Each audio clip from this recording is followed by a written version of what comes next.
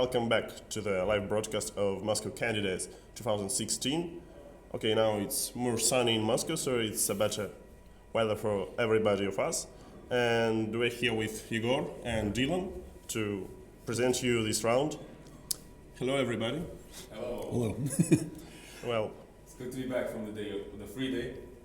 Did you have a good free day? yeah. You know, I really needed this Yeah. rest day. I mean, badly. Yeah. It's tough to be on Sleep. camera. Many hours. Yeah. It was a Saturday too. It's really great. The weather is really great. Much better. Yes. What did you do? Let me try to remember. Well, it was Friday and slept. it was Saturday, you know, and normally... Yeah, Moscowites tend to kind of drop out of reality these days. I went to a great concert last night, and I went to a birthday party, so just rested. Relaxed. I tried not to think about chess.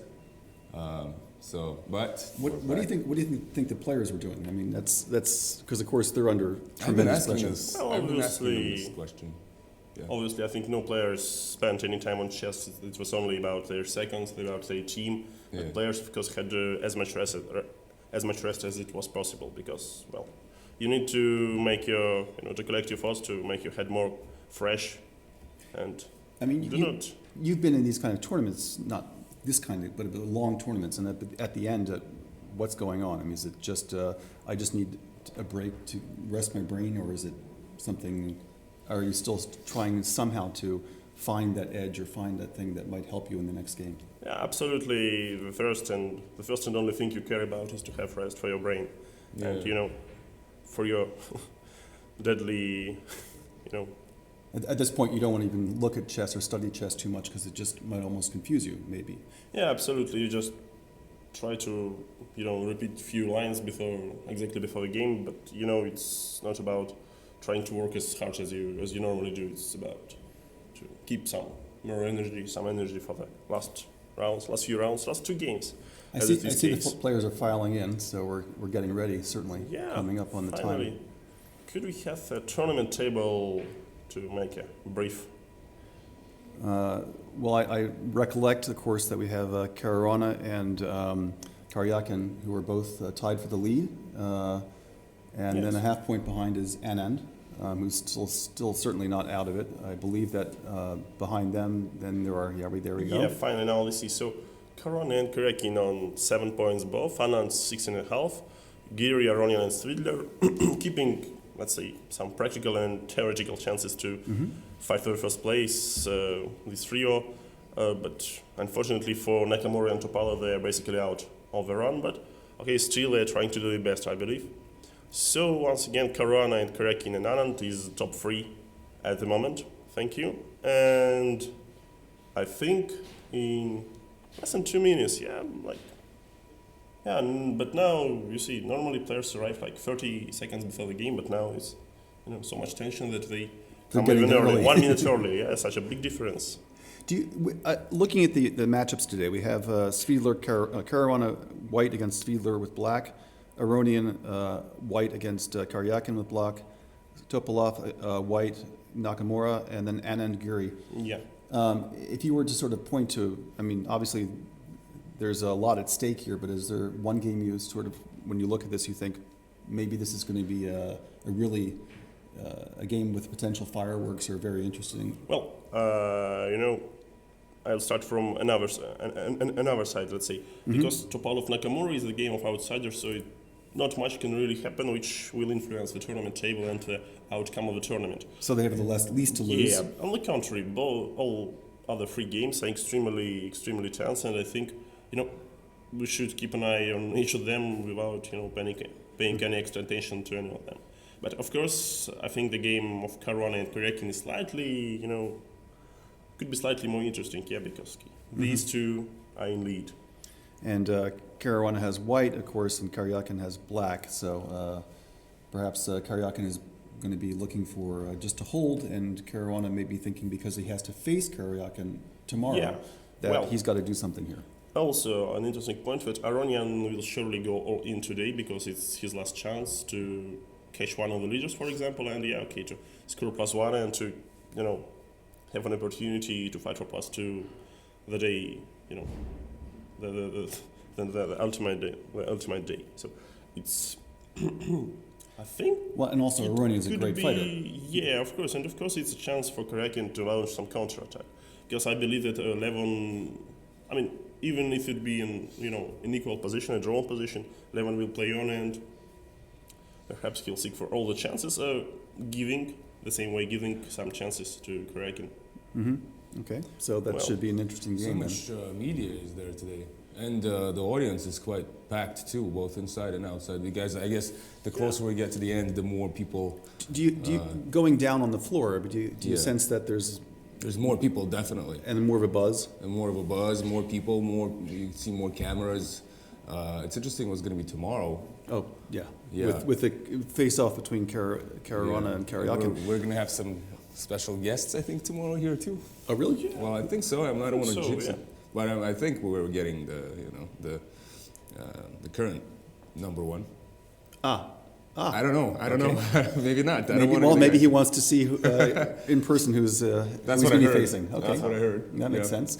Yeah. I mean, my experience is watching chess for many years. This is certainly one of the more exciting tournaments, and certainly one of the more exciting candidates that I remember. I mean, 2014, Anand sort of got off to a lead, and nobody ever really got close to catching it's him. been changing here. Yeah. 2013 was a great finish, but I mean, what strikes me about this particular tournament was how the lead kept changing round after round after round, and I don't remember seeing that, especially at this level. So I think this has been an interesting tournament in that sense. Yeah, absolutely. And by the way, I think it's the first tournament for you to watch, partially inside, not only outside.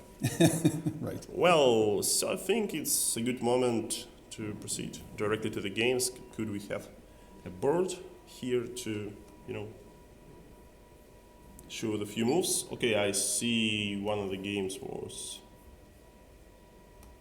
English opening, and now one was, it's Queen's declined. Queen's into Gambit? part of gear. Yeah, okay. Well, once I don't have the moves, I'll try to follow what's going on. There seems to be a What's bit. going on at the board? That looks like in English, Okay, yes. it's an English opening into the game Aronian Karjakin, and I It's a think classical, yeah. yeah, and we're gonna start with this one because it's only one game very recognizable for me so far. So now C6, G3, and Sergey. Okay, could we please have a board in our broadcast so we can also show this to our viewers? Would be appreciated. Okay, now things are starting to fill in. Yeah. They're blitzing out the moves in Aronian and Karjakin. It's a very standard English, classical English opening. Yeah, absolutely. And this stuff is. And Giri and Anand against Giri, meanwhile, is another Italian game. Mm-hmm. That's how they refute Berlin. They don't play Bishop B5 on move 3. Right. That's a logical one. I wonder if this is going to be the trend for a while now. Yeah. I think it will be. Why not? So we'll stick with, okay, the games are all filling in. Do you want to stick with Anand Giri or go to Aronian Karjakin? I want to stick with, I mean, yeah, finally we got a board, so that's a good point. So this is Anand Giri. Okay. Okay, you see one more Italian game, and okay, Anand was successful playing this against Aronian, and by the way, Giri played Italian himself against Nakamura and quickly got, really good position, a very promising one. So now I think it's time for Ushi to think. What did he do? I believe it was one more move like knight a3. Knight a3. That was his last move. Yeah, knight yes. a3 is what they normally do here. Okay, knight a3 has been played, and let's move to another games. Okay. Well, so Aronian Karjakin was an English opening. Well, Let me get back to that. Okay, there we go. No, that's it not. well, just We'll adjust. a moment. I adjust. I believe it was a castle here. Okay, finally we got it. Okay. Let's get back slightly for Anand Giri to make all the moves. After 93, 97. Okay, I believe Nakamura did all the same, not wasting a tempo onto the castle and trying to trying to, put your knight on g6 immediately. I'm trying. By the way, I'm just curious. What if, if the position is correct? What if Vichy goes for f7 pawn? I think knight g5, castles and queen b3, and I believe then is maybe it's queen e8 is a good way to protect Queen it. e8 seems to yes. Yeah. Well, so we go. All right.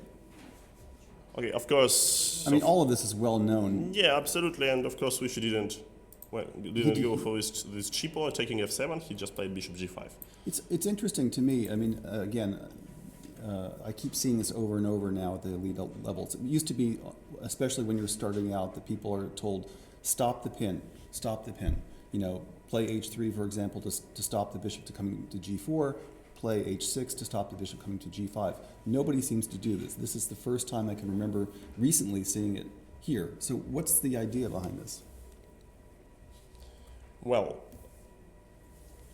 particularly what? Well, I mean, bishop g5 has been played in this case, and normally it seems that the top players are not doing that.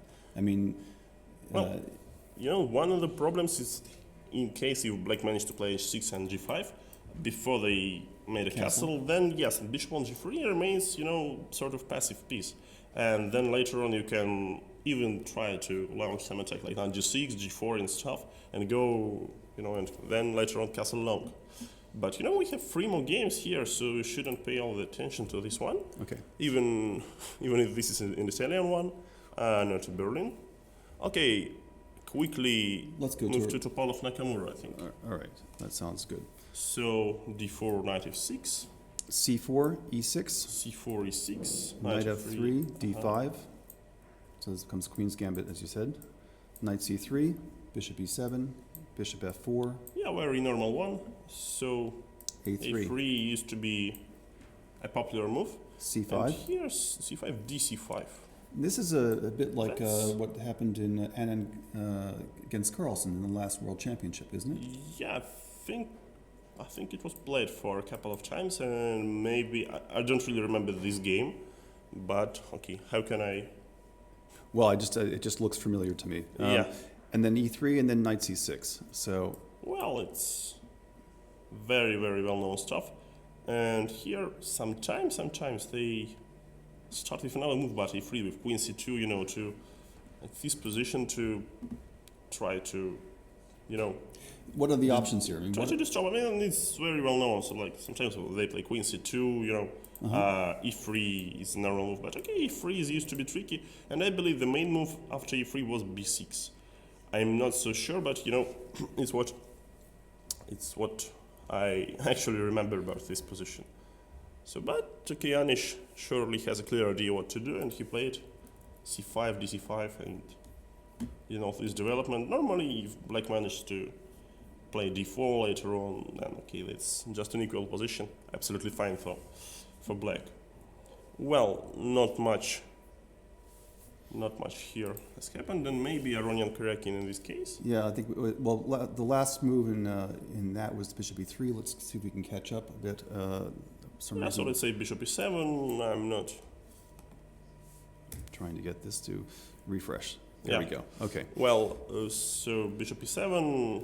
Bishop e7, d3. d3. Castles. A3. A3, bishop e6, and bishop e3. All of this is very, again, this is standard okay. stuff. This is a very well-known stuff, and I believe Karjakin played this himself against Kramnik, or perhaps Kramnik played this against Karjakin. Okay, at least those two were spotted, playing exactly the same line. So yesterday, the day before yesterday, in round number 12, Peter Svidler went for b4 and rook b1 plan. So which is also standard as well. Yeah, it's also standard. There's plenty of ways for white to play here, plenty of different, options. But bishop e3 is normally a try to. It's a bit more flexible, isn't it? Yeah, maybe, and then you try to go for rook c1. I don't know. I would say rook e8, maybe rook c1. Let's make some passive moves for black. Bishop f8, knight e4, then knight c5. Or another point is to play knight e4. So sometimes to exchange this with knight as well. Isn't there a strange little trick sometimes with after knight a4 with e4? Yes, if it works, then it would be great. Yeah, but okay. Sometimes. Yeah, sometimes. But now, okay, after queen d4, Queen d7, I'm sorry. Knight e4, e4 might not already work. In case of e4, I can take on b6, for example. Yes, Yeah. But of course, no one is going to play e4. No. Well, Queen d7, I believe this is a very well-known position for both players, even in spite of the fact that Sergey fought for a couple of minutes. Well, and we have one more game, I believe. Well, we should. Caruana Svidler. And Yes. it's classical Ruy Lopez. So, e4, e5.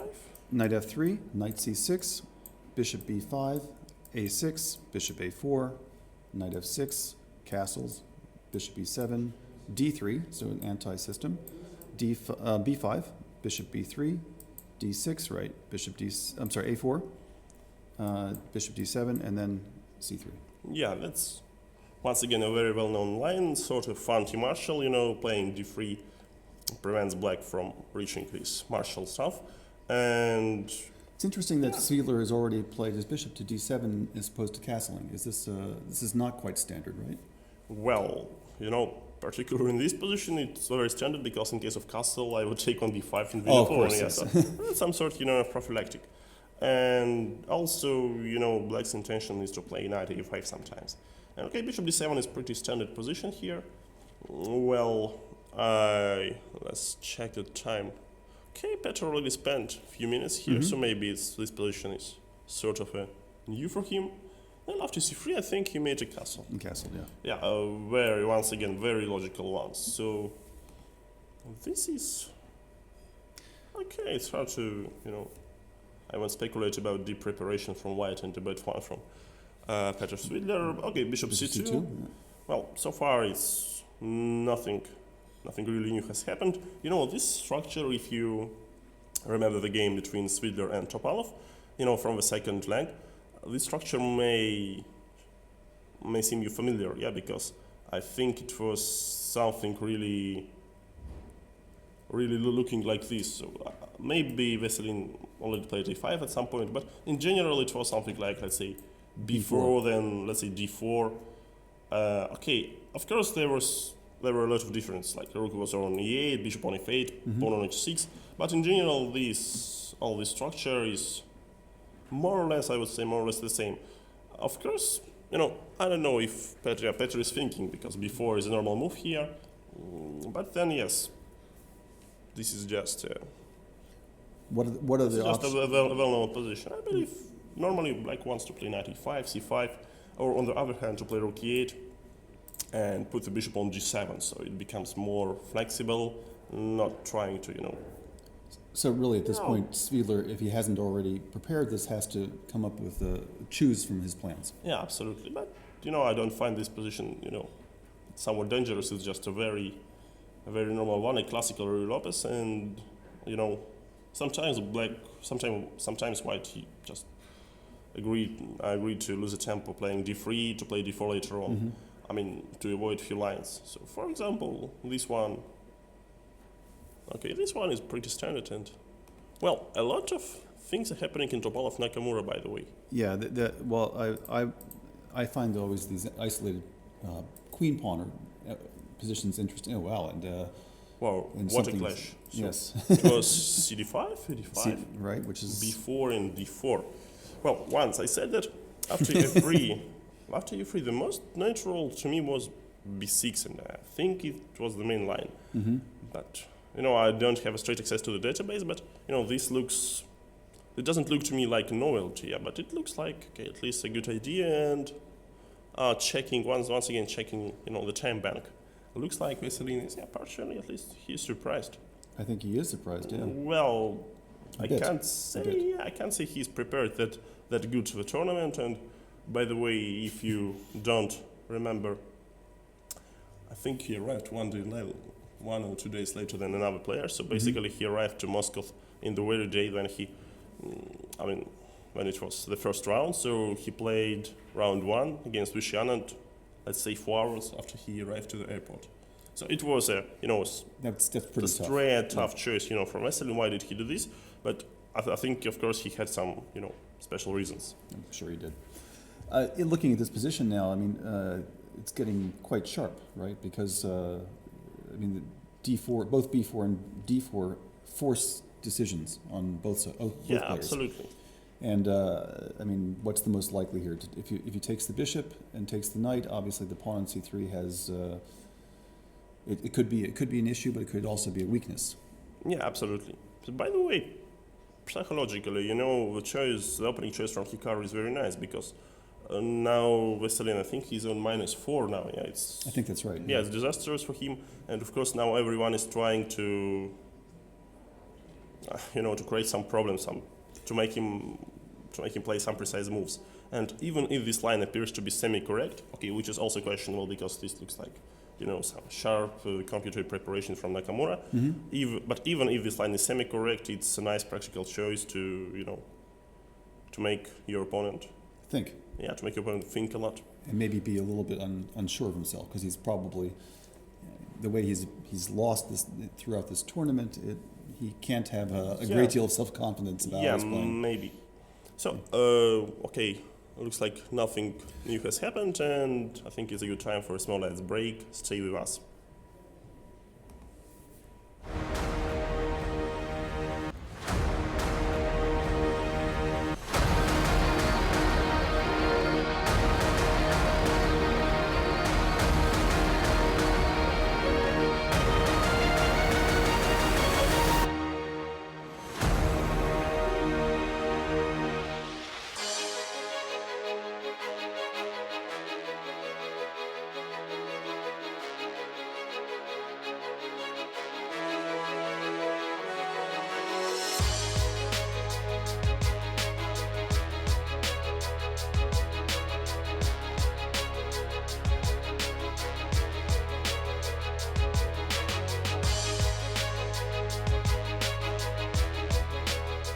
Round 12 of the World Chess Candidates Tournament was full of action. Hikaru Nakamura played an energetic game against one of the leaders, Viswanathan Anand.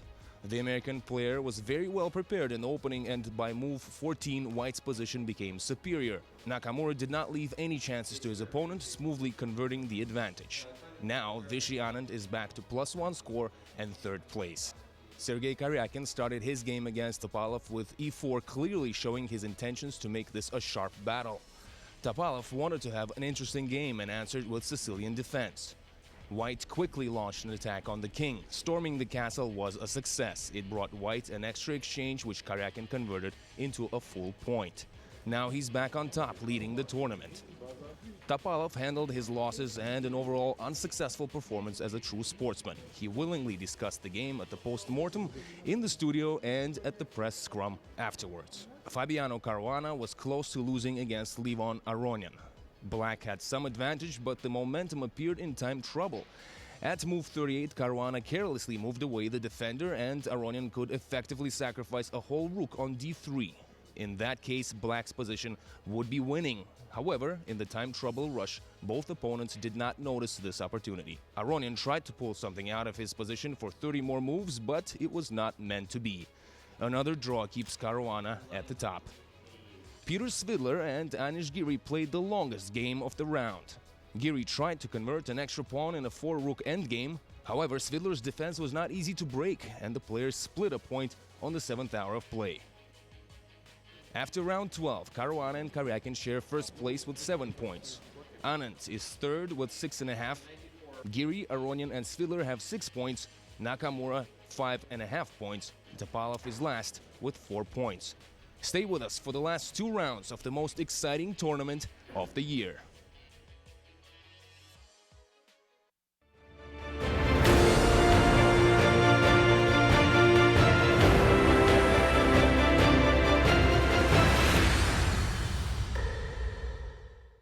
Introducing the most innovative vehicle in its class. BMW Executive Lounge, a personal space for comfort and well-being. The all-new BMW 7 Series.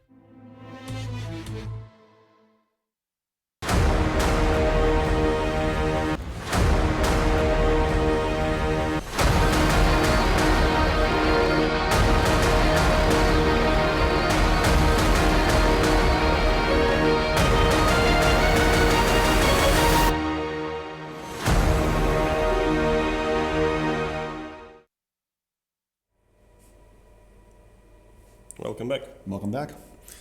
We're glad to have you back. We're still early on in the games, and we've been watching them slowly develop. A couple of things have happened. Which game do you want to slide over to first? Well, I think, these interesting decisions from Giri, who decided to not to hurry up with the castle. Mm-hmm. Instead, he even, looks like he wants Wishy to take on f6 to get two bishops advantage. So that's why I think we switch to this game. Let's see. It's here. Oh, a little bit. So Let's see. Okay. So here, and here after bishop g5, that was played c6. Well, what do you think? Is it really that a good idea to allow white capturing on f6? I mean, I'm not the expert that you are, but I would imagine that it's not a great problem because, of course, it opens the G file, and I would think that this is not what white wants to do at this point in the game. Obviously, if black's king was castled, totally different situation. But for me, it raises the question: okay, if white were to capture an f6, where does black's king end up going? Well, I think first of all, I'm not so sure that the different situation would be black king would be already castled, because normally they tend to agree giving away on f6 because king is, let's say, sort of safe on h8. So let's show maybe some moves. So let's say if maybe knight c2 or some random move, and even in case if we castle with black, and if here suddenly white decides to take, we just take back, and then after knight h4, I believe maybe knight g6 and king h8 in some move order. I mean, the position remains very solid for black, even in spite that our pawn structure has been weakened slightly. Yeah, but by the way, here is becomes unclear. So let's say queen h5. I don't know, takes on h4, for example, takes on h4, even f5 or d5, and maybe black is in time here to create counterplay and to use to bishop's advantage. So either this or that. Okay. Well, and it's some time of. It's a calm day in the office here. So no one is trying. No one but Nakamura is trying to break his opponent with some extraordinary preparation. Well, let's go back. Should we switch to that game and look at that? Because nothing has happened. I mean, it seems since Nakamura played d4, Topalov is still thinking. He probably, after what Nakamura did yesterday, suspects some preparation on Nakamura's part. By the way, could it be that b4 is already in inaccuracy? Because d4 looks very logical. Not even if we speak about some comp preparation, but in general, because I think normally white plays something like bishop e2 at first, bishop e2 or bishop d3. The problem instead of b4. So after d4, they just take on d4 twice, make castle, and let's a few moves back, and here instead of b4. Okay. Let me then. Yeah. The normal one is bishop e2, I think. Yeah. Makes more sense because let's say you need to take care of your king before you do anything else. Well. So and here, I believe both castle is possible and capturing on d4, and then if you have enough time, for example, after exchange castles, then you play bishop f3, and this b7 becomes, really looks like hanging pawn. It's not so, even if optically it looks like a complete equality, I really believe that white has a slight edge. Yes, somewhat, not even an edge, but more a present position. And after b4, d4 is already, a precise, some real problem. So what do we do here? Do we take on c5? It seems almost forced to take on c5 because if he can't move, then he certainly can't take on d4, right? Well, I don't think it's forced. We have plenty of moves with our knights, so like knight e5 or knight e4, both is interesting. And also, taking on d4 to me it looks ugly. I'm not so sure if it looks very ugly. Yeah, it's a good idea, but even this, I think after bishop takes d4, we're getting to bishop advantage. So I don't think it's knight takes d4. Shouldn't be too happy with this. Yeah, because when you play, for example, bishop e2. Black can simply capture on e2, and in case of bishop d3 rook e8, king f1 is 2 on bishops perhaps. It's then bishop g4, for example, maybe. Yeah, bishop g4, maybe we can meet this with Try and f3, create- but then, I mean, Create some even some bishop holes. h5, so king is clearly stuck in the center, so in case of king f2, queen b6 will be played. Mhm. So obviously it's not the way to do things here, so d4, after bc5, another question, do you want to take on c5? Or play queen a5. Yeah, queen a5, a very tricky move. This makes more sense because you don't want to take the queens off the board. Yeah, so by the way, if you take here, maybe we start with a check. Yes. And like this looks move. like the nearly only move is bishop d2. And here I would say if we take on c3, bishop d2, Then black queen, is... queen d3, queen c4. Yeah, queen d3, maybe even king f1. I think white is fine here because Okay. it's an extra pawn. But maybe that black can start with knight d5, a tricky one. Yeah, the Then idea of knight it c3 it becomes unclear because knight takes on c3, the tempo Yeah. e2 is hanging, so... So white can't castle now. So Yeah, let's say so bishop d2, knight takes c3. So in case of queen takes c3, this is clearly more than just okay for black. Yeah. I mean, maybe even rook e2 straight away works out, and here something like bishop g4. I mean, basically we don't need this, but even if this works, when they are very fine. clearly the initiative is passed to black, and this Yeah, is that's- exactly what Nakamura wants. So what else? So another one was something like Is it knight b5 or knight a4? Knights on there, yeah, like knight. Okay, let's try knight e4. I don't know what does it mean for us. So what if we I just... think what else can... Okay, taking on e3 looks, too optimistic. Yeah. It If looks we just very take, it's only one check on f2, so Knight to e4, Queen g2, g4, but it doesn't look like yeah, enough. another check, but another one, but it's not enough. So maybe we can just retreat to e7, and then, once again, white's development is not as good as it could be, if white had time to play bishop e2, so it's, it becomes shaky. It's I think, obviously, Topolev's having to calculate very deeply right now, because it's the consequence of whatever he does, Yeah. there's no going back. It's, So this knight on e4 also looks slightly offside, yeah. slightly misplaced. I think maybe here knight e5. It's. I mean, even if there is nothing to achieve straight away for black, it will always be a nice compensation. And d4, I don't think it will last long. Yeah, the bishop on it can come to develop to g4, to f6, to rook to e8. Yeah. I mean, black's moves seem easy to find, and white's are going to be much more difficult. Yeah, I think it's an interesting point. But I said that this game probably will be not so interesting for us. But it's only in terms Not for of the standings, yes. Yeah, in terms of the standings. Yeah. But in general, it's the most exciting. Well, you have two At the players who also, moment- neither one of whom really, they're very uncompromising. Yeah, Yeah, they're, they can just play chess without taking too much care about what has happened before and what is going to happen. Yeah. After, let's say, one more loss. It's Aronian Karjakin. very interesting, yes. Yeah. Levon clearly wanted to You were to confuse his opponent with the move order. Yes, so after queen d7, he played b4. and then f6 was basically And- forced. I think because he has to take care of the e5 pawn. Yes, And and now now e4. Yeah.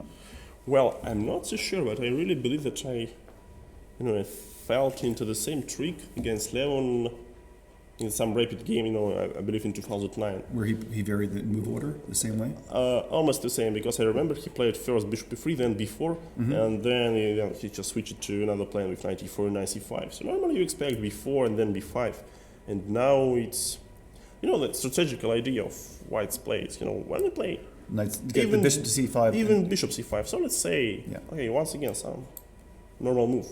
Here we played bishop c5. Trade the and- bishops and then sink the knight into c5. And It's a Absolutely. beautiful outpost. Absolutely, and here looks like black is not on time to get ready for this, because let's say if they play something like knight d5, white can simply take. Take rook c1 or knight maybe c5. just knight c5 straight away, and now you see b7 is hanging, and you clearly don't want to give away e6 No. bishop. And you don't want to play b6 because it creates the problems on the c file Yeah. and on the long diagonal. Well, I believe if our bishop would already be placed on f7, maybe we would consider b6 as a normal one, because then we would quickly play knight d4 and stuff, and maybe it would be not so dangerous for us. But in the current situation, it's it's not so easy to make all these prophylactic moves. So let's say bishop c8, but this looks Very ugly. okay. Maybe it's not that bad as it seems, but let's say queen b3 and some stuff like queen f7. But it's good to give advices. But as for me, I would never go for this as black. Playing bishop c8 is just just looks like you accept you did something absolutely wrong in the opening. Yeah. Yeah, Well, so- I think this is probably, and Karjakin he's thinking. Yeah, maybe he has realized that he mixed up things a little Order, bit. yeah. Yeah, but by the way, Aronian has also spent some time, so Mhm. maybe it's just overestimating some normal moves in normal situations. Well, Caruana Svidler. Let's switch to this one. Yep. Okay, b4 has been played as predicted, and okay, just rook e1. Well, okay, it's hard to play Rui Lopez for white without this move. Both allows you. It creates a space for the knight to come Yeah, sweeping coming- across, and Absolutely, and then also okay, it's a good move to play d4. So, for example, if have we to support the E4. play d4 straight away, then okay, I think we can take. And we know Svidler will take on d4 because that's what he always does. No, okay, he did this another game, but now maybe it's a better version.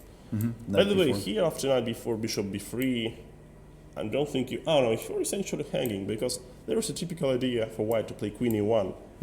It's for both these. Both knights Both knights are hanging, but after d5, somehow both knights are are protected once again. So let's say bishop d5, but this of course is very good for black. Yes. Just two bishops and a strong knight, and even advantage in the development. Okay, that's why Fabiano played rook e1. Take his time. Yeah, To play the Rui Lopez, you have to be very patient. It's not an opening where there's a quick knockout ever. well, Almost. depends on the line because there is some. For example, there is a move like bishop b5, third move f5. Ah, yeah. but this And is, you should forget about your Schliemann. patience right now. Then even if it's f5. Okay. By the way, you can go for some d3, but there is plenty of beautiful lines. I mean, if we accept some. And there's also nice. Yeah, there's some Yeah. very sharp tactical lines, but Yeah. but normally in a Rui Lopez, it's a slow positional. So by the way, 5 is known to be not such a bad line for black, even if it seems, like too optimistic. I think Rajabov played it for many years, and even Magnus Carlsen, okay, but basically Magnus plays a lot Yeah. of different things. openings, yeah. Okay, rook e1 and rook e8 was played by Petr Svidler. Which is thematic. Yeah, very thematic. Okay, now bishop goes to f8 and G7. As you later said. on to g7 if he gets. Well, the only problem, I don't know if you should recall the game between Svidler, Topalov and Svidler, but the main stuff is not to fall into the same trap. Which happened? That was which round? It was I think it was like 3 maybe rounds ago. Okay. I don't really remember.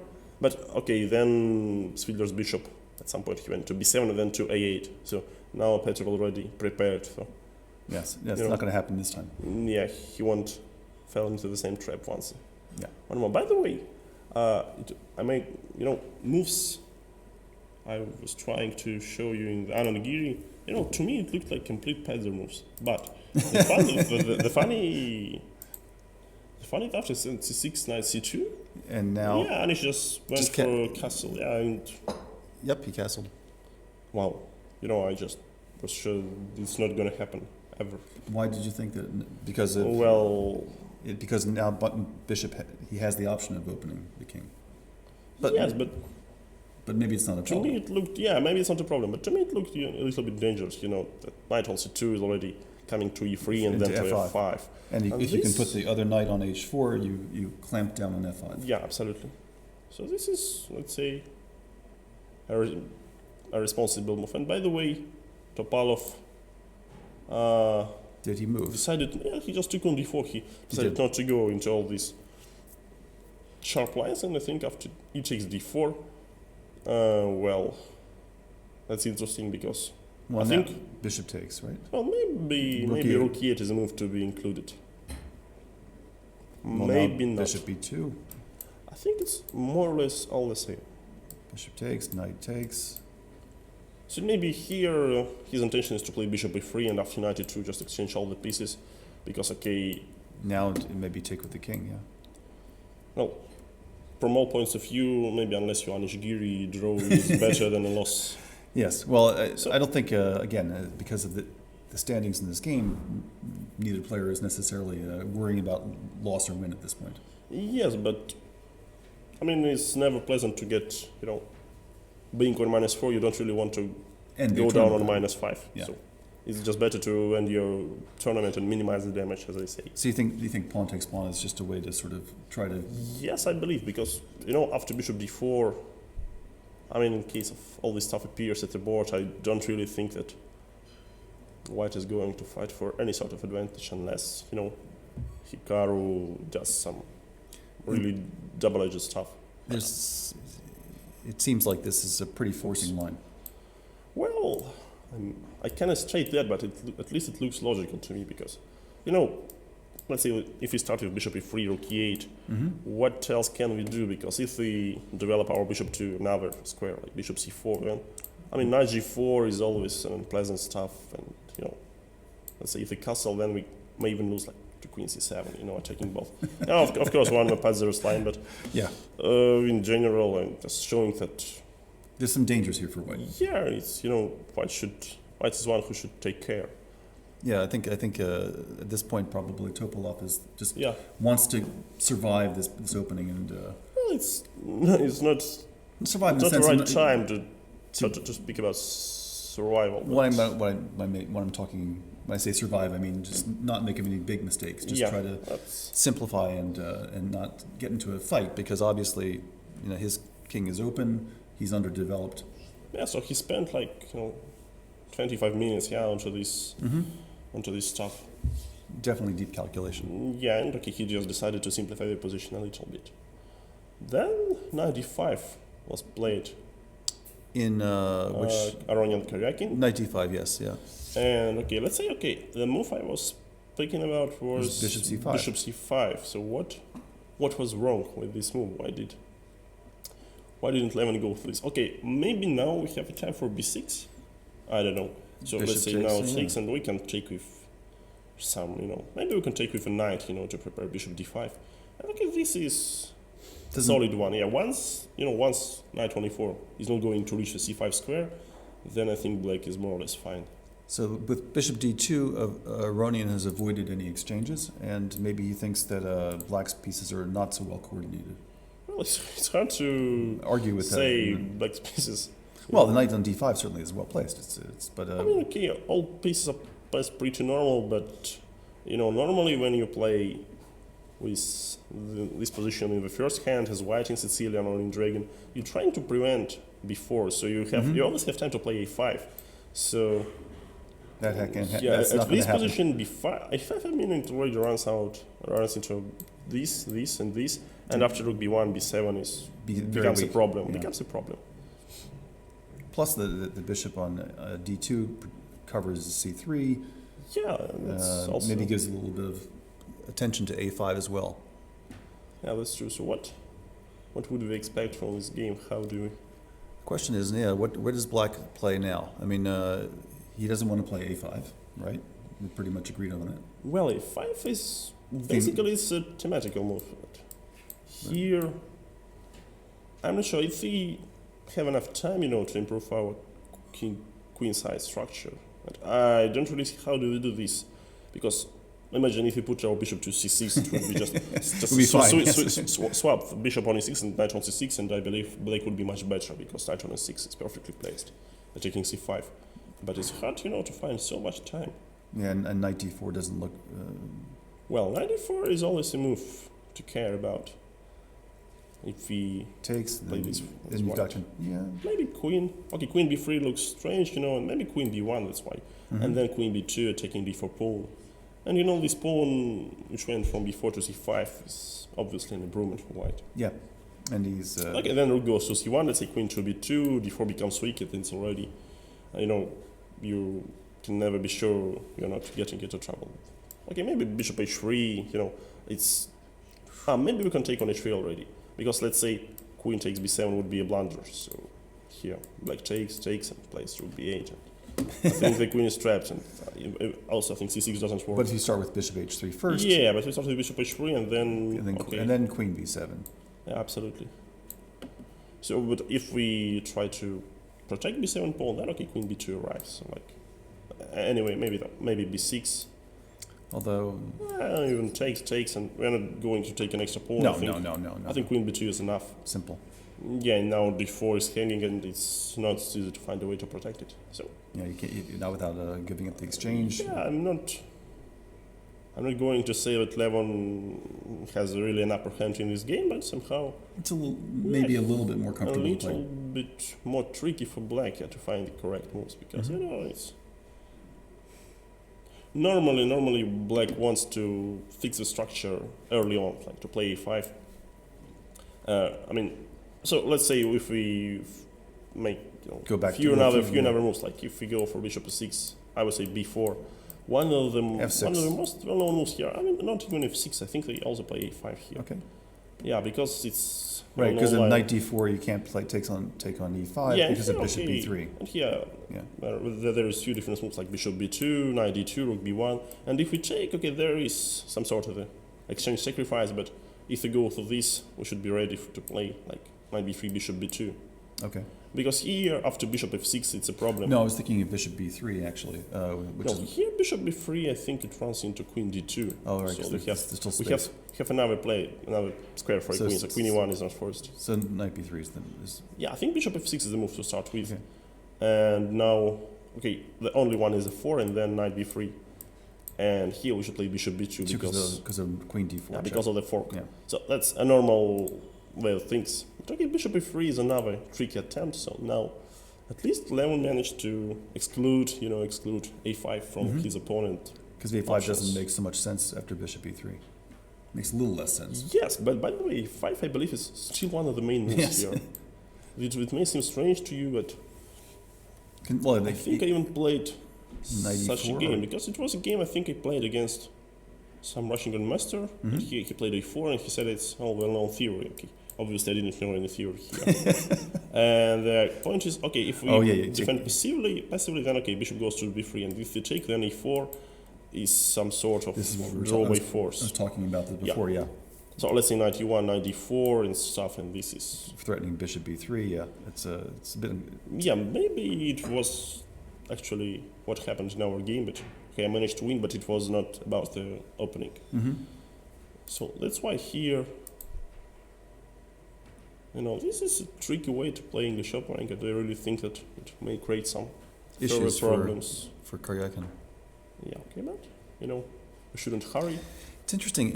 Going just back to Topalov Nakamura for a moment, because Topalov, of course, thought for a very long time and then took on d4, and presumably, based upon how quickly he played it and also what's been going on through this tournament, Nakamura would have anticipated pawn takes pawn, but he's actually thinking. Maybe he's trying to decide this. Maybe it's another way to speak about this. So let's say just Nakamura prepared this line. Up to a point. Just prepared this line, and he prepared bishop e2, and he just briefly checked that after b4, d4, computer shows it's a good position for black, or maybe it was let's say it could be some article about this, about this opening in some chess publication. Some chess publications. And it's okay just written before d4, let's say, with equality or even an upper hand for black. How much? I mean, again, because you're a top chess player, you're preparing all the time. How much do you rely on those sort of things? I mean, how much don't you sort of verify it yourself? Well, I always try to check it twice. Check it. You can find a lot of interesting ideas, a lot of new stuff. In any sort of publications, and even in some chess magazines, so not only this, let's say, yearbook, it's a famous one, which contains a lot of theoretical novelties for the last year. But you always are, when you see an idea, you always go back and say, okay, I like this idea, but I need to really normally, unless it looks like absolutely great. So. But d4 looks great to me, so normally that's a line you shouldn't spend too much time about. You see, before d4 and black is fine, and after e d4, well, As for me, I don't see another way to Continue. continue. Yeah, maybe the choice for Hikaru is to start with rook e8 or to start with Bishop capturing takes. on d4 immediately. Okay, what's the question? If you had to make this decision, Yeah, it's just a question for him, not for us. So yeah, okay. we just look and learn. All right. Oh, this is interesting. Anand Giri, yeah. Knight h4. Now that's a move. Okay. So it's almost as if he's waiting. I mean, if he had another move, he would take the knight and then bring another knight to e3 perhaps, and really Yes. take control of f5. Absolutely. So that's certainly the idea. That's the threat. Absolutely. By the way, I believe that if in this line, okay, let's say bishop takes f6, g6, and h4, there would be no move like knight g6. Mm-hmm. I mean, white is just one tempo, like one tempo to maintain the knight on f5. So let's say if black would play something simple, then knight e3, and this is already very unpleasant because you can never improve the structure. I had this structure against obviously somebody of far lesser quality once, and it was a rather easy game to play. I mean, For white. For white, yeah. My attack just rolled over. I mean, it was really nothing. So Yeah, that's easy to imagine, because then you can just play king h1, g3 or stuff, and yeah, exactly. once your opponent cannot manage. There was no counterplay. That's what can happen. But of course, now we see the difference because let's say if here we capture on g6, No. then after it takes g6, it's a Pawn takes. superior power structure. Right. It's a superior power structure. Then I play king g7 and f5, and we already have h file opened. And the difference is Plus you have the if two bishops. now You have the bishop on yeah, e7. shouldn't forget about it. And here, okay, we can already take, and this bishop on g5, it's an unpleasant pin, and well, let's say after queen e3, it's hard. You can never destroy this bishop with a pawn, so you should protect all the time. So that's why. So this is why he chose the move order knight h4, because That's why it was. now knight g6 is not such a great option, maybe. Yeah, a brief answer. Let's say after briefly considering another options, I should play d5. That's a logical one because since e5 pawn is not in danger anymore, why not play e5? And this is a little bit strange position to me because normally white is the first to play d4 here, and they play the similar pawn structure. I mean d4 and this e4, cd4, let's say. But now it looks like it's swapped. They swapped places a little bit. It seems like maybe white may be forced to take on d5. If he retreats the bishop, then let's check it. So you're gonna take it. I assume you have to take it. Yes, this is the Yeah, idea. maybe here we go for some attack. No? How do you think about it? Yeah, it's So an let's say idea, if we take back, because here it's a little bit different. Because now in case of knight g6, let's say knight e5. Well, the bishop remains very strong. So these d pawns alive, it would be just a pawn block on d5 for this a2 bishop, and it will be very It's fast. true. The bishop is. And let's say if we take, if we take here, but in general, I think this bishop is really too good, so we can, we can be happy even with putting our pawn on f5. So I mean, I don't know what I'm saying. I was looking at knight f4. I'm looking at exchanging the queens and knight h4. Exchanging the queens allows No, I can't do- yeah. allows me to Take the control of penetrate with my d4, rook on d5. Yes, that's not good. In case of knight e4, I think I have Check. some not so sharp line, but still it could be very principal. So, I'm taking the control of the d5, and in case of queen b6, I think f6 becomes very weak, so I can play something like this. Well, absolutely, this is not forced, but in general, of to course show some of the Dangers, if you will. some more dangers, some of their opportunities. So white's probably then just retreats the bishop after d5. Yeah. So what if we? That's one point. Yeah. Let's what if we look. take on d5? All right. One. So now we have a nice choice, because I'm not so sure we are so. That's an only option to take with c pawn. We can also go for knight after d5. Well, this is. Well, then we play f6. So bishop retreats to d2, and this is also looks very solid position for black. It's almost again, a position sort of the colors reversed, because usually black is the one who ends up with the pawn on d6. Yeah, absolutely. So, but in case of CD5, I also think the only slight drawback is that e5 can become The target. can become a target, can become weak side if you play bishop e2 and then rook e1 later on. Plus now the pawn on d3 is not such a Yeah, an issue. maybe taking on f6 also. Mm-hmm. I mean, let's say in this structure, okay, let's say something like this. Once again, when knight goes far from e7, allowing us to take d pawn, we can even opt for d4 and then knight e3. Again, going for the f5. Yeah, and it's a nice structure, and then putting our knight to e3, attacking both d5 and f5 is So it's positionally smart, So again, white has interesting options here. Yeah, it's a nice choice for Vichy, and it's even for me it's really hard to predict because both is playable and both is I can never call e5 either or bishop a2 some sort of a pointless move or a mistake. It's just to waste the concepts of playing this position. It's again an interesting option, and of course for Anand at this point, I mean, given his tournament standing, it's very important to try to milk this for everything he can get. So it's a good and right moment for Vichy to take his time, and it's a moment for us to ask for Twitter questions. Welcome our colleague back. Okay, yep, I'm back. There's some questions in Twitter. I'm really enjoying this comment by one of the users. I already scrolled through it, so I'm not going to name it. But it says, if Anish Giri was a rapper, his name would be 50%. Or 50 Cent. Oh, 50 Cent. Yeah. That's good. That's good. I like that. Because of all the draws. Superior one, okay. Yeah. I believe it's a question to ask you on the press conference. You think? That's a question. What would be your rap name? Okay, so, but a question from user named Sridhar Nadadur. Do you think today's round is a decider in the tournament? Do you want to take that, or I mean, I don't think it's probably. Normally they ask these tricky questions. I mean, each single round can be decider, but especially those last two. Well, I mean, obviously the tournament standing at this point, it's exceptional. Again, how close it is. I don't think this is necessarily the round because with Karjakin and Caruana actually facing each other tomorrow and being in the lead today. Yeah, I mean, obviously the round today is very important, but it could be really come down to that last game, that last day. So we'll see. I mean, it's certainly there's no doubt this round is very important. Is important, but we don't know how important until it's over. Yep. Okay. A question from user named Subhashishi Nandi.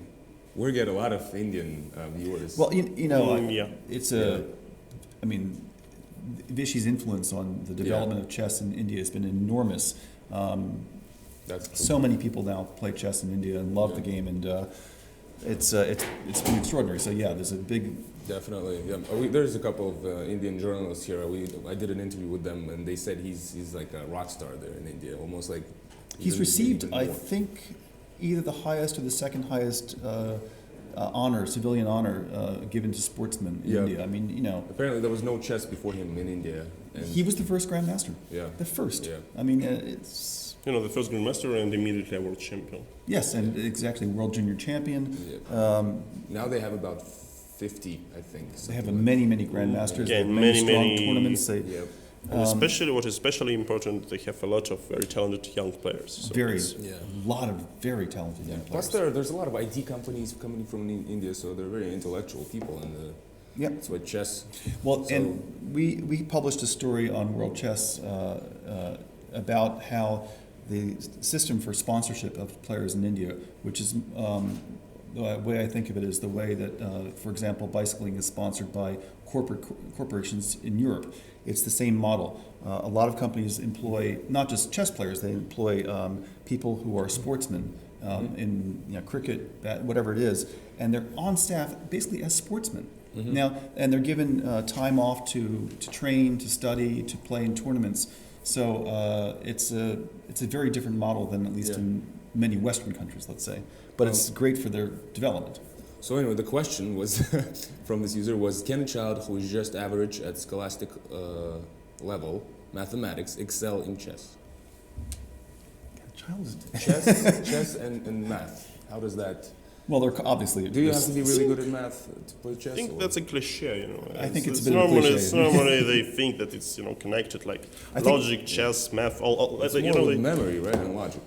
It's actually the most important element, I think, and you can correct me if you disagree with me if you think it's incorrect, but I think is actually the ability to recognize patterns and to conceptualize, the ability to have spatial relationships and understanding, see them.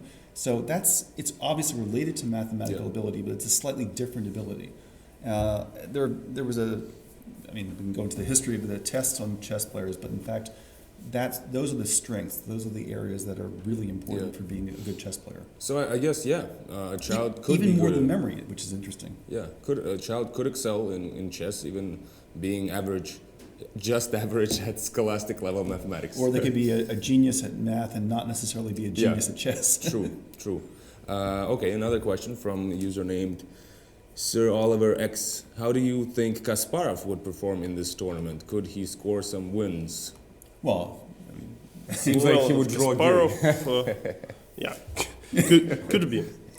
Well, Kasparov, you mean Kasparov today or Kasparov at the moment when he decided to quit chess? Well, I think that if I'm reading the question correctly or understanding it correctly, is, you know, if he was to come out of retirement and play in this tournament today, could he perform? And I think the answer is, of course. I mean, he was a fantastic player. I don't think he'd be in contention to win the tournament because he's not studied as much. He's rusty. I mean, you know, there are a lot of things working against him. And of course, he's not as young as he used to be. But you know, would he be wiped out? No, of course not. I mean, he's still I think even now he's not even that old. He's still a fantastic player, and even at this level, I mean, he would scrounge out a few draws and maybe a win. I mean, this would be my guess. I mean, I think that the strongest part of Kasparov's style is very good opening preparation. Yeah. I mean, you know, in 90s he was just so much out prepared if compared to any of the top players. And now it's a little bit different because now basically everyone has the same tools for preparation. Same opportunities, same engines, same processors. People are some are asking about the fun question, the Harry Potter. Right. Yes, finally. we have put up.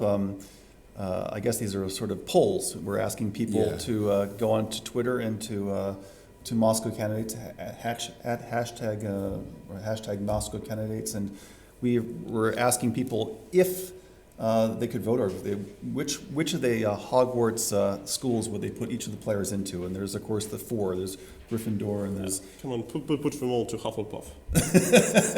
Do you know the characteristics of the Hufflepuff? I mean, I've written them down. They're. Let's just everybody to Hufflepuff, but if you start to put someone into Gryffindor and I want to Slytherin, it would be like some guy is more nice and the other one is less. So Hufflepuff is a nice compromise. This is certainly possible, but in point of fact, I think all of the houses are supposed to have some good qualities. So I don't think we should look at any of them as being negative.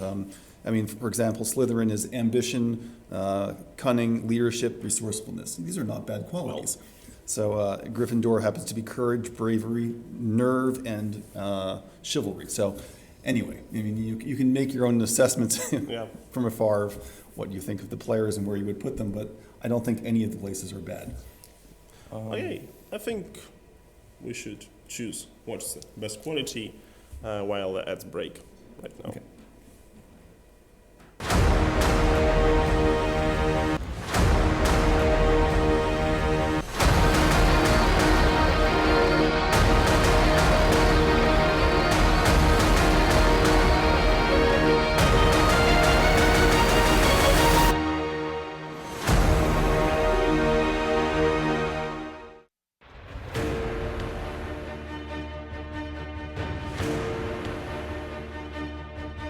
Millions of people try to achieve their goals.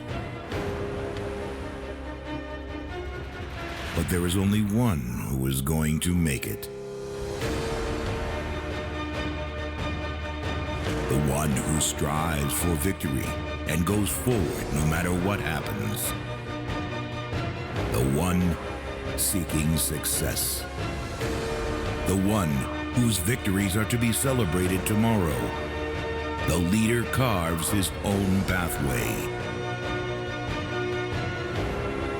Tashir.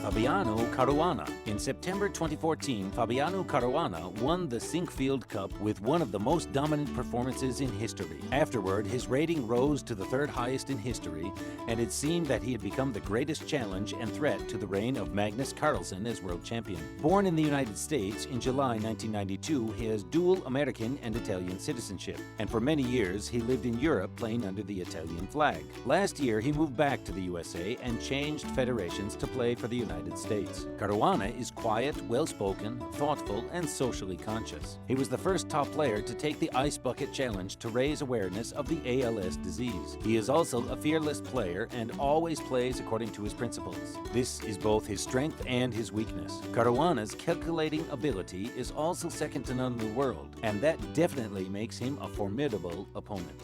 Like Nakamura and Giri, this will be Caruana's first candidates. Though all three are relatively inexperienced and the youngest players in the field, many experts expect that the winner of the tournament could come from this group. If so, Caruana may be the best positioned of the three.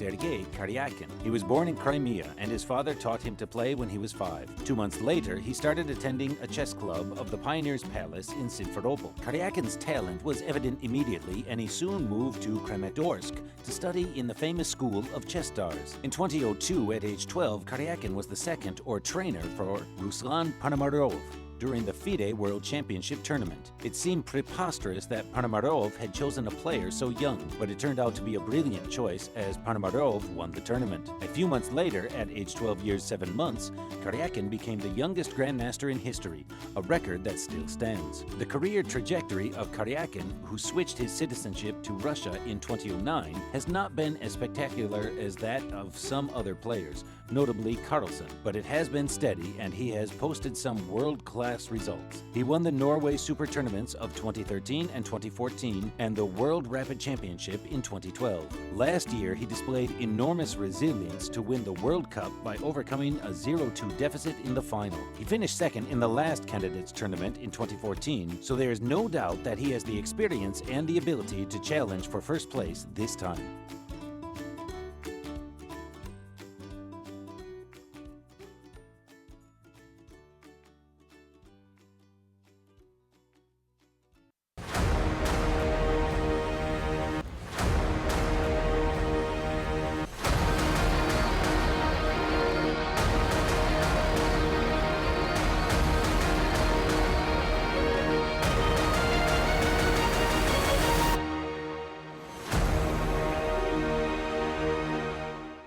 they're the people responsible for keeping a lookout that the games are fair and no rules are broken, the arbiters. And I'm lucky enough to speak with the chief arbiter of this tournament. Sir, thanks a lot for finding the time. Thank you very much.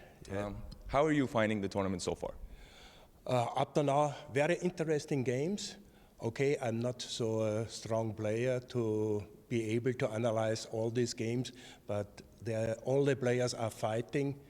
We have a lot of draws, but no draw was an agreement between two players.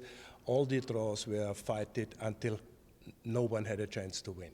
Many people are wondering what are the exact functions of the arbiters in chess. In such a tournament, okay, to take care that the laws of chess are followed exactly, sometimes, but very seldom it's necessary, mainly to take care that the players are not disturbed by anyone. So far, have there been any incidents? Okay, there was in round 6 only one problem with Nakamura. When he touched a king, and after touching, he said, "I adjust." Okay, that's not possible, and I immediately told him, Mr. Nakamura, it is a touched piece. He didn't react. He moved the king, and unfortunately, maybe this was the reason why he lost. Throughout your practice, what other similar incidents occurred? In such a high-level tournament, mainly nothing. Have you ever had players fighting physically? Yes, but on a very low... Who is your personal favorite? I don't have a favorite. That's how an arbiter should answer that question. Sir, thanks a lot.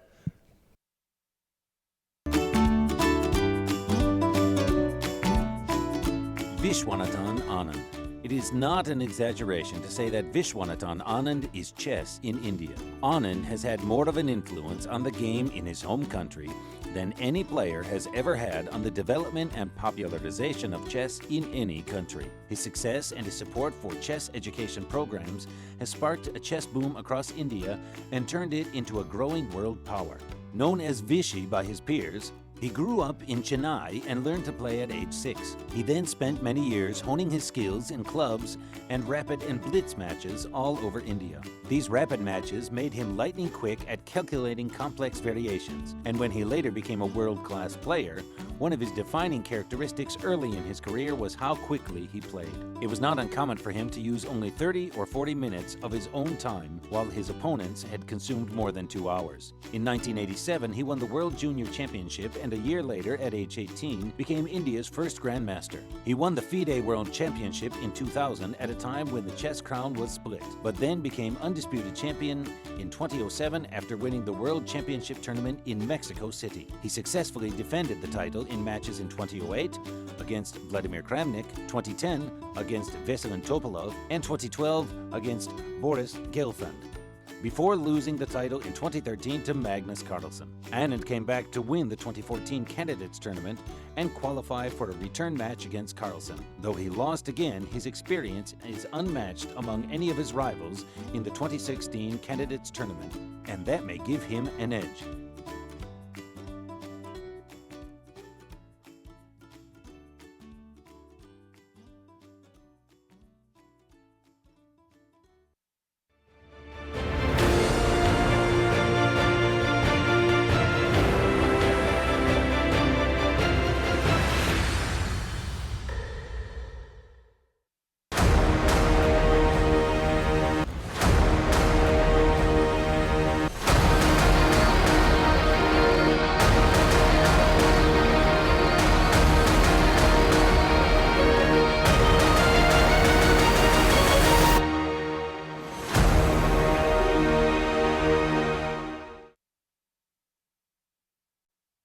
Robust. Well, welcome back to live broadcast of penultimate round of Moscow Candidates. We're here with Dylan. I'm here with Jan. Well, not much has happened during the break. A couple Well, things. a couple of things here and there, a couple of exchanges, so I think we can go straight to the games. I think we should. Well, let's start with a game between Topalov and Nakamura, as it was predicted. It's hard to avoid all these exchanges. Yeah. So Vesselin took on d4. And then Captures back, bishop a3, and here not rook e8 as I was expecting. So maybe here because of bishop e2 it's just a dead draw, and that's why Hikaru decided to, now we're here with the board. So once again d4 Vesselin took, bishop takes, knight a lot takes. of exchanges, bishop a3, and here not rook e8. So I really thought that rook e8 is the move to play, but after bishop e2 it becomes just too simple. I mean, takes, let's say king takes.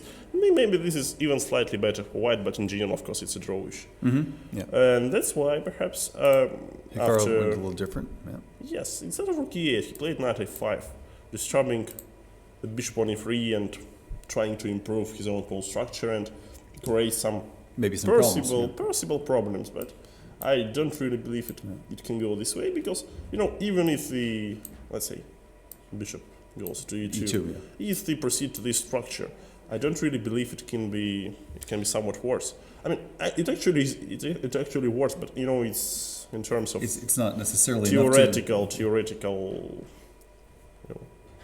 variations. I'd rather play black in this pawn structure. Yeah, Certainly. but when we put our bishop to f3, for example, knight to d4, it's easy. It's really easy to hold if you really need. Maybe you play bishop g4 just to. Well, bishop g4, perhaps this because this position without both knights, this structure appears from one of the lines in the early main game, Oh, right, of course. and this is Colors reversed. This is colors reversed, of course, and this is known to be a drawish one. All right. So, well, But anyway, it's time for Vesselin to think. I think, because well, he played in this position, do you really want to keep your bishop? Well, I was looking at just in the break and thinking, probably not. It's not worth it because he's still behind in development. I would rather swing my rook over to d1, maybe try and force black that's to a make good decision. point. Another way to play this, I think, is to go for bishop g5 right now. I was looking at this, but I think But then rook this e8, right? is, this could become really tricky because let's say after rook e8, if you go for bishop e2, Now I knight to think d4. knight to d4. Yeah, this is okay. Maybe this is. Okay, let's say there is some. Or no, actually, forget. We back it can up and go go for to knight long e4 castle. or knight e4 even. Well, knight e4 is what we actually want. Yeah. Because it gives us few more tempi to finish our development. And here maybe white is one who is fighting for advantage because we are in time to play King king f2. f2. Okay. Such a nice place for a king. Okay, two bishops and nothing is really hanging. But this one after knight e4.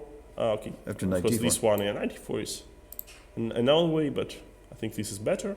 So now you see There's knight c2. There's you a can't. lot of things, hanging here and there. So let's say long castle is not a way to play because Rook here takes. is a take after rook d8, I think. Okay, by the way, it's Actually, not so clear, yeah. Because of case of knight Knight e8, I think bishop e3 is suddenly a move. Right, because So, king f8. and bishop here I f8, think check. it's possible. Probably this leads to a draw, but I really doubt you really need such a draw, No. even if it's almost forced. Yeah, that's why Vesselin played Bishop a e2. random move, as I called it. Yeah, bishop e2, a normal one, and I think this means He's allowing the pawn structure to. yeah, but I really think this pawn structure. Not so bad. Yeah, I mean it's not so bad, and everything is in black, on dark squares, so no possible weaknesses in the bishop endgame. So there is. I mean, this game is not really tense, so I think we should proceed to the game of our leaders. Well, Svidler against Caruana. They left this game after knight b to d2, I believe. And now Petro is improving. Yeah, if we compare this to, surprisingly familiar game.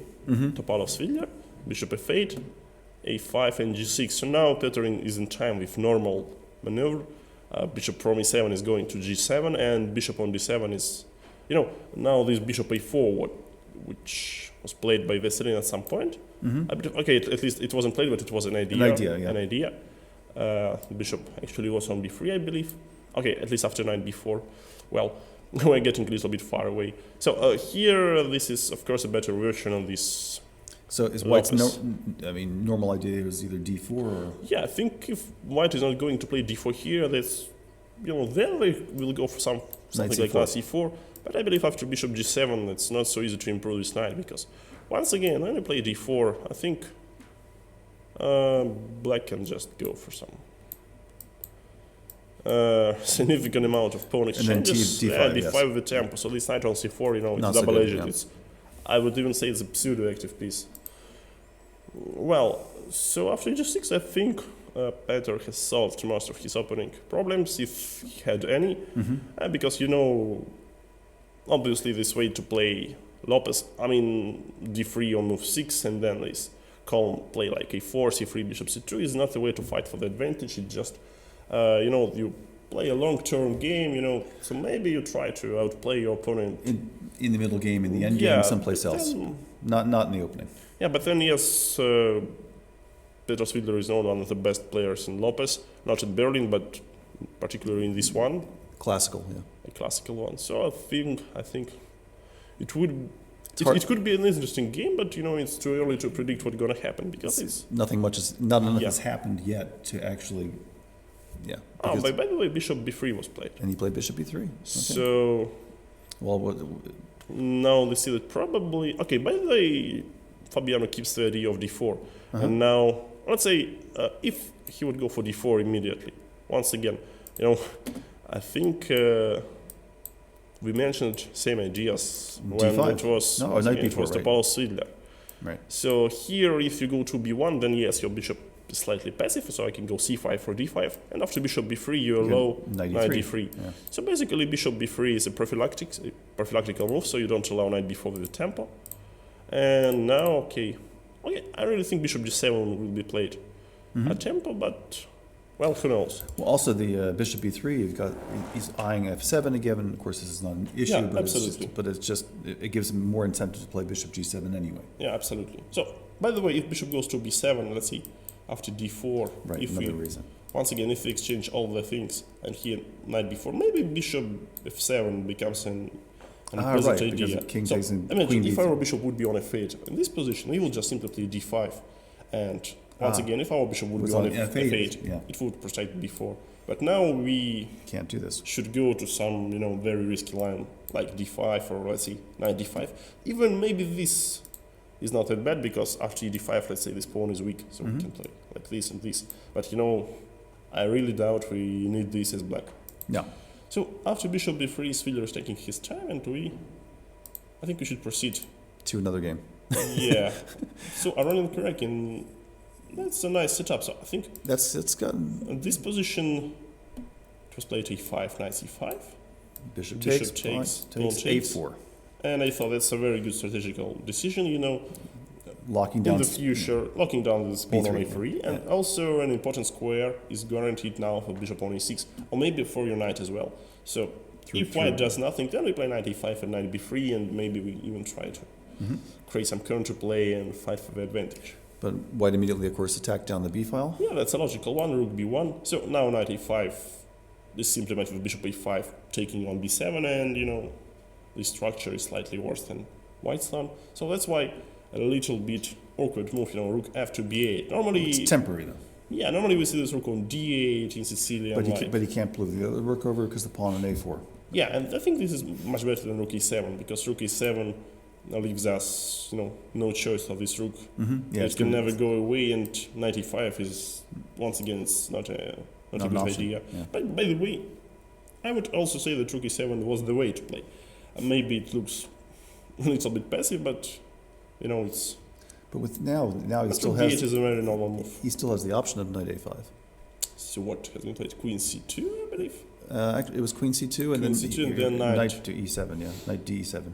Well, what if Sergey is going for the dream scenario for him? Yes, sir. Rook b2, and now he plays bishop d5, knight d8, and knight d6. What if we speak that loud?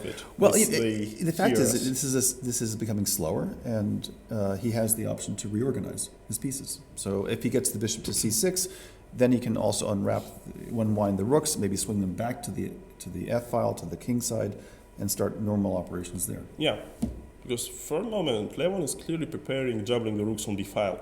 And, if we put our block, let's say, if we put a block on d3, it will not be there for such a long time. So I would even consider taking on b3, but Yeah. maybe here it's not that a good idea, you know? Because the pawn on a3 is quite yeah, weak. pawn on a3 is weak, and in general structure for black and these knights is really very, very healthy. So if we go like queen b1, then we play, let's say, bishop to somewhere, to c3, to e3, and then knight d2.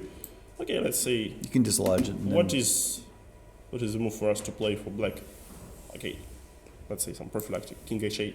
So we go for bishop c3? and bishop c3, knight d5. Or maybe even this is instructive, knight d5. And here bishop, well, it No, looks, that's it not- looks looks strange to silly. me. Maybe goes even back to e1. Okay, but now knight d2 is a bad idea because of knight c3. So, No, we can't. The bishop can't go to c3. but you know the general idea is clear, I believe. So after knight d2, But it's hard to organize. It's hard to organize. with queen on b1, it's maybe hard to organize, but we can go with our queen to somewhere else, maybe on queen on c1. So it's more flexible, it's protecting a pawn, and also after bishop c3, you know, Or in bishop the same e3. line, No, it's the same problem. whatever, I don't know, bishop somewhere. So here, Now knight to d2. I think this is a better version. So, if case of knight d4, well, we see that, you know, black pieces are active, but maybe we can simply go for rook e1. You could play. Can you And play then knight to b3? Yeah, maybe not. Maybe I could capture, yeah. And Pawn after takes this, the pawn already a3. e3, yeah, because knight d2 is no longer Right, exists. and then you take on b3 with the rook. Yeah. Yeah, and then they take, but even this, yeah, knight is hanging. Maybe it would be interesting if we had time to play c6. Well, you could, Well, we really you made a lot of different moves. Okay, bishop b3. Bishop b3, once again, I think it's a logical move, and it's better to start with bishop b3, for example, and after queen c1 to play bishop d5. I would start with this move, because obviously queen on c2 is placed almost perfectly. right, and queen c1 blocks the rook, and so you can't double. So this is, Yeah, it's a that's useful it. way just to To ruin the break the coordination break the a little coordination. bit. And okay, in case of queen b1, once again, I think knight d5. And again, white has a slight problem. No, I mean, starting with this. But maybe white can also aim for e4, bishop e3 and d4, but this is completely another play. So the position remains very unclear, and I believe, okay, at least after a4 and locking down this square for black, I believe black It's not worse. has sufficient counterplay all the time, but your own position remains very complicated. It's, Yeah, it's going to be an interesting you fight. really need to play better than your opponent to achieve something in this type of position. It's not. It's really. It will never come close to some symmetrical structure, and you need to use your advantages and try to hold your weaknesses. Okay, what's our next stop? Let's go to Anand Giri, because That's a good idea. Well, a couple of things have happened. Anish has surprised us slightly because after d5, he took neither with c4 nor with With the f9, but he took with knight from e7, knight e to d5. Well, that's almost as logical as capturing with another knight. But personally, I really like the idea of playing f6 in this structure. Maybe this is because I don't understand chess. I'm not kidding, because actually, well, this created some long-term drawbacks in our position. Like this bishop becomes annoying, and once, for example, this one, rook e1, F6. okay, even f6, bishop, for example, bishop e3 could be played, right? Bishop d2, king h8, and let's imagine at some point white goes for d4, and Black gets a little ambitious. This position is solid, but yeah, black cannot be ambitious here, because once knight goes away, then okay, this diagonal becomes weakened. A few tactical ideas connected with knight g6. Right. Unfortunately, still the knight on e7, but yeah. Yeah, that's it. But anyway, the way that Giri played it was different. He took with A the little bit different. Okay, the idea remains the same. A little bit so different, now it's an easy task to protect e5 pawn. And after knight e3, well, and then return the knight, because of course it's no longer doesn't make much sense now. On now knight e5 is no longer an idea. So maybe we should. I mean, in general, if we look at this position, was it really that necessary to provoke d5 by cost of 2 tempi, knight h4, knight f3? It's an interesting question to ask him afterwards, maybe, because it's you're right. It's maybe it would have been slower to do something a little bit more to wait and see what Black's idea was. I would take the courage and say that it was completely unworthy, because I believe now white isn't going to fight for advantage anymore. I mean, particularly in this position, what's wrong with bishop g4? Do you really want to go for h3? I mean, bishop h5 and g4. I don't think so. Okay. You know, I would even consider taking on g4 here, because you know all my pieces are developed. Queen goes to g6 and bishop on e7 is super. Yeah. So once if I takes back, and this knight on c2, okay. Let's imagine it would be a normal one move, like not 93, 92, but just 92. Then it's a different story. Knight is going to protect. But here 93, I don't really think we are in time to protect all our. Maybe black just plays queen g6 or. No, g4 is hanging at the moment. So at first we take, I believe, yeah.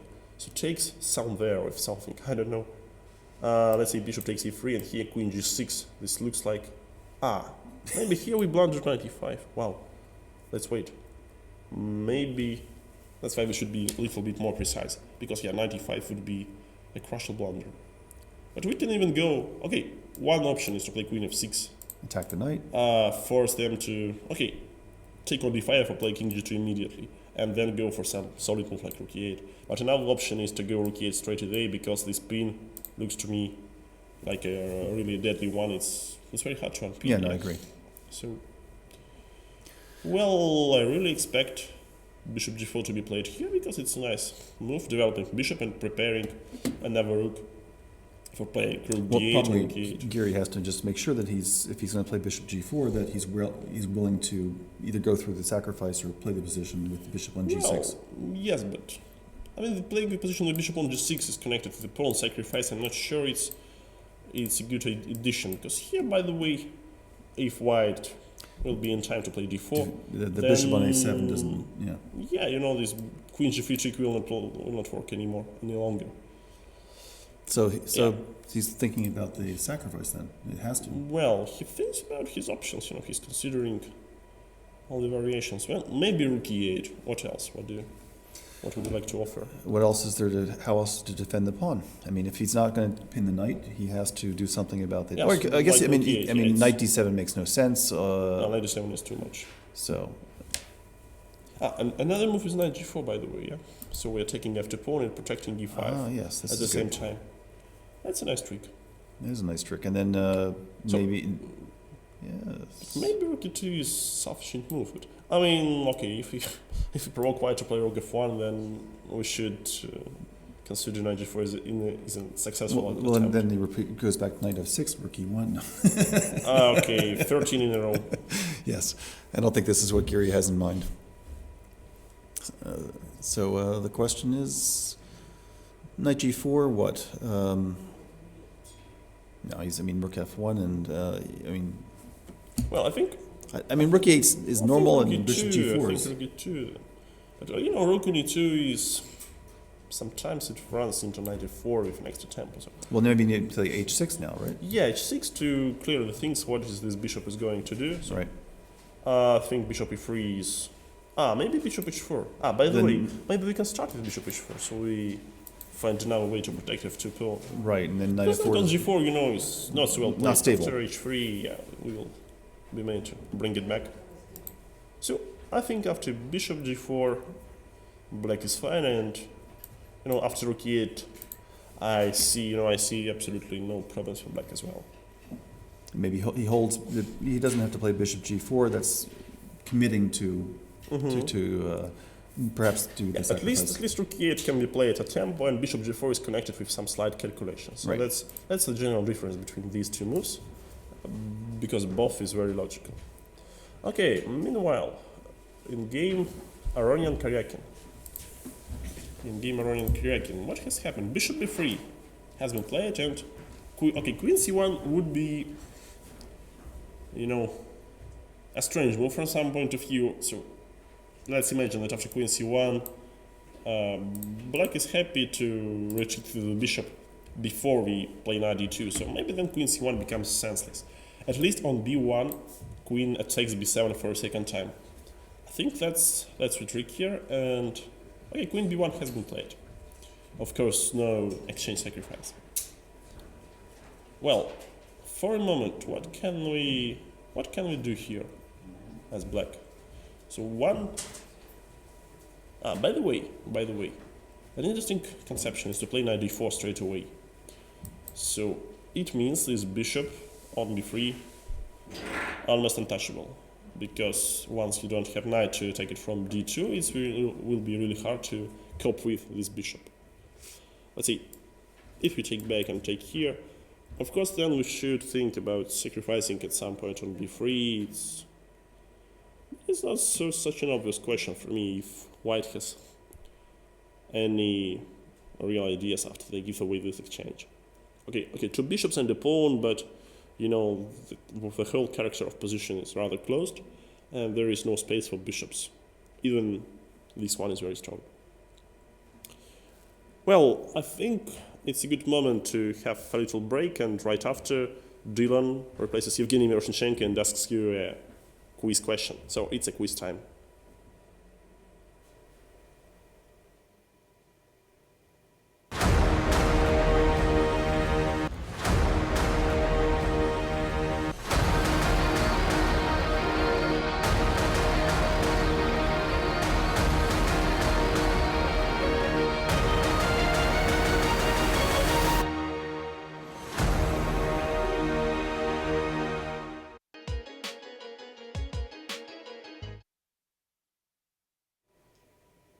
Welcome. This is our first quiz of the day. And the quiz question is, who is the youngest player ever to beat a grandmaster? And at what age did he do so? Again, the question is, who is the youngest player ever to beat a grandmaster? And how old was he when he did so? Remember to text your answers to #candidatesquiz. No other place is acceptable for the answers. #candidatesquiz.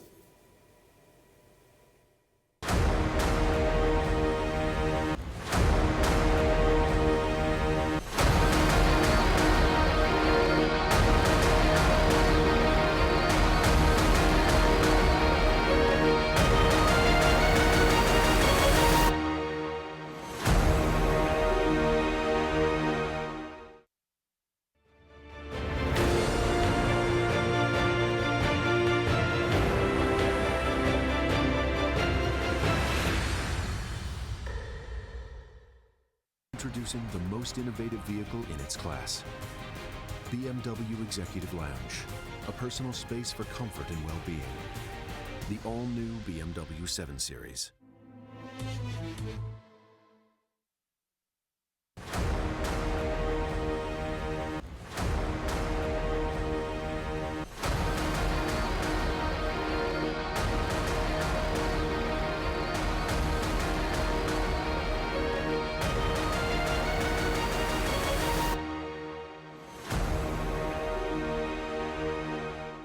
Throughout these days, we've been trying to show you some backstage stuff about the tournament, specifically about the building, the venue, the location. We showed you what happens when you enter the Central Telegraph building where the tournament is taking place. We showed you the playing area, told you about the building itself. Now it's time to explain to our international audience where in Moscow all of this is taking place. So that's what the Central Telegraph looks like from the outside. That's where the tournament is taking place. It was built back in the 1920s and is a monument to Soviet constructivism. Recently it was renovated, turned into this modern 21st century digital hub. That's one of the reasons it was chosen to house the tournament. And, well, this is Tverskaya Street, the main street of the Russian capital, and the Kremlin is just a few hundred meters away. It took us about 3 to 4 minutes to walk here by foot from the Central Telegraph to Manezhny Square. This is the Kremlin. That red building right there is the Central History Museum. Red Square is right behind it. This is the Four Seasons Hotel. The Parliament building is right there, so you can't get any more central than this, frankly. And all of our 8 chess players are staying in this hotel, so you can see that their commute is pretty simple.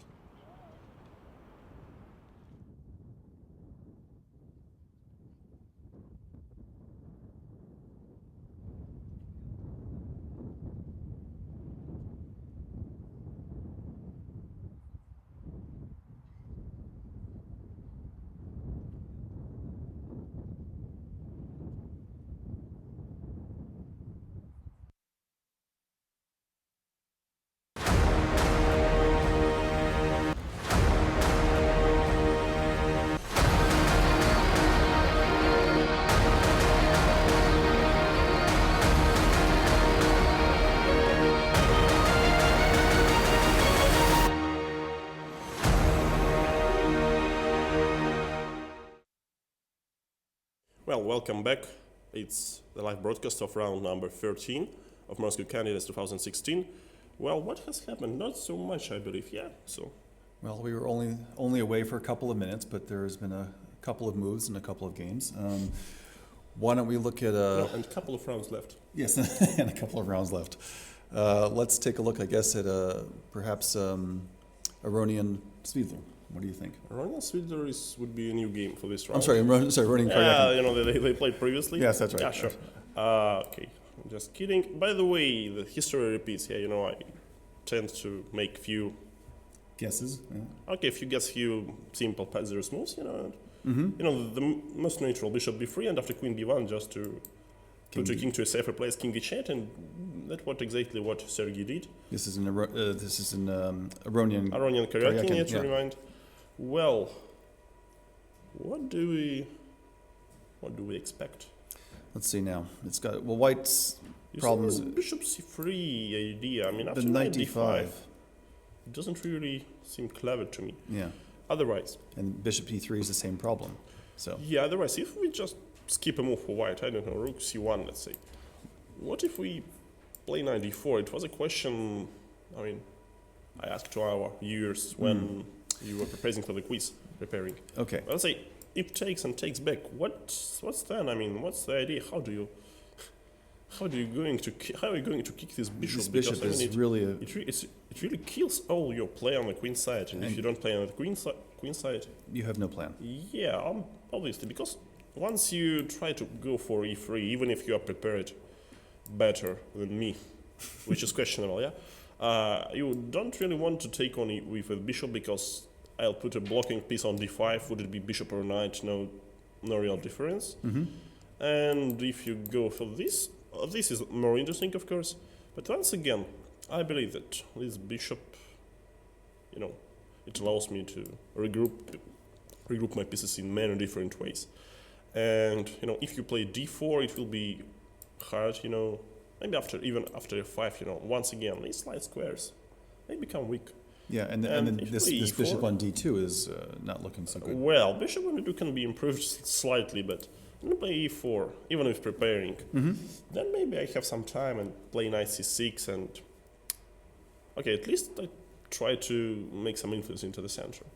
But now, by the way, now I see that this position is not so simple to evaluate. Maybe white is doing fine because two bishops... Potentially long in the center. There's a lot of pawns in the center. Two bishops is always two bishops, and playing knight d4 is some way of provoking center to be opened, to be extracted. Well, I think rook c1 to me. I mean, what else is he going to do? Well, once again, I'm calling this move like a simple one, like skipping the move. But doubling rooks on the a file, like queen e1, is it really a move to consider? Well, I know it looks. It looks. I mean, it seems very artificial. It's going to take him. He has to spring the other rook over. He has to find a place for the bishop, and then get the knight to d2. It's a multi-step plan. Yeah, but then another question: what else? Because as we mentioned before, bishop c3 doesn't sort of running into knight d5, and we are forced. Maybe this one, yeah, and then here we play rook c1. But then there's a more simple way to take things. But this, once again, is not so clear if we have achieved something. I mean, I guess that the one thing that white can rely on is that black also has issues with his rooks for the moment. They're not ideally placed. So absolutely, that's a good point. So he has a bit of time. That's a good point. By the way, now I start, thinking about rook e7, even now, more and more. Because, I mean, let's say after rook e7, knight d2, in case if I take, white takes back. Okay, once again, I can go for knight d4, I can opt for this. But now I also have this bishop d5, most natural move. Okay, this, of course, leaves my pawn unprotected, and in general... Well, yeah... In general, this position becomes suspicious. But, I mean, the idea is nice. To put my rook on e7. I don't know what else to say. What can I say? Do you have any I don't know if advantages. It's a strange position. I mean, it's. I don't think. I mean, both sides have issues or problems with their coordination a bit. Because it's a known way to protect b pawn. Okay, if you forgive me if I do this, Oh, in that case. If even you don't forgive me, You're gonna do it anyway. Once again, I'm sorry. But, it's a well-known plan. So let's say in this position, knight c3, a6, a well-known Chebanenko line is left. And here, for example, bishop f5 is a move. And after queen b3, normally, Rook a7. quite often I play rook a7. Even here, the rook has no future on a7. But it just... But this is a sort of only one... It's a well-known plan. I mean, this is It's a well-known plan. And why not to do all the same? Okay, I delete this line. It has nothing common. It has nothing common with the game.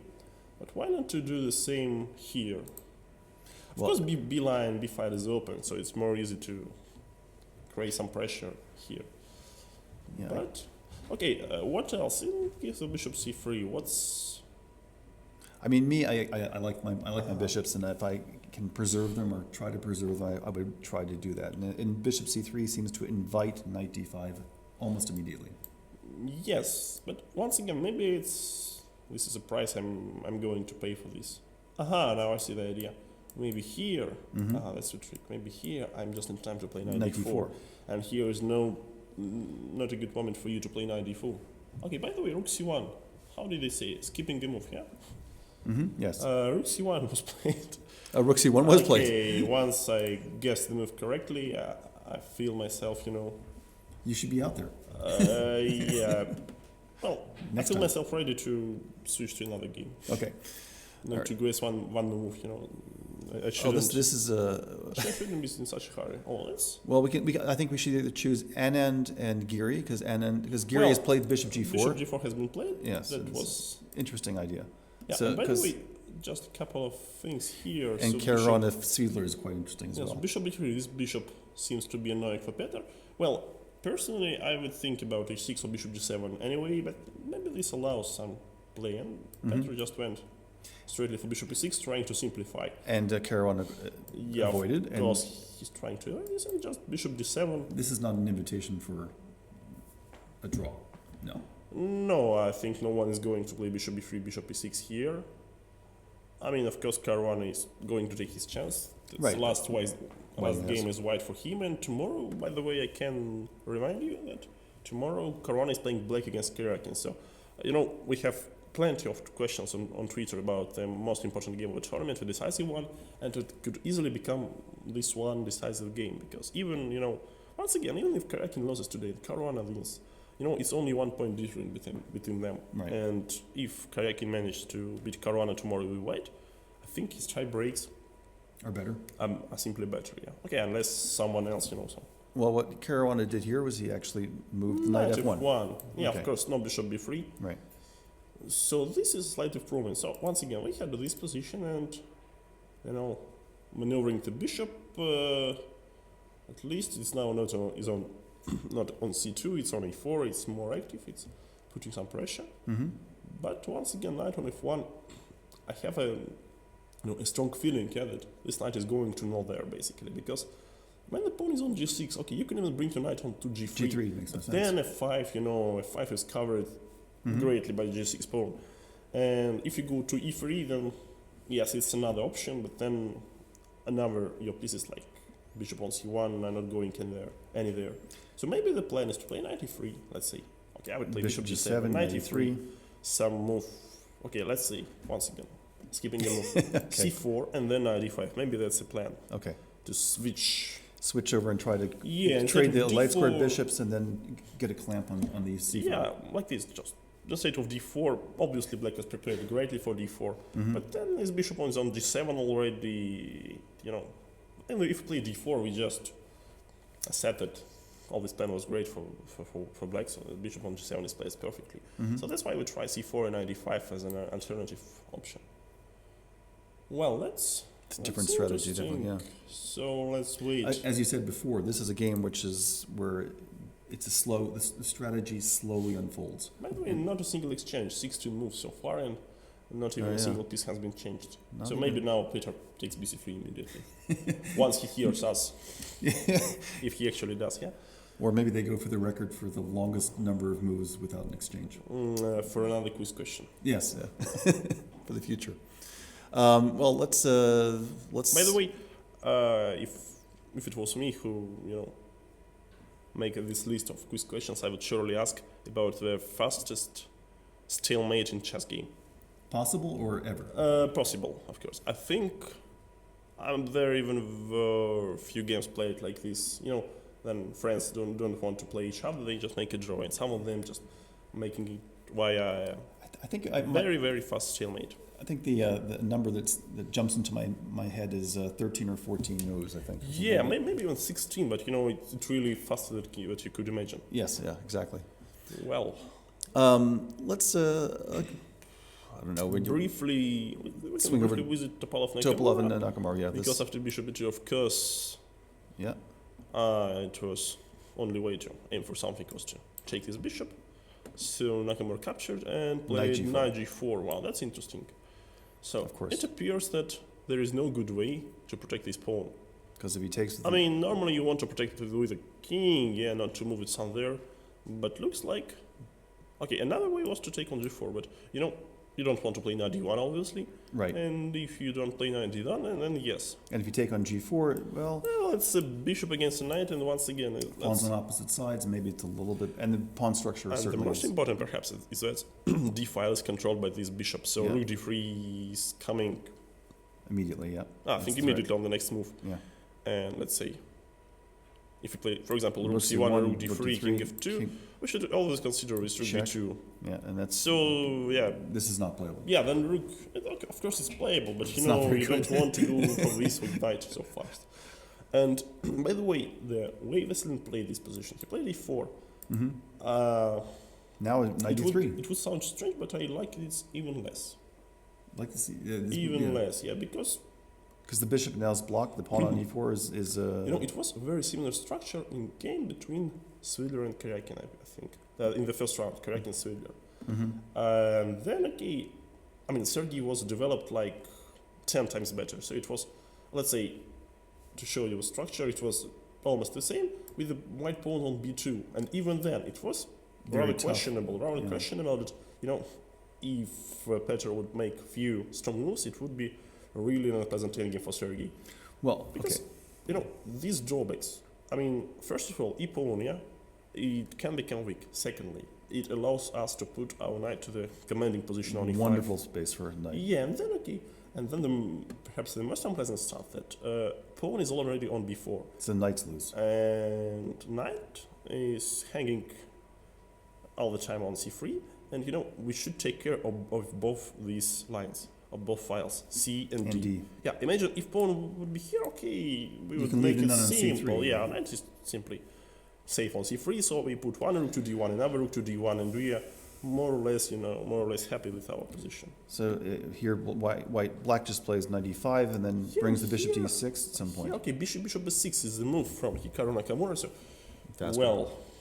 this is a little bit surprising. No? I mean, from how does Veselin play it, because it's surprising and a little bit disappointing, because obviously he's worse right now, and once again, I think that Sergey Karjakin had his king is already on e3 or somewhere, very active, and his rooks were like rook c1 and rook f1 or rook f4, so not such a big difference, but once again, here is an extra potential weakness after e5, all this becomes shaky, all these pawns can become targets, and Topalov has some problems here. I don't like white position a lot. Yeah. So maybe this bishop e2 was too too modest way to put your pieces, because maybe the move he offered rook d1, yeah. Well, the only drawback that after exchange all those exchanges, let's say rook takes d1. Knight takes. By the way, we can take with a knight. That was my idea. That's interesting. Because maybe this was the most correct play. I just wanted to keep the pawn structure intact. But the possible problem that after e5, you have to play b5. I think we would like our rook to be from this side of the board, not on h1, blocked by these numerous pieces. Rather poorly positioned. Maybe in this position it's rather okay because bishop survives. So maybe after knight takes e3, let's say a5. I'm not so sure, but let's say I don't think this is a good idea to take here because no, I don't like this. Maybe your rook penetrates slowly, Bishop d3 now. Or maybe not. A bishop d3 and we in time to protect everything. So maybe that's why rook d5. So this optically looks slightly worse for white anyway. So maybe rook c5 is the, yeah, that's okay. And then bishop e6, and then jumps on there on c1. So Yeah. even this... I would have, on a5, my instinct would be, he would play b5. Yes, that's it. But then, okay, it's It's another problem, of course. It's the next circle of our problems. Yeah. Let's say bishop. The bishop. Okay. Pawn sometimes can become a dangerous passer. Absolutely, there's well, maybe now bishop. So let's say f3. So, okay, at least here... no, that's a good one. I'm preparing my king to march on d2 and protect all this stuff. Right. The knight out of so b4. it's good to keep this square off. Yeah, the white's problem is just that he's just a little slow. Yes, in general it's not much worse, but this development really suffers. Yeah, and that can make all the difference. Yeah, it can hurt. And this one, okay, once again, maybe I have in general kind of overestimating some ideas, but I don't really like it. I know Veselin is not a great defender of those slightly worse endgames. It's not his style, it's not his way he thinks about things. He normally wants to go active, to create some counterplay, and we're not going to talk about counterplay. Not in this position. Not in this position, absolutely. This is the type of position that he's basically sort of unhappy with fundamentally. Yeah, I'm trying to figure out what if we suddenly take on g4 at this one. I mean, again, I mean, if I'm thinking about this strategically, I'm thinking, okay, I know my position's bad, but if I get things off the board, and I know that knight's heading for e5, and that's a terrible outpost for me if I'm white. So let's take that out of the equation. Assume that I'm going to have to defend, but let's try and make the defense as palatable as possible. So let's get rid of that knight, get a piece off the board, and then figure out what to do. Well, the only problem that this pawn can be difficult, one to hold, because I really wanted to play knight d5 here straight away and, to earn something from playing e4 and winning a tempo. Maybe here rook e8 works. Well, I have another idea. Instead of knight d5, because we're still not developed, let's just castle or king f2 or something. Just something to say, let's just finish the development and then figure out. King f2 faces rook d2. I don't like this at all. Okay, so let's castle. Now if you play rook d3, I can play rook over to c1. You don't have a... Well, but this is just slightly passive and slightly worse, for But it's going to be that anyway, so right? You have a problem fundamentally with white. Okay, that's why Veselin castled immediately, straight away. Okay. Okay. Because bishop g4, well, if you don't manage to equalize immediately, then bishop g4 is slightly weakening your position for the future. Okay. Because normally when we exchange a couple of rooks, a bishop becomes much stronger than a knight. So bishop and the rook is known to be slightly better into these type of positions. And, well, if, the weaker side has no weaknesses, still it's considered, it's supposed to be slightly worsened. Then, okay, there is some obvious play for black. Well, he castled. Okay, so but now he presumably knight e5, right? Knight e5 or knight e3 or knight somewhere. Okay, knight e3 looks like going to nowhere because after rook c1 and king f2, it's just some loss of time. Let's put the knight on e5. Let's make this the more normal one. Okay. Well, once again, maybe I'm underestimating white's possible problems, but. Well, I think it's surely the white who's trying to fight for a draw. Yeah. Okay, I think if we will be in time, like let's say rook d1, something, king f2, king d3. Okay, let's say king f8 is a normal one. King f2, perhaps. Swing the other rook to it. Rook c8, maybe takes on d8. King e3, and here, okay, if we make a couple more moves, well, just how about I know this might be a little strange, but g5 at that point. Well, g5 my idea is to could be possible, but we don't really afraid of king f4. I believe we can meet this with f6. I'm not worried about king f4. I'm thinking more of just an outpost at some point for my knight. Well, it's difficult, if it would g3, be if it would be an f2 pawn, then g5 would be an awesome idea. But this is maybe just a little bit too much. You're protecting from a miracle. Well, this position... that's an interesting point, by the way, because g5, normally in the endgame it's an improvement, g5, h5, h4, Imagine if you would play h4 and g5 once, then yes, it's a huge improvement. Thus, g5 is only one move, and h5, h4, requires 2 more tempi for us. Well, this is with the king on e3... too far. Yeah. a little bit too far. So, okay, maybe it's not such a big deal, yes. Maybe 95 is not the answer. Okay, 95. Okay, maybe Wrestling isn't going to take it at all. Well, but what's then? What's Yeah, somehow this knight on e5 is only optically looks good. because there's no targets. No targets for him to attack, and suddenly this bishop on e2, which seems to be slightly passive. Now he just controls. He played 93. Okay, Nakamura is trying to trick his opponent for sure. I'm not sure if it. I'm not so confident if he's going to achieve something by doing this, but okay, at least he possibly breaks some coordination between opponent's pieces. Because normally you want to put another rook in c1. Right, and now actually I'm just noticing that, for example, rook d2 is actually a little bit annoying. So let's say king f2 is an all-in-one. But now knight check. Well, then I have an. And now bring the other. Oh, but now knight d5. Well, it's a double edged. Maybe by the way, knight d5 is a move. And also, what if I just play h3? I like it another way. I think that here. Maybe knight c2 is too much, but maybe. What if it works? Wow. Because the rook can't go to a2. By the way, what if it works? Because now it seems to me that it can actually work out. Wow. What if? Okay, because if rook moves away, then just knight a3 wins as a pawn. Right, so it's not an option for white for sure. So and okay, knight b1 is bad because of simply rook takes e2. So rook d1, and here we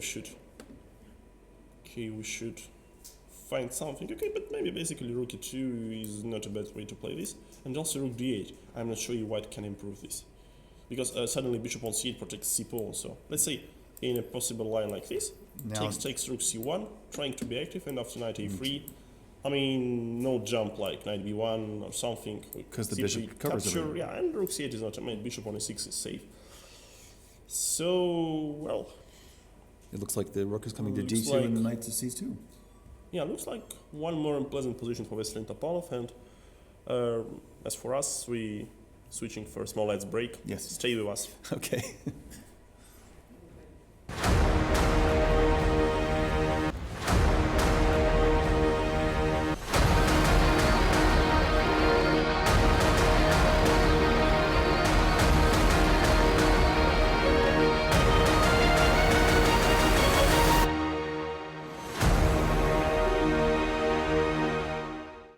I'm joined here with the FIDE president, Kirsan Ilumzhinov. Sir, thanks a lot for finding the time. What do you think of the tournament so far? We are very happy to organize candidates tournament here in Moscow, in the center of Moscow, because Moscow and Russian Federation is famous and is well known around the world as the city of the long chess history. And today, 8 the best chess players, the best world chess players now took part in this tournament, and the winner of this Moscow candidates tournament will play with world chess champion Magnus Carlsen, the famous Norwegian grandmaster, from 10 November until 30 November in New York. You know that 2 weeks ago I announced that the World Chess Championship match between the winner of Moscow candidates tournaments and World Chess champion Magnus Carlsen will be in the United States and New York, and this year we announce and we declare that this year of chess in the United States, and in the United States we will organize many chess tournaments, and the most important among them, this is World Chess Championship match.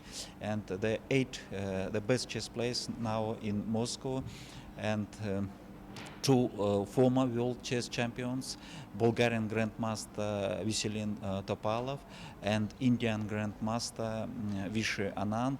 He several times became the world chess champion, and also the winner of World Cup Petr Svidler, the winner of World Cup Levon Aronian, Armenian grandmaster, and the winner of World Cup Sergey Karjakin. Now the leaders of this tournament, 2 grandmasters. This one of them, Sergey Karjakin, a Russian grandmaster, and from United States American Grandmaster Caruana.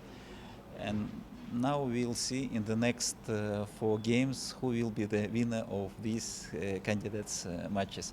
And you see that many fans of chess visit our tournament because this is in the center of Moscow, and this is a lot of fans of chess in Moscow and in Russia. Well, obviously you're one of them, and so far, right now, we're deep into the second half of the tournament. What matches have you remembered so far? Which of them you liked maybe more or more exciting? I want to thank all of these 8 Grand Masters because here we we don't see only the very short Grandmasters draws.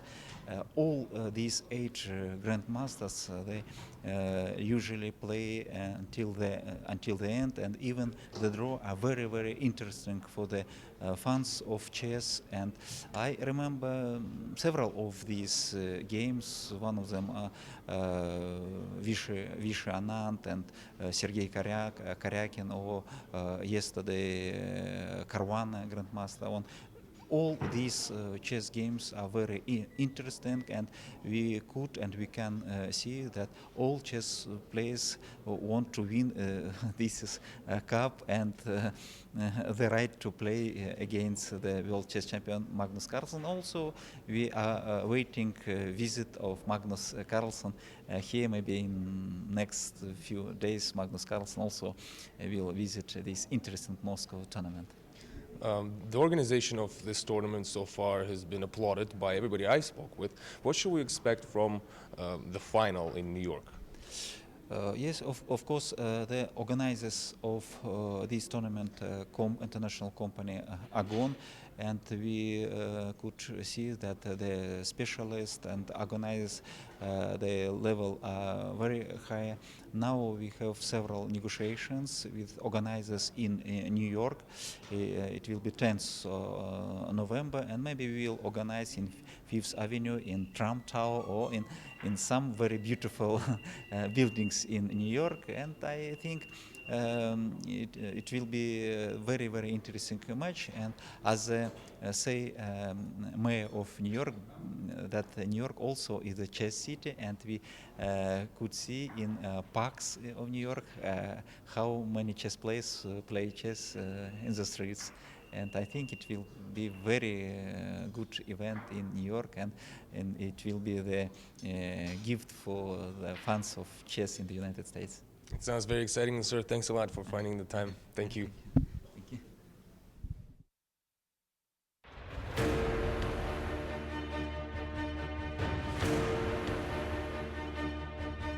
Millions of people try to achieve their goals. But there is only one who is going to make it. The one who strives for victory and goes forward no matter what happens. The one seeking success. The one whose victories are to be celebrated tomorrow. The leader carves his own pathway. Tashir.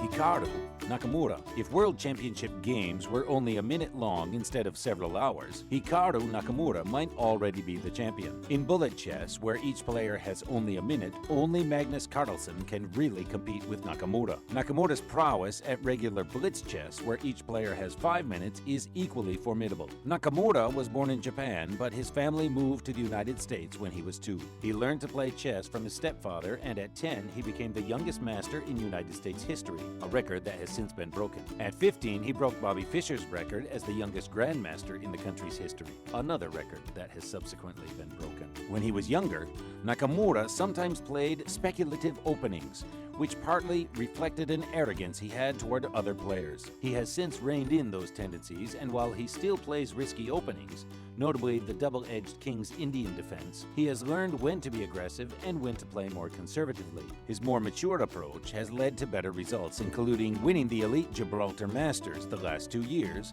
and the Zurich Chess Challenge. His rating has also climbed, and he is now consistently ranked in the top 5 or 6 in the world, and has been as high as number 2. At 28 years old, Nakamura is in his prime and is certainly among the favorites.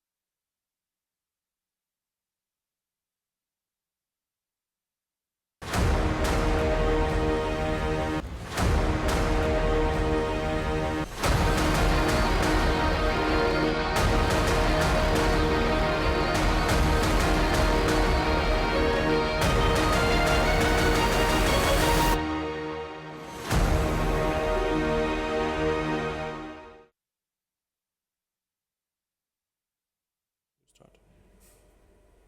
Welcome back. Once again, very short break, and well, we think that Hikaru Nakamura is pressing right now. So, despite he was on -2 at some point, he is not giving up, and yes, in the last round, in the previous round, he won a good game after a good opening preparation against Viswanathan Anand, sending him back to +1. And now he's trying to achieve something with black color, by the way, in a queen's decline against Veselin Topalov. So, knight e3 was the move, and Veselin played rook f to c1 as the only logical move here, because if he makes something else, then yes, knight goes to c2 and e3 pawn, which suddenly appears to be weak, is in trouble. But after knight... By the way, we discussed briefly this into the break, and we also thought that after rook f3, another option, knight c2, right, knight c2, rook c1, pawn on e3 suddenly protected, because if you take on e3, knight is trapped after knight d5. Right. So there is... That was another possibility. Which... as they teach youth players in Russia, young players like knight on the... Knight on the room, yes. Knight on this place, out of the board is a shame for you. That's how they say it. Well, so not to be ashamed, we can just play knight e4 and put the knight directly into the middle of the board. So rook d3 is not possible, and in the case of rook e3, just rook c8, this looks brilliant, absolutely brilliant for black. Pieces are so well coordinated. And there's the threats of knight b3, there's knight to... Well, a lot of unpleasant stuff here. It's just happened. White's kind of tied up. Yeah, and so that's why rook f to c1 was played, and rook d2 is a crucial move from Hikaru Nakamura, who is now clearly going for a pawn. Yes, okay, for the win, we wanted to say. Yes. We will find out a little bit later. A little bit later, yeah, but yes, this is logical one, and well, let's say, what to do for the ceiling, because our line we mentioned was this one, rook d8, and in case if we take them, the situation remains all the same and d3 is hanging. So maybe here there is a perfect moment to make some trick, like play 95. I'm not sure if it's really going to work, but I mean, let's say, what do we? Okay, maybe. Rook takes. I'm not sure this is so tricky. Yeah, maybe not. Maybe not. So Maybe tricky. rook takes e2. Wow. Yeah. And then takes e1. And then Now look, if knight e7, then king f8, and king is not mated, and yeah, we have 2 pieces for a rook. And this is better. Knight f6 leads us to basically all the same same. thing. Yeah. By the way, this maybe is not so bad because rook is active, and sometimes we can be in time to eat those 2 pawns, and then maybe we'll be able to make a draw. But, I mean, if we fail to do this, okay, absolutely black is much better. Well, so maybe here we should take. Problem is that bishop takes knight just wins the pawn. Yeah, and seek for a draw into the rook endgame. But this may be drawish because after rook c1, let's say my rook becomes very active right now, and I don't have enough time. For example, okay, king f8. Obviously, I'm not going to play rook c8 because here I play like this. But I can start with rook c7, forcing you to play rook b5, and this somehow I believe king d3 more close to a draw. King d3 even. Yeah, by the way, you're going to improve here because king c4 and e4 is enough counterplay. But even if we couldn't improve, then it's hard to improve for me as black because it needs so much time, like g5, king g7, and so on. So maybe it's a way to fight for white to find, let's say, a draw by force. I'm not sure if this line is correct, but at least it seems to me like 95 seems knight d5 is the best try here because this looks like, first of all, it looks rather passive. And then, after all, it loses us as a pawn. And, all these knight pieces will be still on the board. I think that 95 is probably looks like. Well, 95 is a trick. Yeah. It's a trick. So maybe white didn't do things that badly, that wrong, to be much worse here. 95 is an example of how we can protect, how can we defend in a good way. Well, that's game of the outsiders, but we have okay, but oh my goodness, let's go to Aronian and Karjakin. What? B3 bishop versus b4 bishop. Who will be victorious? Yeah, okay, knight a7 was the move. That's an idea. So yes, that's smart because after knight b5, do you remember I told you about queen a1? Yeah. So after knight a7, obviously Sergey is aiming to play knight b5, and that's why Levon plays bishop b4 to cover that pawn. Bishop b4 first, covers the pawn, and well, that's interesting. Well, okay, normally the next move would be knight d2. We expect is knight d2, but here maybe bishop b5. Bishop b5 is nice. So let's see. What if I go knight b5 anyway? Knight b5, nevertheless, you played bishop b4, because this bishop on b4. Of course, it protects a pawn, but it also blocks the b file. First of all, it blocks b file from its own pieces. And what if I play knight c6 later on and take on b4? And if I create this very strong pawn presser and knight on b5, it's not so common that you meet the knight on blockade square b5. No. But all the war theater is here on b and a file, and suddenly those 2 rooks, they seem to be really cleverly placed. Yeah, it's almost like the board is like tilted. The balance is tilted. Yeah. So the real center, not on d5 and d4 and it's d5. on A and B files. Yeah, it's here. If I only knew how to change the color of the squares here, like our brilliant Evgeny Miroshnichenko has done. Well, I should read a tutorial for chess-base. Well, anyway, so let's say knight d2 because he has to. And here my point was, what if we do something like bishop d5? Because I believe you don't have time. First of all, you don't have time for bishop c3 because I can take. Right. And by the way, suddenly queen a1 appears the only good move. Yeah.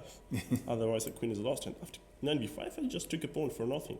And in case of bishop d5, I can simply take here and the bishop is pawn attacked. up. Yeah.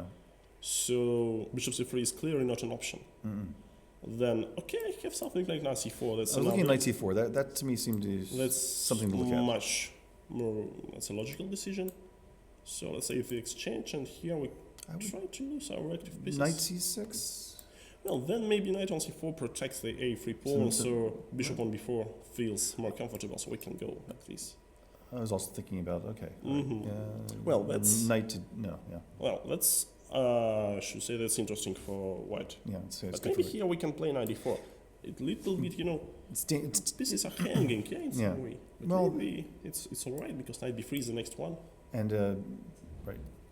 This is what I was thinking, that knight into d4 is sort of the point of knight c6. Yeah, because we obviously would prefer to play, I mean, after bishop d4, we would prefer to go like this, Knight d4, let's see, takes on b7, and maybe, by the way, e2 is hanging as well. That's an important stuff, because we can simply, I thought that we're just going through the pawn and we need to see counterplay with knight b3, rook b8, takes, and okay, this is just unclear.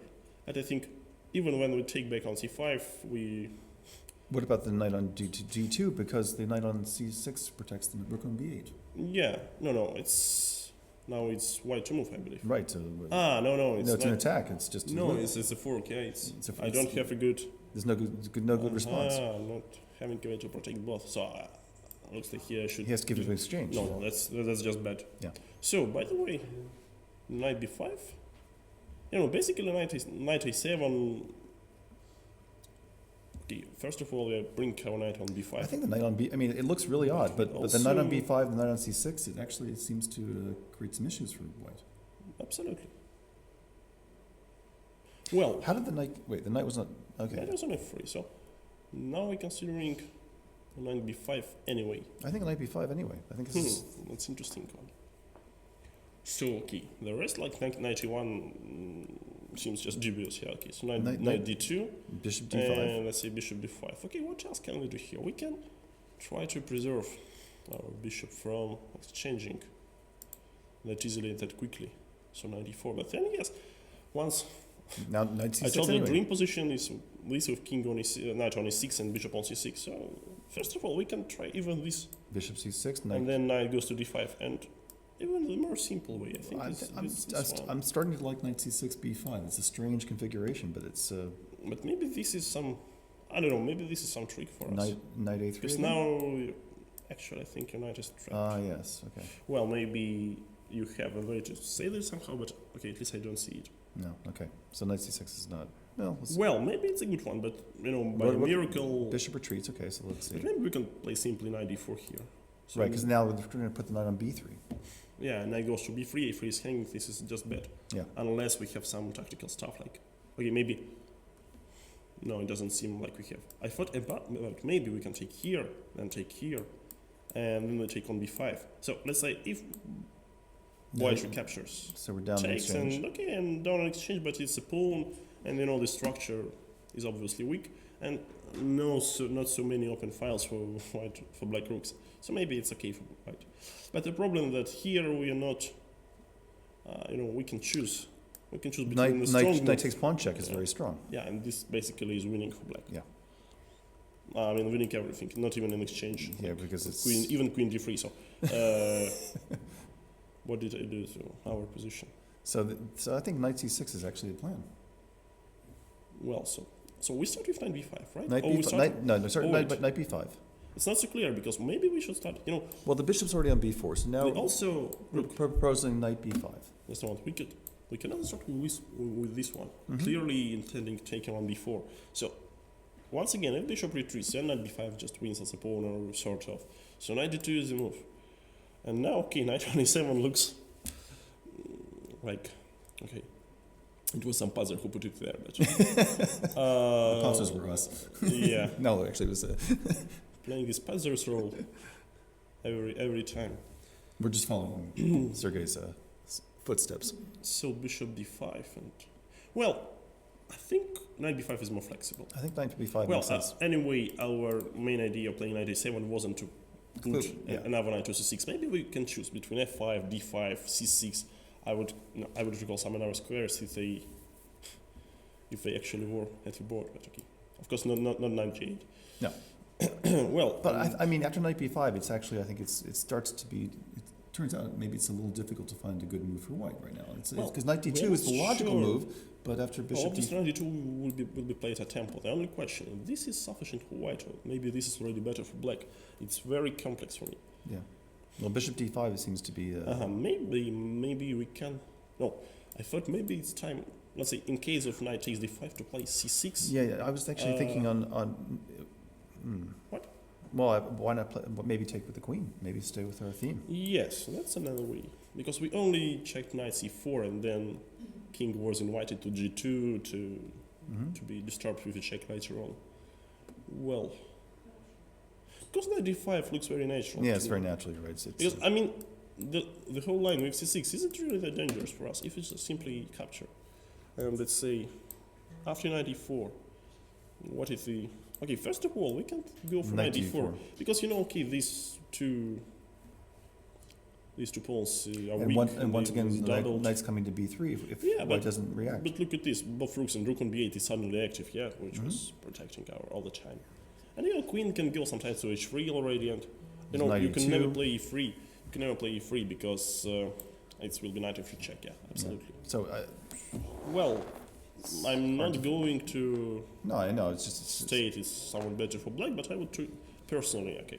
As for me, I would prefer black, I think, after knight b5. I think there is few more options, or unless we well, just miss black has a clear plan, and part of the other problem here is that white's plan isn't clear. I mean, the bishop on b4 is already a concession, right? What has he played? Oh, he played knight b5. Yeah. Well, it's not about white doesn't have a clear plan. It's about now they should be processing next, let's say, 3 or 4 moves, somehow to keep these two knights passive. Because imagine if black reaches their target, if they take on b4, for example, and provoke us to take the a pawn, then okay, just black would be superior because this a pawn such a strong passer supported by the knight and allows us just to go straight away for a center play and to some attack. And by the way, I like this. A rook will go on a6 later on. I promise you. If we reach this position, let's say, I don't know, knight d5, knight takes d4. 2. He played knight d2. Yeah, knight d2 is obviously the move. Now bishop d5, I think. I think bishop d5. Maybe bishop can retreat somewhere else. I mean, to e6 or f7. But do we really need this? Because the very healthy idea is to exchange the only strong piece in the white's position. Which is also exerting pressure on b7. This is basically the sole thing the shop brings this bishop. I mean, all the time we can even sacrifice some material if our bishop survives and it becomes active. Then okay, we are just better off nearly every time. Well, that's a lot. I think that's a lot time we have spent on this. Yeah, we could. This is because there is some other games. Let's move to Anand Giri. I think I started with because of very interesting. I agree. Yeah, decisions. So bishop g4.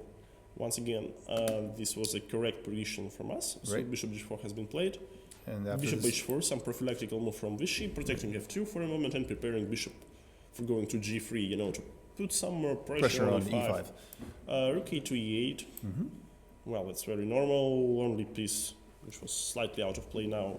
And I think Vichy played h3. h3, okay. Bishop h5, and then bishop g3. Never be a mistake. And okay, I think he provoked Anish for knight f4.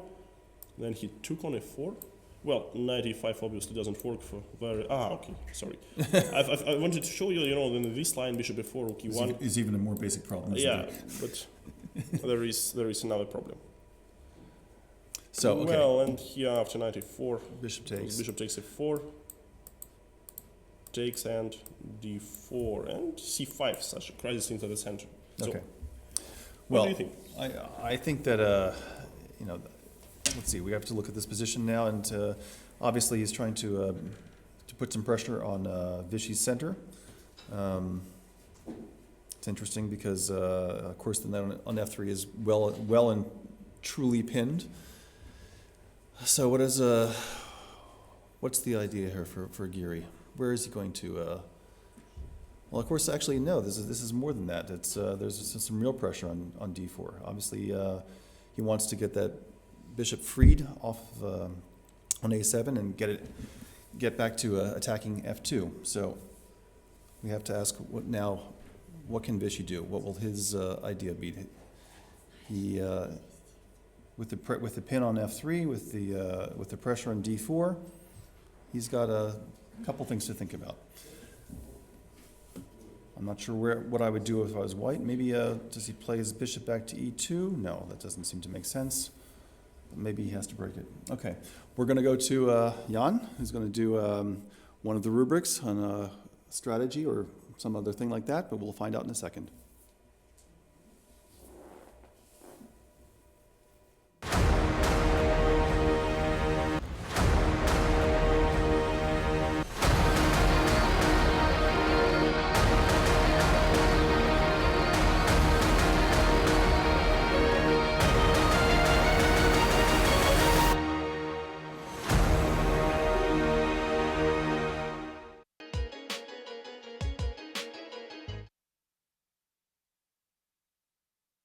Well, welcome to the quiz, and my first quiz question is, where is Yevgeny Miroshnichenko?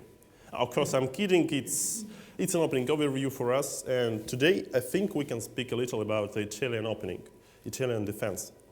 Once again, normally on the top level, after e4, e5, knight e3, knight c6, we all expect bishop b5, entering very Lopez, and there is a lot of theory. Most players prefer playing knight f6, leading to the Berlin, and well, some brave players still play a6, entering the normal Ruy Lopez. But looks like no one wants to play Berlin endgame, and let's say after bishop b5, knight f6, d3, bishop c5, very, very familiar position to all players who tend to play Italian. The only difference is that bishop is not on b5 but on c4. And somehow it's not so easy to extract the advantages with this bishop on b5. So that's why it's a new fashion to play bishop c4. Also already on move 3. So there is a lot of theory, like knight f6, knight g5 is very sharp and interesting. You may find this attractive and look at it a little bit yourself. But we speak about the most, principal line for this tournament for normal classical Italian opening. So let's say bishop c5 here. Let's say castles, or what? Yeah, okay, just think castle, knight f6, d3. Okay, let's say d6, c3, a6. It's a good move, preparing our bishop to retreat to a7. So, sometimes while trying to play this without castle, they play, let's say, knight d2, then knight f1 and knight g3. But, it's not very clever, because the position is symmetrical and losing so many tempi. Why not castling allows opponent to play d5 at some point and, solve all the possible problems. So, after castles, let's see. Let me calculate all the tempi, so I won't be mistaken. Okay, I think this is the position. After a4, bishop a7, the new move, reasonably new move, instead of playing something like b4 or normal knight d2 and rook e1, is knight e3. It was played in 3 games at this tournament.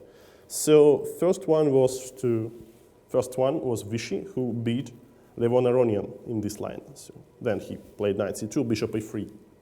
And then Anish Giri played this himself against Hikaru Nakamura, and he quickly got a good position. It was played something like knight e7, I believe, knight c2, then, yes, I think c6, and some stuff like bishop e3. So the general idea that we win a tempo, normally we need a little bit more time to put our knight to e3. So let's imagine, what if we would play knight d2, then we should spend the tempo on rook e1, perhaps, knight f1, and only then bishop e3.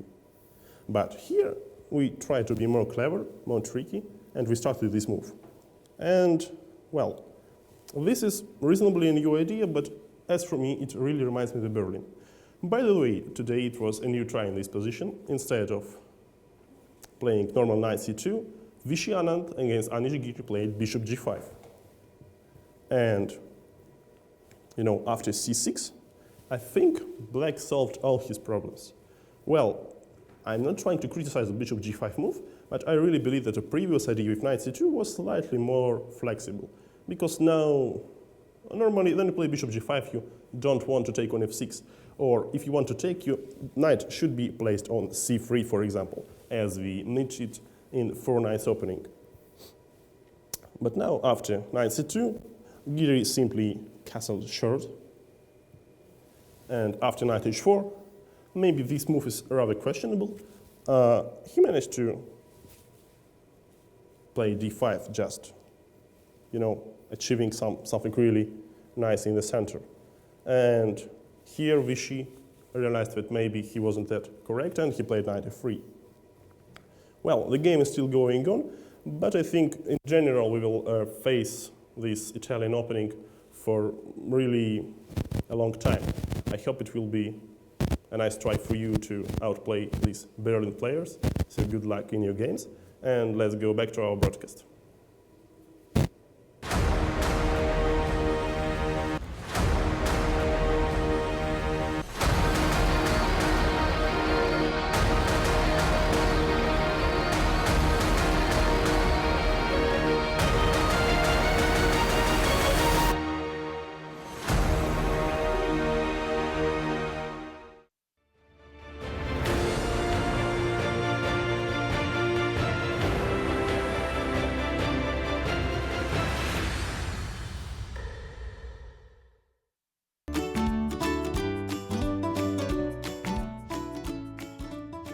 Levon Aronian. Levon Aronian cannot walk down the street in Yerevan, the capital of his home country of Armenia, without being mobbed by well-wishers. In chess-mad Armenia, Aronian is a rock star and sports star all rolled into one. Born on the 6th of October 1982, Aronian learned to play at age 9, relatively late by today's standards. But by age 12, he had won the World Under-12 Championship. He followed that up in 2002 by winning the World Junior Championship. He turned professional shortly thereafter. His breakthrough came in 2005 when he won the inaugural World Cup in Khanty-Mansisk. That qualified him for the first time for the Candidates Tournament to select a challenger for the World Championship. He has participated in every Candidates Tournament since then. Since 2006, Aronian has been among the world's elite, often ranked number 2. Though he is extremely friendly and humble, as a chess player he is a great fighter with unparalleled strategic skills, particularly in the middle game. In March 2014, Aronian's rating reached a peak of 2830, the 4th highest of all time. His rating and ranking began to slide after that, but he has bounced back last September by winning the Sinkfield Cup ahead of a world-class field, including Magnus Carlsen, the world champion. Afterward, Garry Kasparov, the 13th world champion, tweeted, "The chess world is a better place when Aronian is playing well." Aronian is now ranked number 4 and is playing in the candidates because he is a nominee of the main sponsor.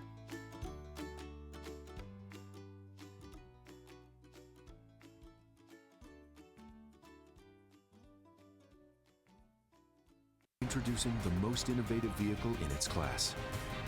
BMW Executive Lounge, a personal space for comfort and well-being. The all-new BMW 7 Series.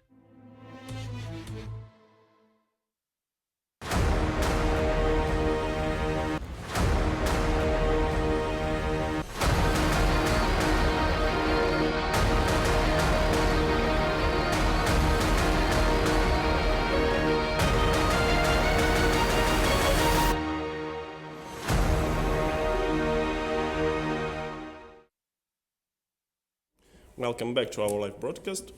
Well, a lot of things started to happen, I believe, and once again, the game between Aronian and Karjakin. Now we finally realized what was the point of Levon's plan, because it looked a little bit dubious, putting your bishop on b4,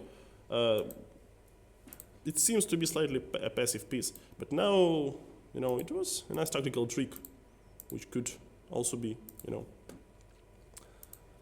lighten it up a bit in the rubric. Let's say in this position after knight. Let's go back. Yeah. Knight d2. Sergey Karjakin played bishop d5. Guess why?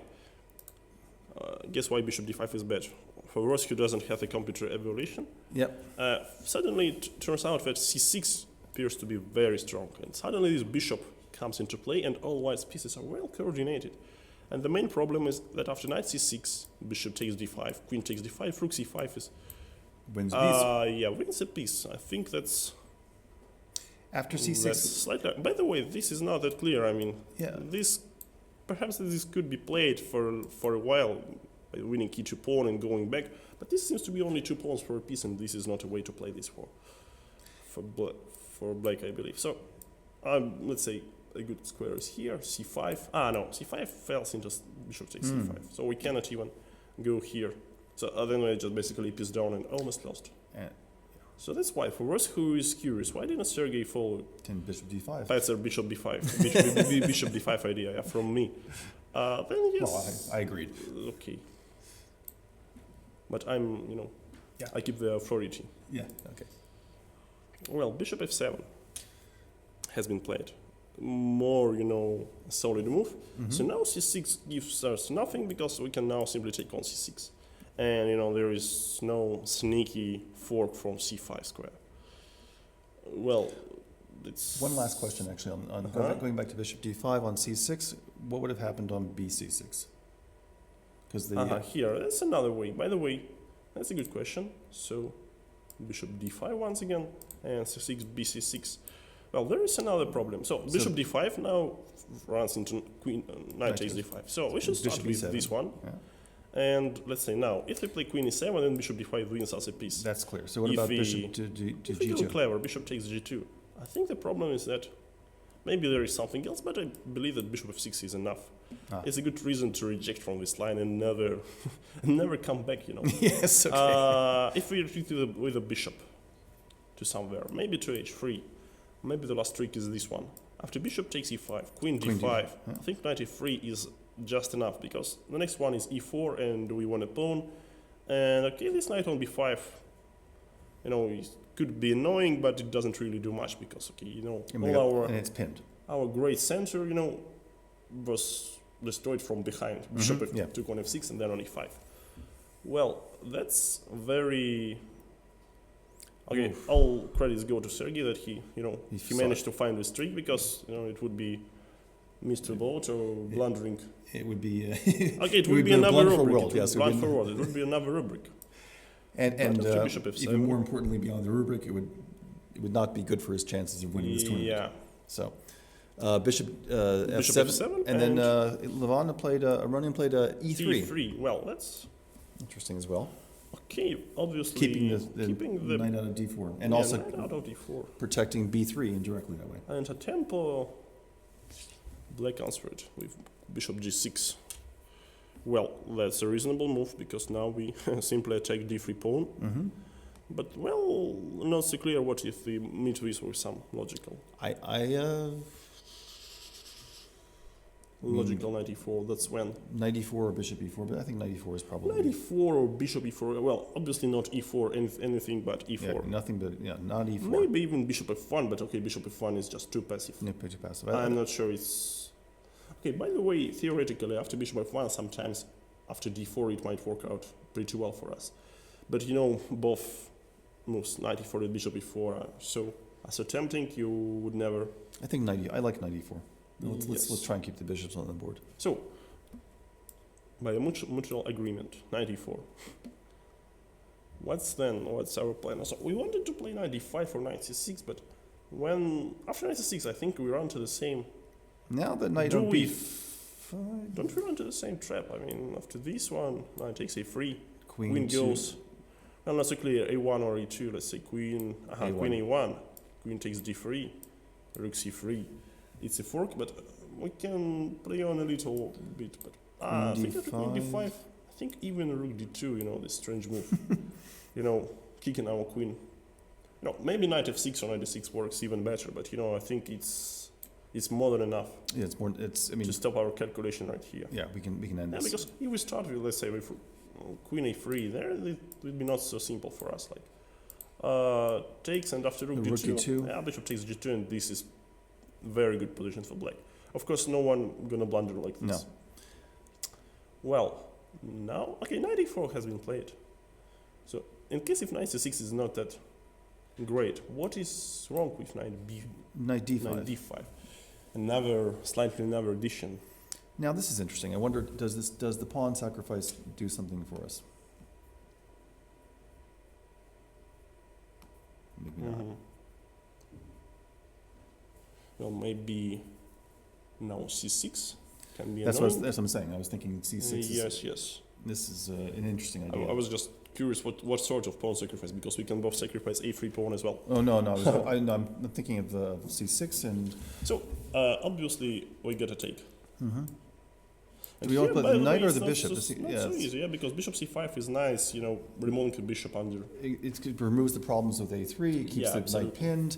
It's a beautiful outpost, and I don't know how black But removes it. It controls a lot of But nice then territory. it controls a nice territory, but so knight on b5 does as well. I mean, maybe, but normally you want to put knight on c5. Normally you do. Well, because bishop c5, okay. And actually, no, you put, no doubt this is I was okay thinking, for white. I'm thinking Yeah. sort of general considerations, but let's calculate because knight c5. The The queen is queen retreats. Okay, let's say to e8. To keep an eye on b5 knight. I mean, this might be there might be nothing here. okay. Moving it on e7 leaves in such an unpleasant pin.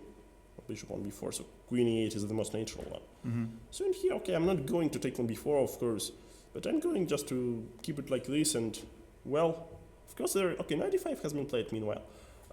So in terms of playing c6, maybe it was another try to play c6 immediately to support the knight on support d5. the knight but and to then- prevent. Now, can white play something like knight d6?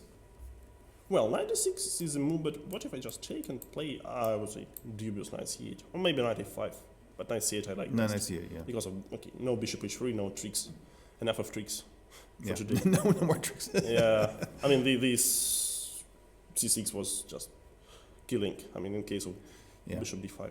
Okay, so this is knight d6. something. Another problem is in this position, I would even say that knight d6 here may be more interesting than with a pawn on c6, because, okay, if we play a knight d6 here, well, we remove this b5 protector. Which is actually. But we give a clear object clear target for an attack, and even more, d6 is going to fall in the next move.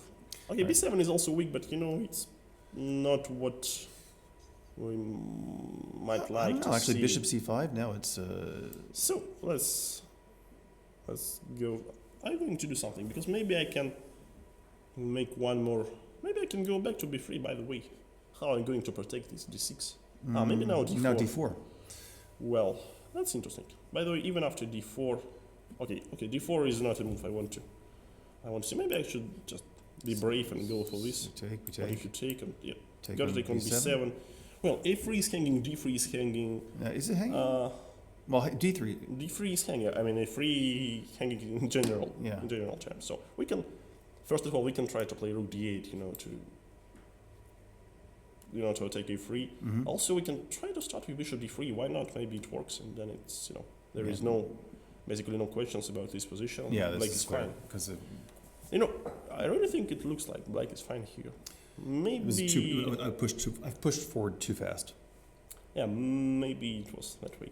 Yeah, be a little more patient. Okay. So after 95 is an important moment because c6 is tempting, but I don't know if there's enough there. still leaves very, very solid setup because even one.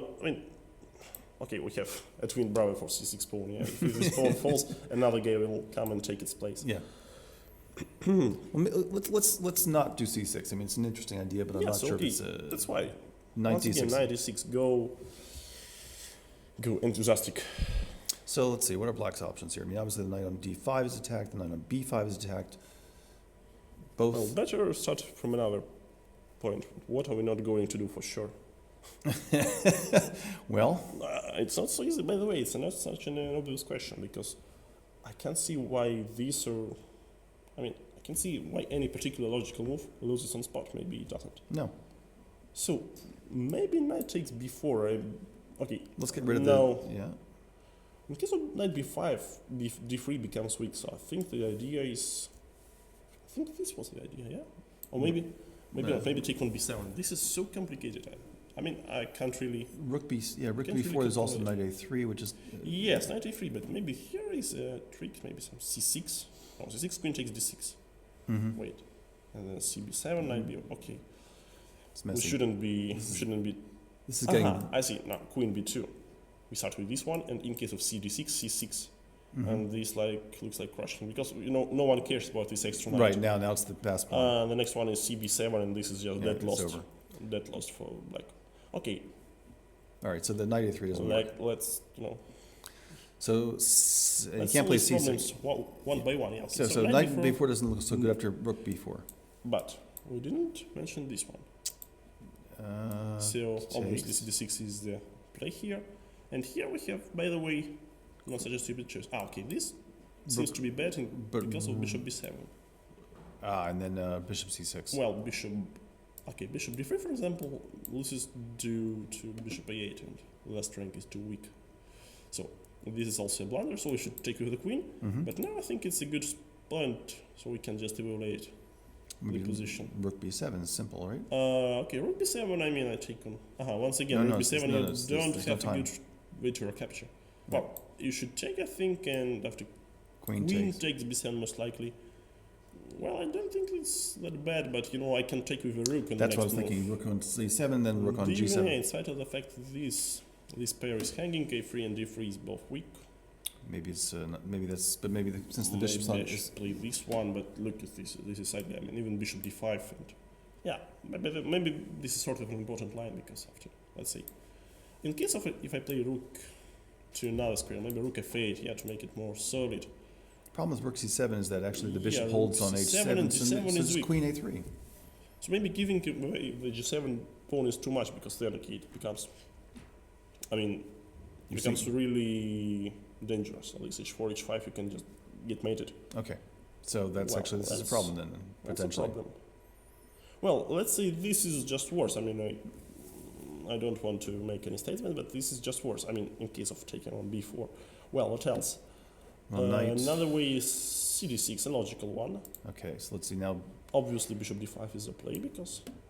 Right, has to be done. It's a pawn takes... Okay, just in case, can we do something like Nakamura Anand? Yeah, okay, no. Well, this would be too much. So bishop d5. So c6 is dangerous. So let's take takes on c5 and... Also attacks the bishop on d5. Probably bishop takes c5, queen d5 is okay, because d3 is hanging, so that's why we should take the rook. Yeah. This is more unclear to me. Well, let's start. If b6, I think... Well, I think maybe bishop... No. No, bishop c6? Takes on c5. Bishop c6, I can retreat with my queen. Maybe to e6, maybe this is only square. This may cost us a pawn, but, if this leads to an opposite colored bishop, colored bishop, then we are fine, I think so. Bishop takes, it takes... bishop takes here, it takes... Rook b5, okay, it's an extra pawn, but I believe after h5 we shouldn't be too worried about this position. It's always would be enough counterplay on the knight squares, and okay, white can play e4, and of course white can press hard, but we could play h6 and bishop h5 as well. So this is unclear.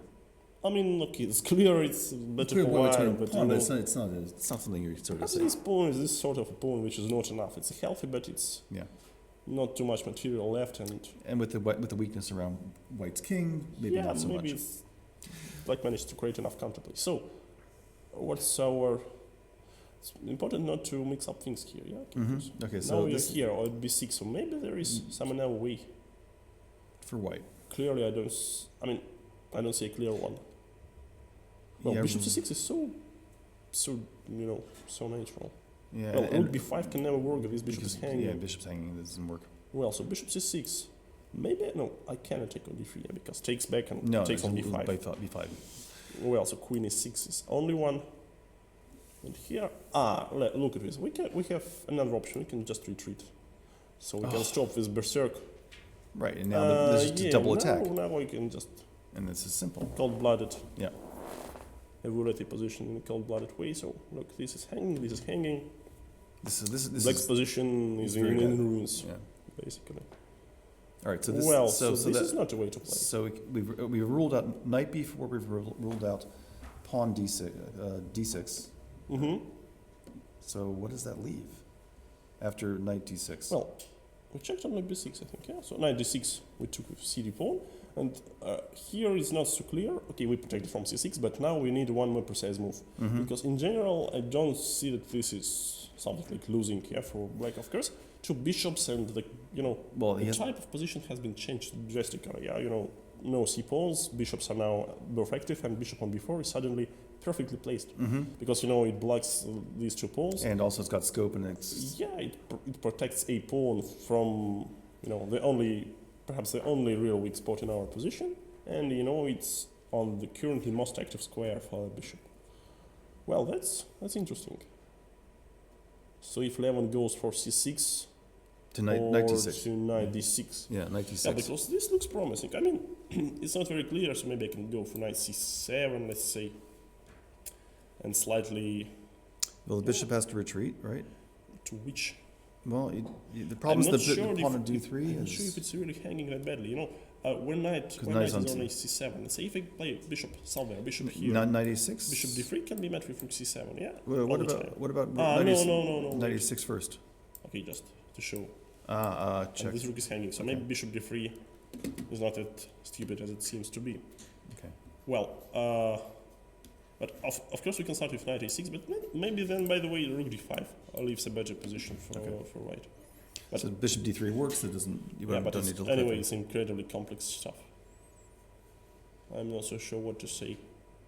Well, this knight b5 setup is promising, but it's, a little bit...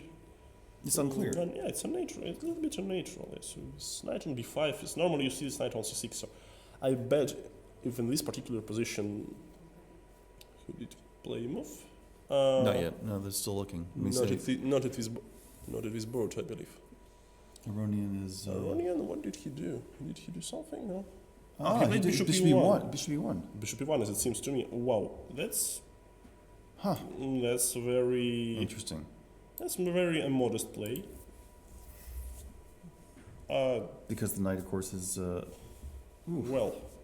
Oh, right, because if knight a3, queen a2... I'm not so sure that this line is that good for white, by the way. Right, but this is the idea.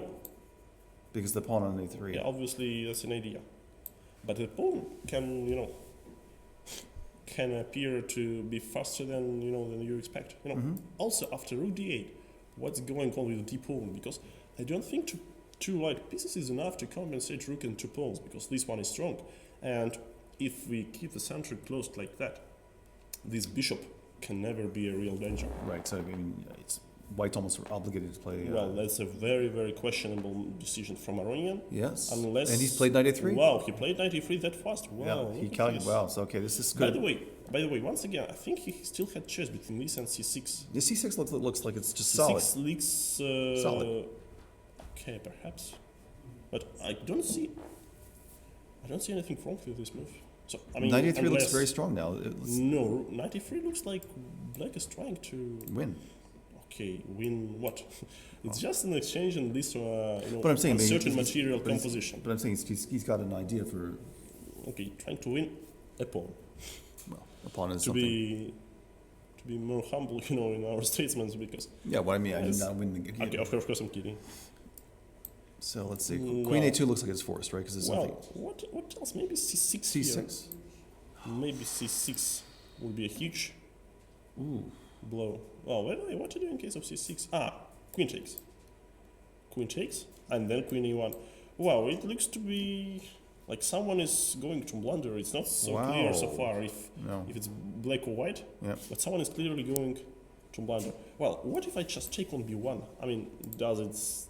Well, pawn takes queen, okay. So now... And if I try to retreat... Can't retreat to c3, so you have to retreat there. So now... rook e1, yeah. Why? So if I try to retreat, I cannot be successful. Yes, this is the place where it's... Well, what if... Does it really... So c6 means Karjakin blundered like that. I mean, okay, after c6, if we just stay, I mean, keep calm a little bit. Let's look at this. This is a crucial position. Yeah, so what are the options? So knight b1 loses. Queen e7? Queen e7 is the move I wanted to offer, because this is very interesting. Well, Queen e7, what to do? Okay, I don't know. Okay, obviously cb7 it doesn't work. I mean, we can simply take back, and I mean, this is just total nonsense. Even maybe it's not so clear. I mean, some threads, rook b8, knight f6, but I mean, this is just basically queen down for a rook and light piece. Well, that's could be a very important game, because if Aronian manages to win suddenly, he goes back to +1, bringing Sergey Karjakin back to +1, and sharing second place or maybe even first place. Who knows? Svidler has, let's say, an unclear position against Caruana. It's not easy to say who is better or who is worse. Well, it's very, very tense round, because after, I would say, 40 minutes of play, it was only, position with clear advantage. It would be like Nakamura, Topalov Nakamura, where Veselin missed this d4 in the opening, and obviously he started to, he managed to equalize more or less, but of course he wasn't fighting for advantage, and I would say even more, he got into some sort of trouble. And other games were really calm. But now, at the moment, it's really unclear to me what's going on, because after knight e3, I believe, well, after queen a2, once again, I think knight b5 is a position black can only dream about, because let's take a look at this. A pawn is very strong, at the center, the whole center is closed, and only one bishop can potentially be active, and this bishop is basically a dead piece, so it can only be put on a3 to e1, I don't know, to use the bishop as a blocker, but then it's not, not really looks promising. Well, I think we should go to rather a small break, and also I believe Dylan has a good quiz question for us. Stay with us and let's proceed to the quiz.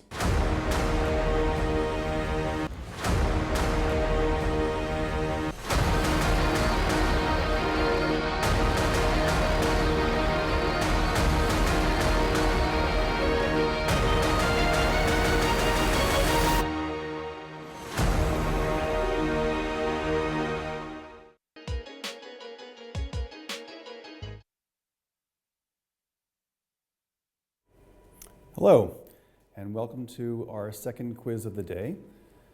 Our second quiz is, what is the greatest number of games ever played simultaneously, and when and where did it occur? Again, the question is, what is the greatest number of chess games ever played simultaneously, and when and where did it occur? Remember to please fax your answers to #candidatesquiz. No place else, #candidatesquiz.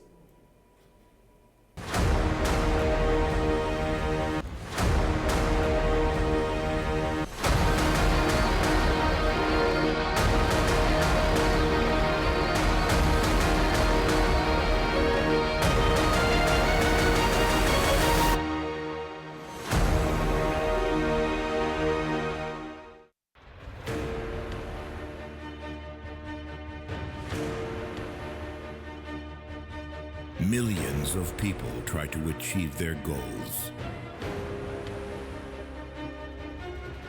But there is only one who is going to make it. The one who strives for victory and goes forward no matter what happens. The one seeking success. The one whose victories are to be celebrated tomorrow. The leader carves his own pathway. Tashir.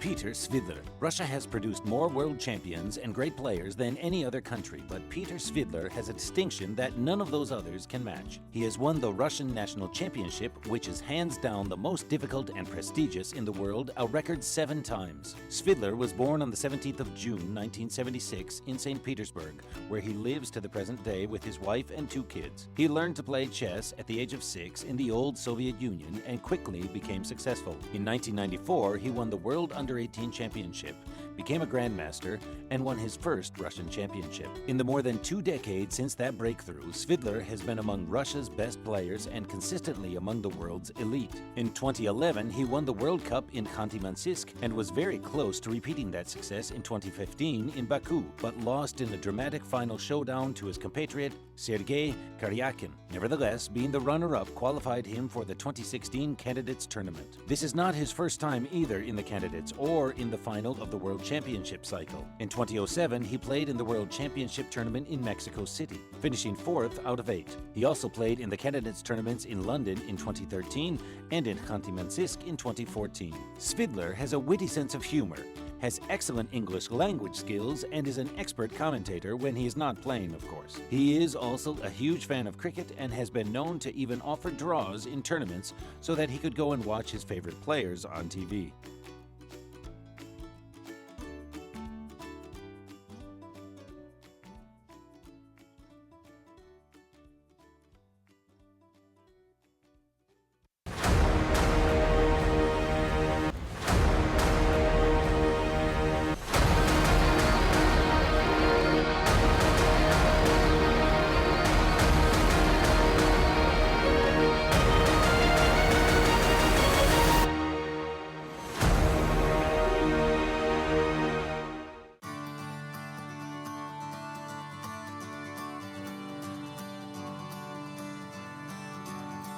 Everyday ordinary people have also been gathering here at the Central Telegraph to watch the games and to play some chess themselves. Let's go and speak to some of them.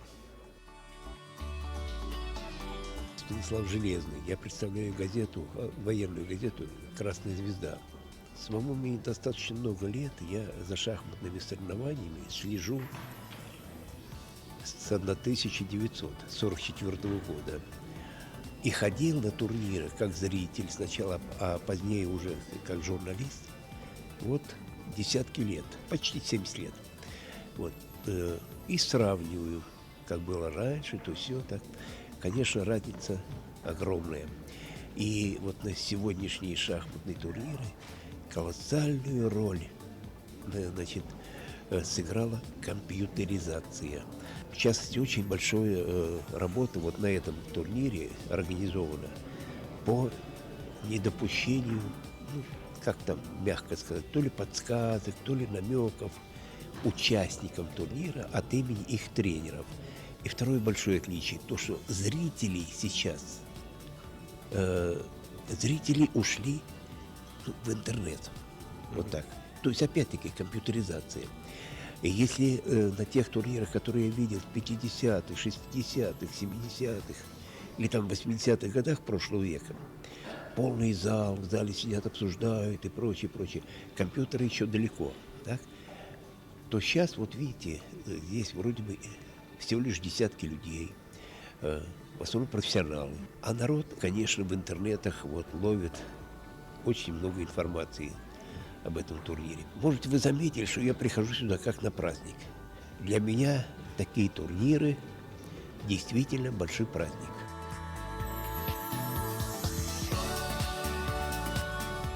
Okay, so where are you from? From Sweden. Is this? Yeah. And you came to Moscow specifically for this tournament?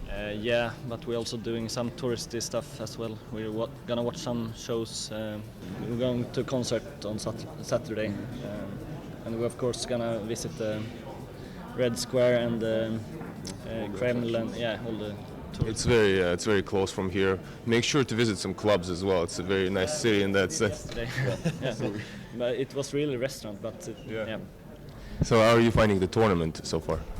It's interesting. Yeah, and it's impressive. I mean, it's a big difference. I think we are lucky to be here during the last rounds now, and it's so exciting. Well, you can watch them online also on World Chess, where this is actually where it's going to be broadcast as well. Well, this interview. Been watching it at home, of course, before we arrived. We arrived yesterday, so. Okay. Who are you rooting for, or do you have any favorites?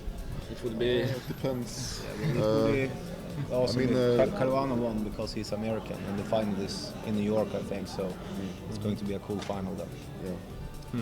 I'm kind of rooting for. I like Svidler and Aronian, I think. both play interesting chess, good characters. So, What about Karjakin? Not sure, but I mean, he's a good chance, of course, to win. Maybe today's game will be decisive. I'm rooting for Caruana as well because all the He publicity probably in have the best chance against Carlsen. yeah, the publicity in the US when the World Championship is taking place. I think it would be good for the sport. And of course, since we are from Sweden, we hope that Carlsen will lose. Okay, all right, thanks. Yeah, okay, thank you. Yeah. Как вас зовут? Степан. Артур. Артур, Степан, давно вы шахматами увлекаетесь? Да, давно. Ну, сколько уже лет? 5. 5 лет? А сколько лет? Вообще, тебе сколько лет? 12. Ну, вот. И вы уже вместе, да, учитесь играть, играете? Нет. Вы здесь познакомились? Нет. Нет, мы занимались в одной шахматной школе. И сейчас там занимаемся. Хорошо, вот насколько вам интересен турнир этот? Но мне было всегда интересно смотреть на знаменитых людей, на сильных игроков, которые хорошо играют в шахматы. Но так как я не застал, в принципе, ни одного из чемпионов мира и не видел, то вот турнир — это как бы начало. Возможно, кто-то из тех, кого я сегодня увидел, он сыграет с Карлсоном и выиграет. Невозможно, кто-то точно из этих людей сыграет. Ну, сыграет, да. А Выиграть. вы как хотите стать профессиональными шахматистами? Хотелось бы чемпионом стать. Чемпионом мира? Да. Тоже? Ну да, естественно. Если занимаешься шахматами, то хочется, да, стать чемпионом мира, потому что по-другому-то. Кто любимчик есть у вас среди спортсменов нынешних игроков? За кого болеть? Есть Карякин наш. Тоже? Да. За нас, За значит. Карякина. Молодцы. Ну, я вам желаю удачи. И, может быть, действительно когда-нибудь станете чемпионами мира. Может быть, будете друг с другом играть. Возможно. Хорошо бы. So, as you can see, the people who come here either to watch the games or play chess themselves are quite diverse, come in all shapes and sizes and all age groups. And, well, to our viewers who are maybe visiting the Russian capital or are staying here or are living here, you can all come to Central Telegraph and watch the games with your own eyes or play chess here. This tournament is open, available for everybody. The tickets are really cheap and they're sold on worldchess.com.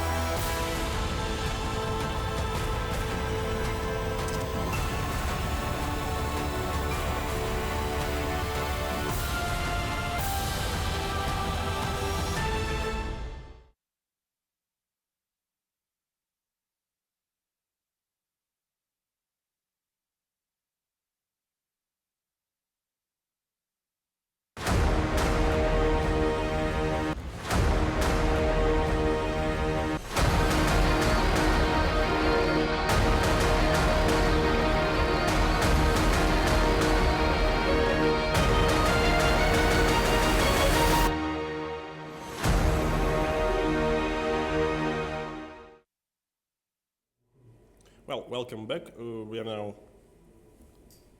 after after 3 hours of play, and the first signs of time trouble.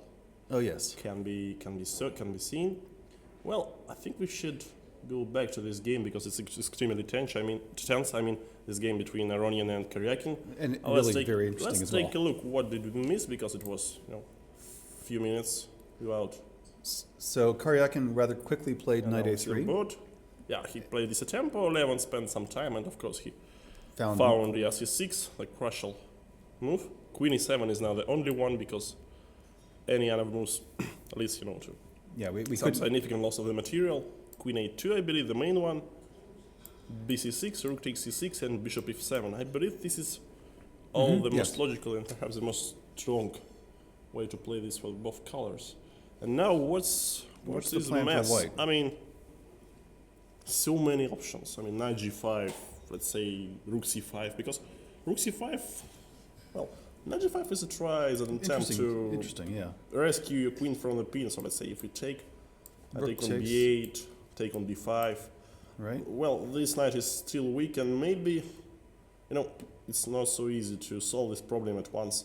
So that's why, these pawns become weak, and if not this pawn, I believe it would be absolutely lost for black. Yeah. But thanks God, a4 is still alive, so black has also some sort of counterplay. But this looks very dangerous for black if they manage to exchange pieces and theoretically they go to this position, like something like making a win, some dubious move h6, yeah. Well, I think it's almost necessary. Well, sooner or later we'll need this, yeah. So, but then bishop c3, and this looks okay. Bishop goes to e5, h6 becomes shaky. So maybe it will work. I don't know. Rook b5. Let's say some strange move, and then queen e4. But I won't be surprised a lot if this position turns out to be winning for white, because now look, rook e6, rook e8. Yeah, this is example, extremely dangerous for black. Yeah, for example, queen d7, rook e6, and this is just next to be over. Well, of course, this is cooperative, and you shouldn't take it like the strongest way to play. But let's go back to this position. I think, I like your knight g5. It's because it's. Enough options rook c5, and then that's not so clear. How do you save the piece? Because if you go for, I don't know, the idea, if we just take, we take back and b3 is unprotectable. Right. Okay. So cut the communication. Let's say a5, but even if I take this, and even if I play bishop e4, make a few simple moves, once you don't have rook e5, because suddenly this bishop protects everything, looks like there is. Okay, maybe we could have recaptured with a pawn, but in general, this looks like a disastrous position for black. Let's back. You've calculated this very quickly, but I'm wondering if there's anything else just to. Just to show what's possible. Yeah. What's possible. So maybe rook b3, but giving away our only advantage. So knight becomes it's not hanging, but it remains weak. So, I see some very strange suggestions. It seems like. Actually, Aronian basically has a lot of good options here. I see a very strange suggestion from the computer to play this one. Yeah, because the queen. Ooh. Just look at this. This is really picturesque.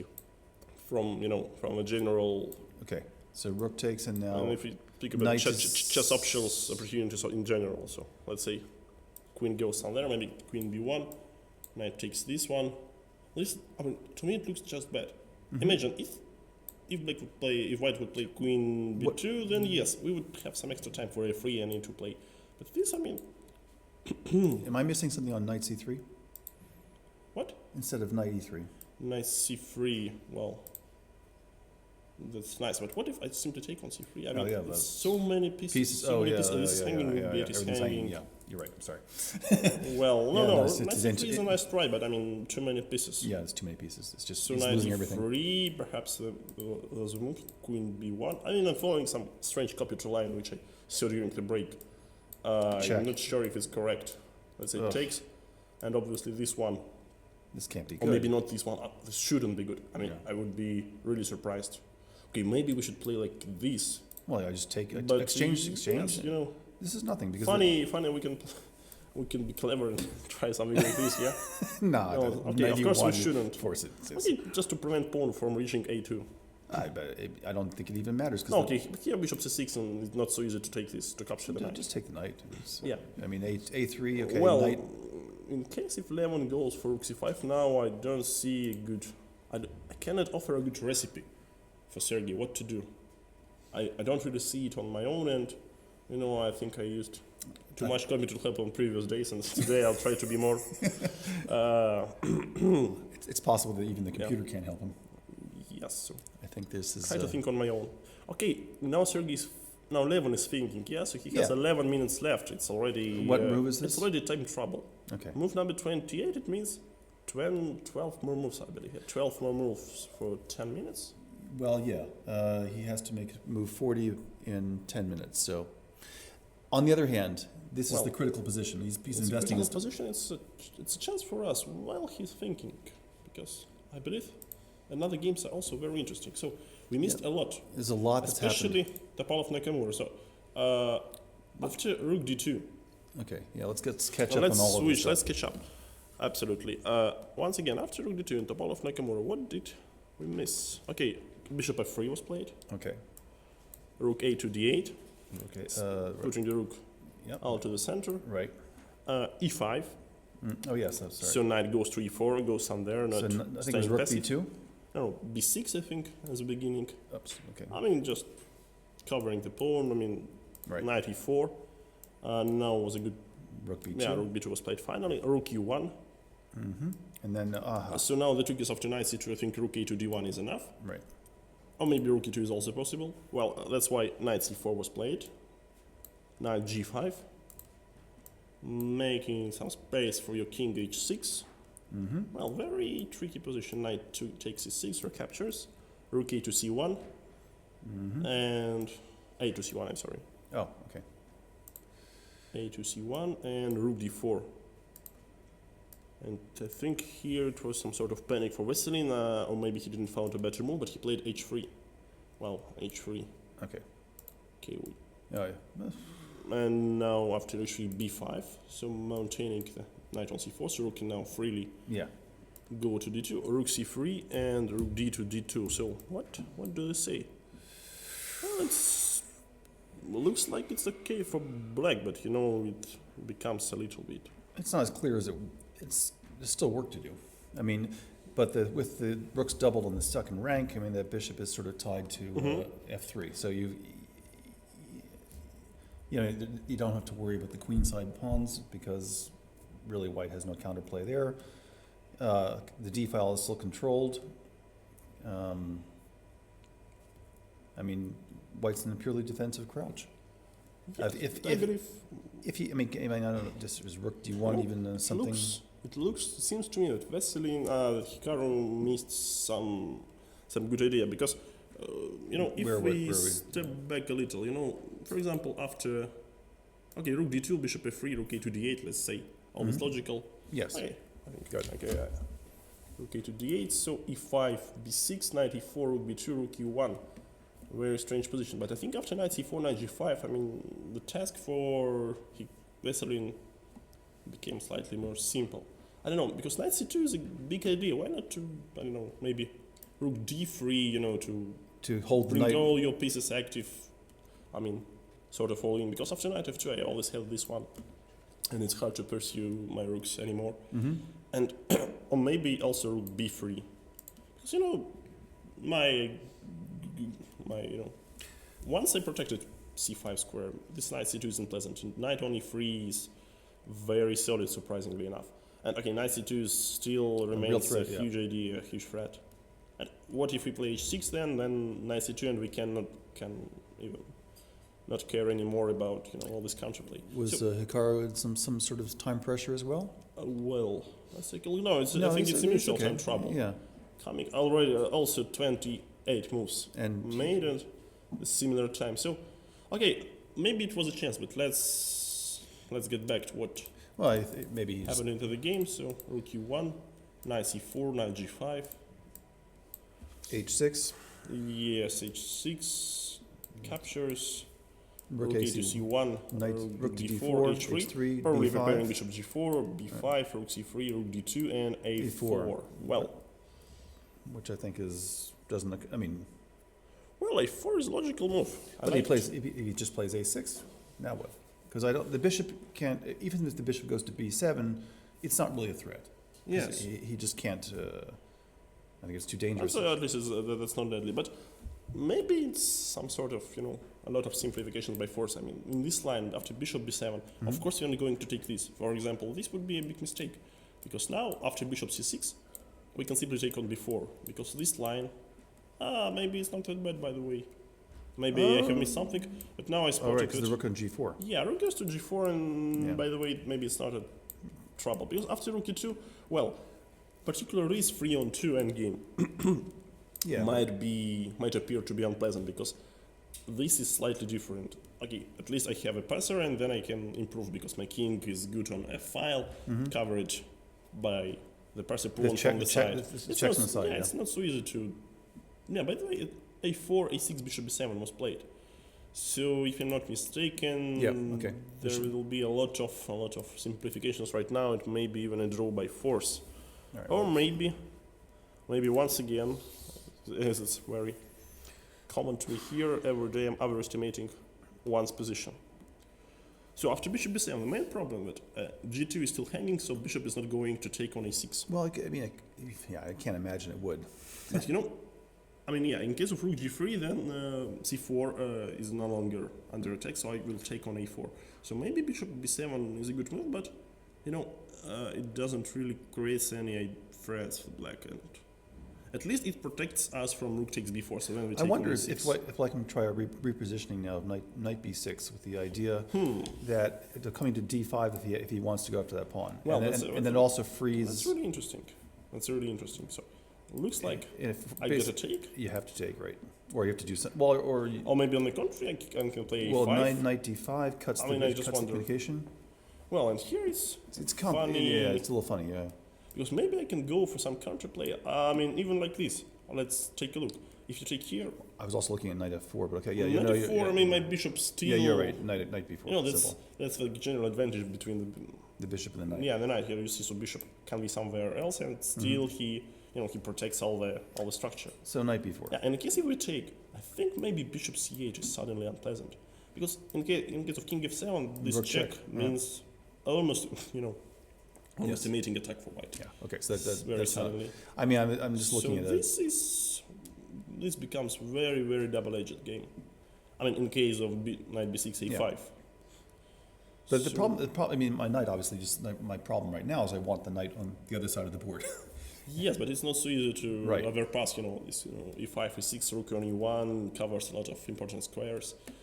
I think if nothing extraordinary is going to happen, then yes, it would probably be a draw. But still, position remains very sharp, unless black goes for something like this. Something like this, which leads to huge simplifications. Well.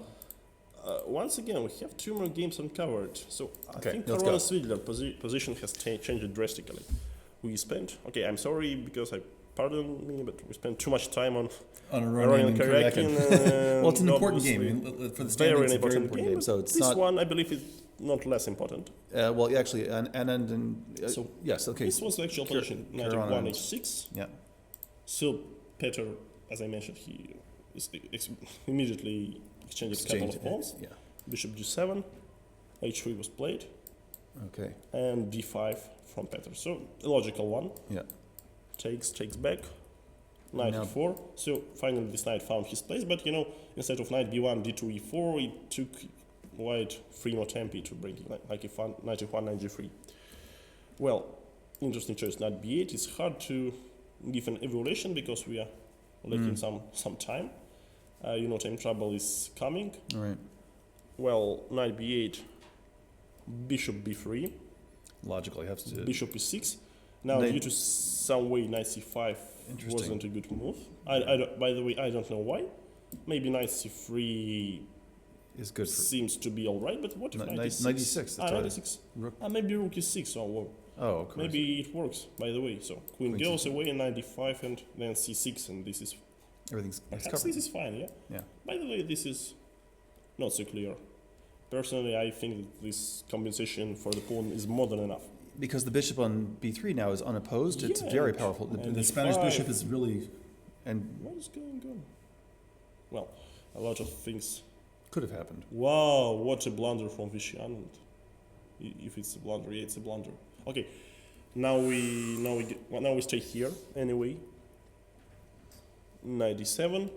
Oh boy. I'm sorry, 97. A lot of things is happening. So yeah, this has been. This is the cost of trying, to pay some too much attention to to one particular thing. game. Okay. So, once again, h3, d5, e5, knight b8, bishop b3, bishop b6.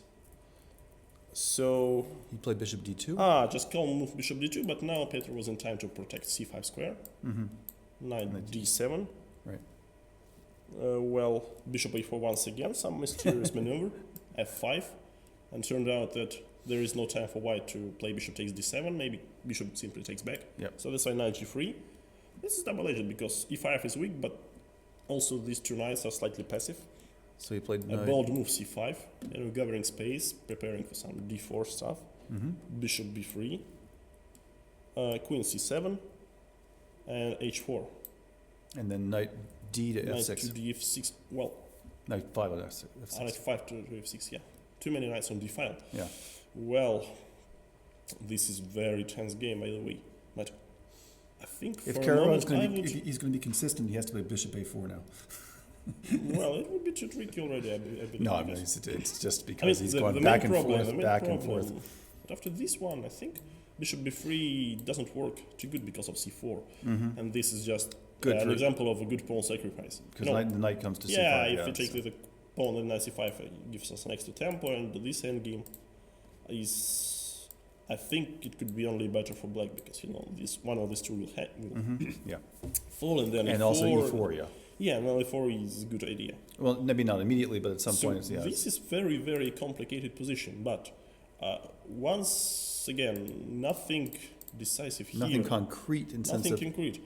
And, another game, the last one uncovered, Anand against Giri, is really interesting. So, Anish played this in a really sharp way, more sharp than one could imagine.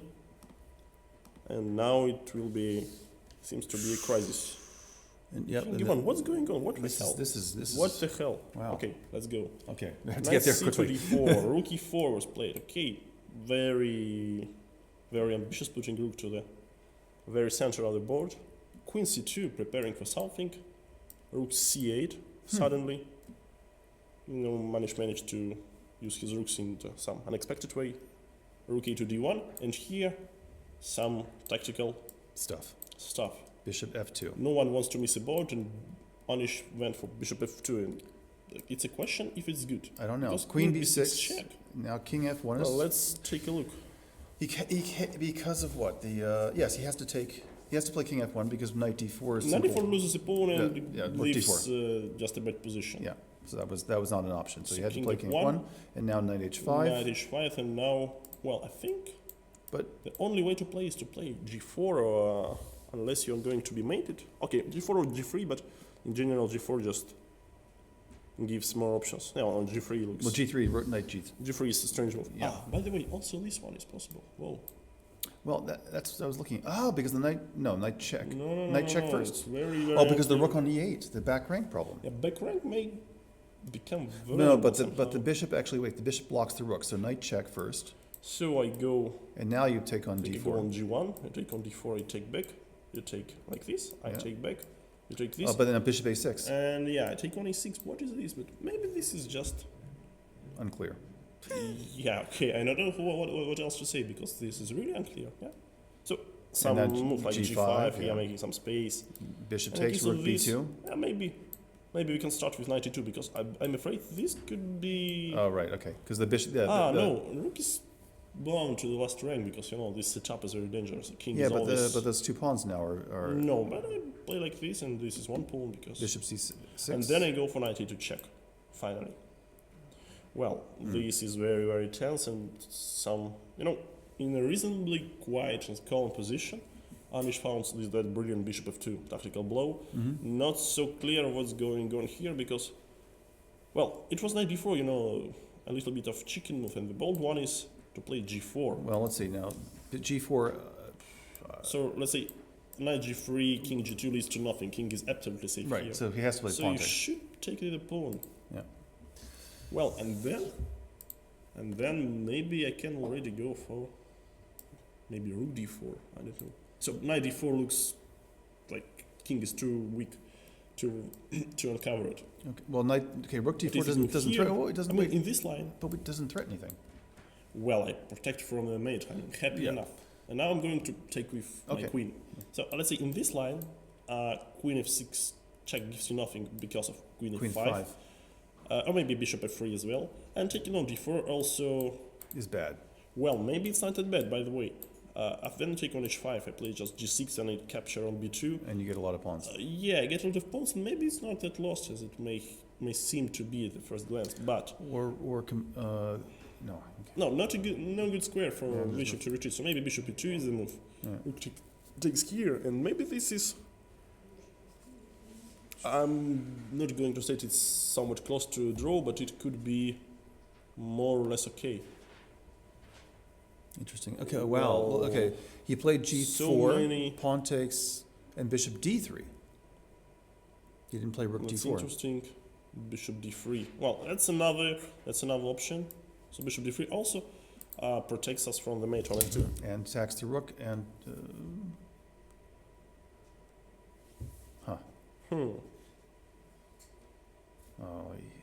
So let's say if I take on one and play knight e4, threatening g2 check. Yep. Well, and maybe then you go for. Oh wait. Do you want to take with the rook or you want to take with the knight? I think with the rook. I don't know. I like my rook being active and. Right, but if you play knight f4 with the idea of g2, how do you stop? No, g2. After king d4, after knight d4, knight I have a d4. square on g5. Well, I think now it's our last chance to go to a small, extremely small as break before the time trouble. Okay. And stay tuned because this is obviously getting very exciting. All boards are very tense and very excited. Stay with us. Okay.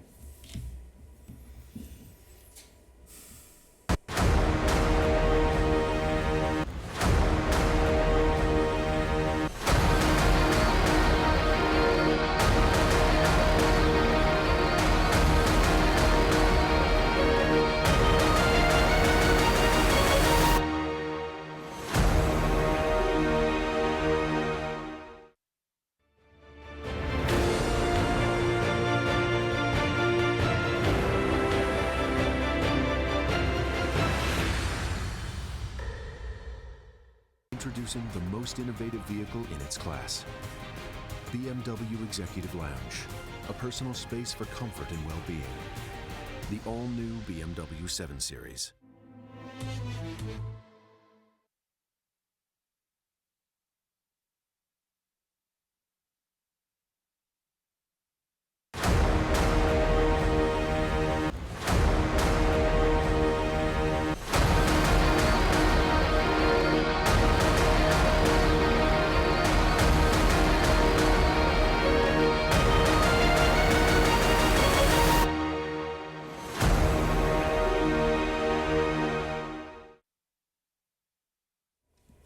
Well, welcome back. We cannot make a big pause because, it's 25 minutes to the time control will be reached, even theoretically. And, by the way, only one game seems to be not very interesting. Somehow Topalov Nakamura is this game because finally Veselin managed to coordinate his pieces, and I think now he has good drawing chances. Maybe I have mistaken once again. Okay, I'm not afraid of this. This is a constant stuff for me, but okay. Well, think we should switch to the game. Okay, quickly. I think we should. We were last game we mentioned. Okay, we were on Anand and Giri, but I'm wondering. It's okay. Yeah, Anand Giri. I think we should take a look one last time before we we have to switch over to the Absolutely. other. Yeah, because there's a lot going on. G4 has been played. G4, F2, Bishop D3 instead of maybe Rook D4. So Bishop D3, Rook takes Rook, 2 on E1, and then Knight F4. Knight F4 as the only move to protect from G2 is Knight D4. The only, but meanwhile they're enough. And here just G6, very very unclear position. I mean, clearly. And now there's a possibility of Knight D3, Queen B2. Yeah, so it's a piece for 2 pawns, but But no, well, knight d3 would be a problem. Yes, I mean, knight queen b2. d3, knight h3, Yeah. a lot Oh, of stuff to care about. So I think maybe bishop e4 is the move here to try to consolidate, to stabilize the situation. But well, this is very unclear, and I think it would be some sort of special irony if even this game ends into a draw. Yes. It will be After all of that, some special humor. Well, I'm not sure. Well, at least Giri certainly tried something. There's no doubt about that. Then a lot of I think we can leave this because let's head over to. Vichy has 7 minutes, almost 8, and they're both on 7. 8 minutes. Okay, so equal time in more or less equal situation, and the most tense game of the round perhaps Aronian against Karjakin. Rook c5 was played.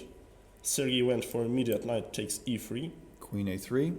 Well, somehow choosing between rook b8 and queen a3, Levon started with queen a3. It's hard to judge what was better, what was a wrong addition. And now knight g3. Knight takes g2, and 3 minutes for Aronian.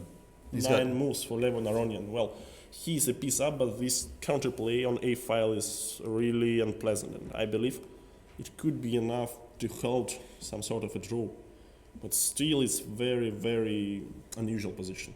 Yeah, I don't know how to evaluate this, but into the time trouble, I think Black is doing reasonably fine. If White had like an hour here to collect everything together, to realize this. Well, how is he going to stop a pawn first of all? Yeah. Well, his first move has to be king g2 because the bishop is attacked on e1. By the way, we have some tempo like queen b7. Yeah. Well, why not? Maybe it's just a transposition. Yeah. So let's say king g2. Also, a3 is only a reasonable move. Right. Queen b7. Queen now goes somewhere. Some players protect. I'm not sure where there's. Where do we put our queen? Okay, not on e8 because knight g6 will be an extra tempo. Yeah. So maybe queen. I don't know. d8 f8. The problem I'm looking at the rook on c7, and there's going to be so a2. Let's say bishop c3. Right. Saving us from. And now can we play rook g7? Well, this. Oh, I'm sorry. Wait. Yeah. No, this is some special sort of mess. Yeah. I mean, king g2 has been played, and 2 minutes left for Levon, and I think a3 will follow. A3 followed immediately. A3 played a tempo. Okay. Just a moment. Maybe queen b7 is just too hyperactive. I mean, too trying to do too much. Once again, forgive me for abandoning this game for a moment, but we have another leader, Fabiano Caruana, who went for some questionable idea. Well, or maybe he spotted something really great. Well, in this position, after knight f6, I believe he took on e6. Okay. And he played h5. h5. And Svidler answered with f4, knight e4, and knight takes h5. So it looks like an extra pawn for almost nothing. But then the d4. crucial d4. In my opinion, once again, there is some sort of desperado play from Fabiano. I don't see what is he going to do in case of pawn take. Simply this and king h8, let's say. Preventing all great counterplay, and then at some point we are ready to take on capture on d4. So maybe let's see, rook c1. Pin. I don't know, rook e8, knight c5. Okay, at least here we win our pawn back. So maybe this is a reasonable pawn sacrifice on h5. And you'd rather have the pawn on d4 or the d file or c file than on the h file. If you're going to trade that pawn. Theoretically, yes, but you still need to. Aronian played queen b7 to be too. Precise. Queen b7. Okay, this game is following. By the way, maybe I was. What has happened? Whoa. With which game? Some incredible stuff in the pile of Nakamura. Okay, once again, it was. Nakamura is actually. Okay, here Nakamura has played knight b6. After 6 bishop b7, knight b6, and he managed to provoke a b5 instead of a5. So that's an easy to understand. What did he do here? I believe he played rook g3, knight c4, bishop e4. Knight e5. No, rook e2 has been played, and here Veselin Yeah, maybe there's some... Did he actually play rook a1? There are some problems. I don't know, because what if you take back and maybe play this one? Is it really that bad? I mean, if you take this... Okay, this is basically one pawn down, yeah, maybe this pawn more or less healthy. Because I don't really see what if we take here, play rook c3, let's say rook e4. This line seems to be forced. And after b5, I believe they reach all...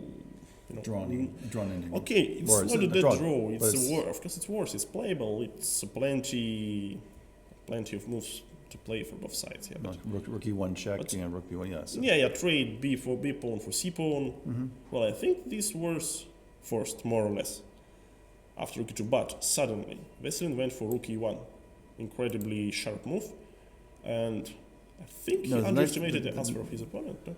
Okay, yeah, because he played knight e5. Because, well, I believe this might work out for white very well. Rook h7, king here, rook here. Well, king e8 runs into rook g7, but I think here there is really enough counterplay. Maybe white is... Okay, white can never be worse because, strangely enough, you know, this idea of mate on on back rank is... Hard to... By the way, what if I play like this? That's why I was looking at knight e5 and then... I mean, knight e5, and you cannot move your rook, because if you play something like this, intending to mate, I'm the first person to mate you.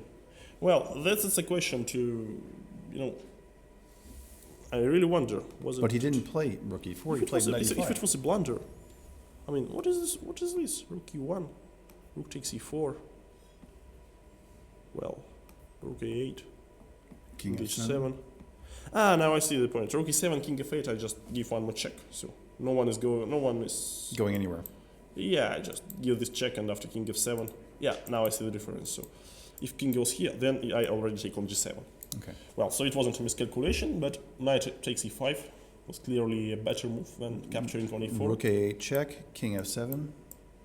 Yes, and here suddenly Vesselin is again into some sort of trouble because king is free now. Now the king walks to f6 now. Yeah, and he's absolutely safe near this knight on e5. You can never can't go anywhere. give a check from f3 or g6 or f7. So there is no possible counterplay, and looks like e4 bishop is hanging and b4 pawn is also hanging.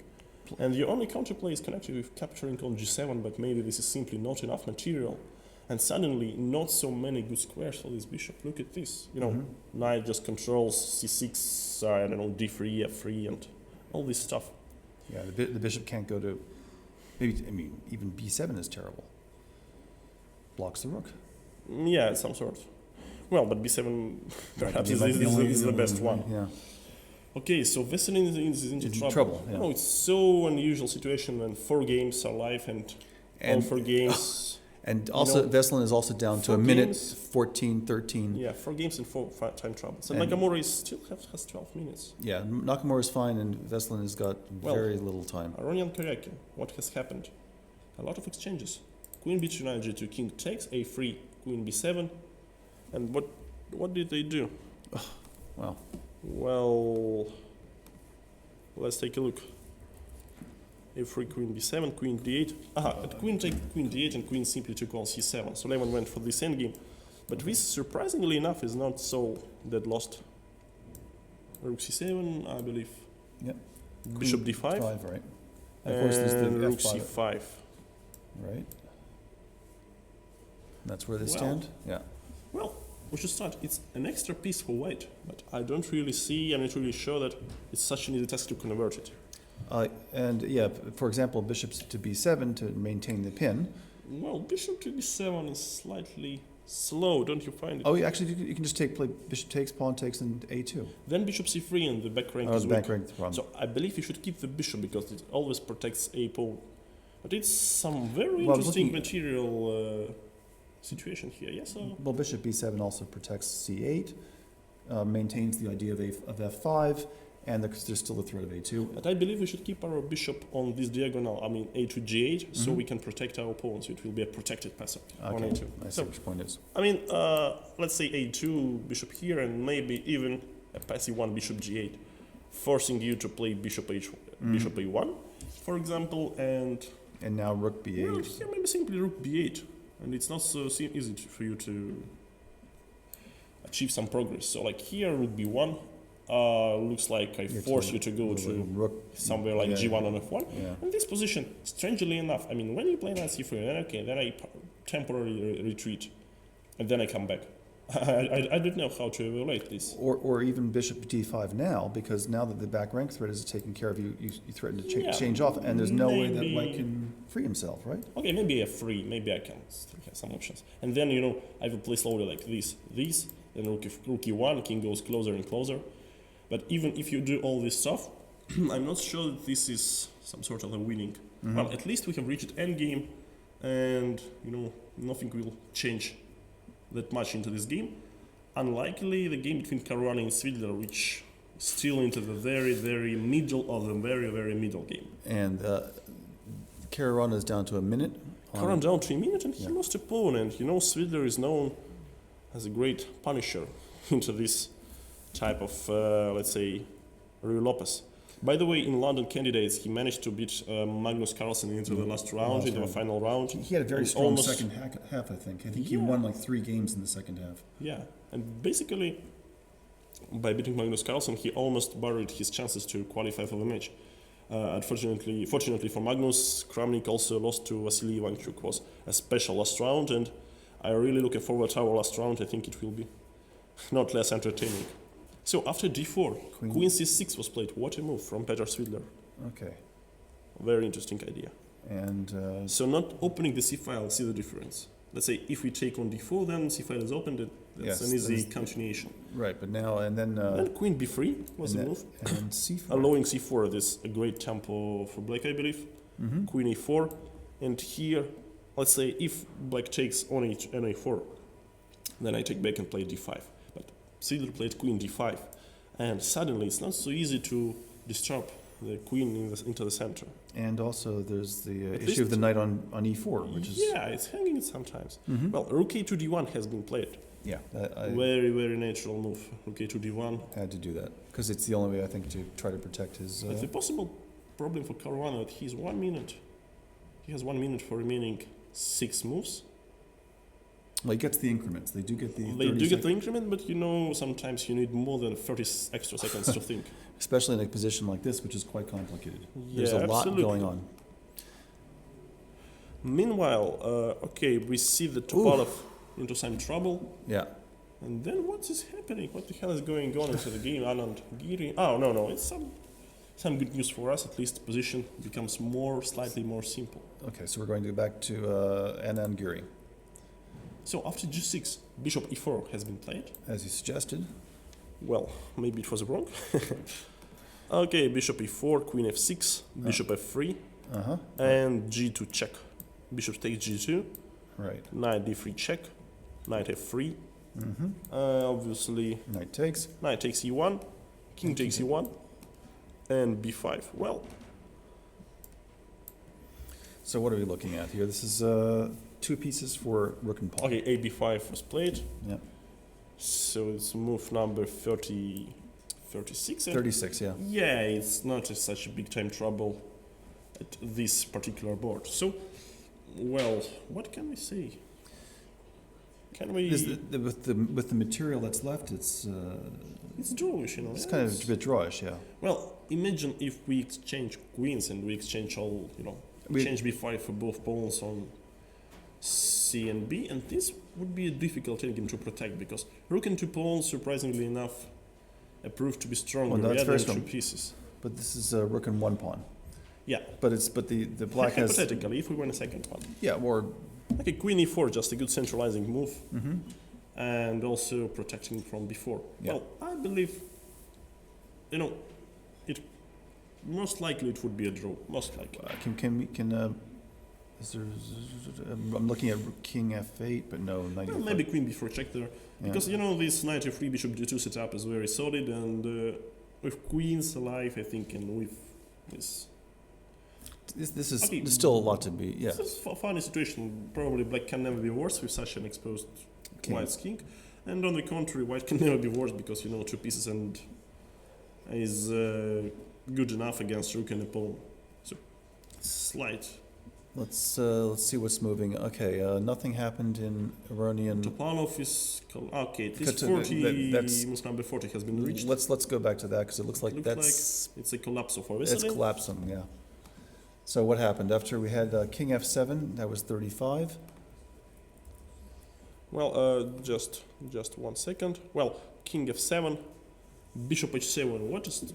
Yeah, as we said, it's a big problem Where to put the finding a bishop. square. Yeah. Bishop H7 and G5, Yes. protecting the opponent in a different way. Well, G5, Rook. I don't know. Bishop G8 check.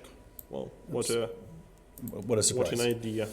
King F6, Rook F8, King G7. Okay, just to remind you, it was into serious, very serious time trouble for Veselin. Rook E8, right, and Knight then G6, and after Bishop E6, Knight F4, and look like this is over because Bishop cannot retreat. If Bishop goes away, I just capture on E8 and play Knight E2 check and win an exchange. And this looks to be the first game. Should be it. Yeah, it looks like it's almost over. Yeah, you can't move the bishop. It can move the bishop and Rook G8. I mean, Rook G8 doesn't even prolong your. Because you just simply play King H7. King somewhere, King H7, and okay, I have at least the same idea. There's so many, This looks the bishop like has no retreat. This looks like a bad position. That's like it. Really a bad position. Well, And of course, Veselin has passed the time control, so now he can think, but there's no. That's very hard to give a good advice here for black for white. I'm sorry. Yeah. Okay, let's switch back to Caruana Svidler. A lot of things are happening, and still queens on the board and all the. Okay, everything. So that was Rook A D1. That was 34. K to D1, and then Rook A to E8, very natural move. D5, and Knight takes E5. Knight takes E5. Okay. Well, wasn't it some sort of blunder from anybody? It looks like it doesn't look like it was because Petr actually played the most solid moves. Yeah, he played normal solid. I mean, presumably now Rook E5, right? It's not going to step into. I could, I guess. Okay, to E8, D5, Knight takes E5, Knight takes E5. Right, Bishop E. No. Well, I think Rook should take. Rook E5, yes, normal. Oh, after Rook E5. Isn't it a blunder? Bishop takes F4 suddenly. Ah, right. Things becomes, well. Didn't he miss something? I mean, if I take with a queen, then simply queen takes C4, and this becomes. This becomes very. Because the rook is pinned. There's a rook threat is of pinned, knight C5. Yeah. is coming. Whoa. Did Fabiano somehow manage to outplay into the time trouble? In the time trouble? Well, they're both now in time trouble. Because now it's 4 more moves, but these 4 moves can decide and the game. They're both just under 2 minutes now, and Svidler is on clock. So let's say Rook takes E5, Bishop takes F4. Maybe we can trick somehow. Let's see. Oh my God! I thought maybe I could be clever. Let's say Bishop takes F4 after Rook takes E5. Okay. Let's try this. Yeah, and then Rook takes E4. But then the problem is Queen takes E8 is crushing. If Rook D5, Rook E1, White is Black is absolutely okay. But this is just. But this is just winning an exchange on the game. Yeah. Winning on spot. Yeah, because. Yeah, takes King 7, takes on D5. For Knight a moment F4? Knight F4, just some Rook to D8. Oh, right, because protecting another Rook. So 2 rooks against 2. Yeah, Queen B5, that's the only chance for Petr Svidler. After he played Queen. Queen B5, Rook takes E5 was played. Yeah, Bishop F4 and Queen B5. Fortunately for Petr, it's a good way to protect. So I think White should take on B5 because there is not another good recipe because F4 is hanging as well. And he can't. Yeah, and after Queen takes, he can't. If he takes the Rook, it's Knight F6. A Knight F6 is protected. Knight F5 is protected. Right. So okay. So Veselin Topalov resigned. So that's the expect first them game. to join the press conference. So he did take with the Rook. The Queen came off. The Rook took back, and well, it's move number 38. So 2 more moves make until the time control comes. Maybe Bishop C7. Well, Bishop 7 is a very good one because A5 is hanging. It's a good. Perhaps it's the only good way to protect both the pawn and the bishop. which is which is hanging as well. So bishop c7. Well, with the idea maybe G or G4 if then. we can start to brief again, yeah, okay, this is only game. And the other, not to. let's go back to Anand time control yet. Giri, because that's actually something happened there as well. Well, Wishy went for some active play and wasn't. It was some miscalculation. It looks very strange to me because now I think. Yes. Giri should seek for a straight draw because. I mean, Anand should seek for a straight draw unless he's just worse. Well, how did we come to this? Queen e4 number 37, right. Rook b8, preparing for b4, Queen d4, and now Anish found a way to Queen e6 and Queen b3. Sneaky plan. King f2? King f2, Queen b3. All right. And here, the move number 4t. Knight e5. Instead of defending. Enough. Vishy had 3 more minutes on his clock, so at least he had some more time to calculate, but maybe he thinks that. Well, bishop d5 is active, as you say, active. Yes, but now, I mean, on each next move, he has a choice, and the choice is not so obvious. By the way, now, where do you put your king on g file? Because after king g3, I believe b4 wins on spot. That's a problem. Let's say king g3, for example, then b4, and if you do something, okay, let's. By the way, okay, let's take a look at Caruana Svidler. 2 more moves before the time control. He played bishop d6, not bishop d6 instead. What's the idea? I don't see it. Idea. In the case of rook e5, to play g4 and win an exchange. Yeah. Well, that makes things more clear, and his next move is bishop b4 apparently. Which then he can free the knight as well. Well, now it looks like some sort of advantage for white, because all this clash into the center. Maybe rook on e8 turned out to be surprisingly unsafe all the time. This rook is hanging, so even now, queens are off the board. And meanwhile, Aronian and Karjakin, a lot of has happened as well as they reach the time control. And I mean, I think we can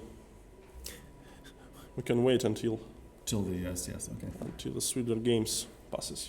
One more move, and then we can slowly catch up. Catch our breath. Yeah. Absolutely. That was quite a scramble. There was a lot going on.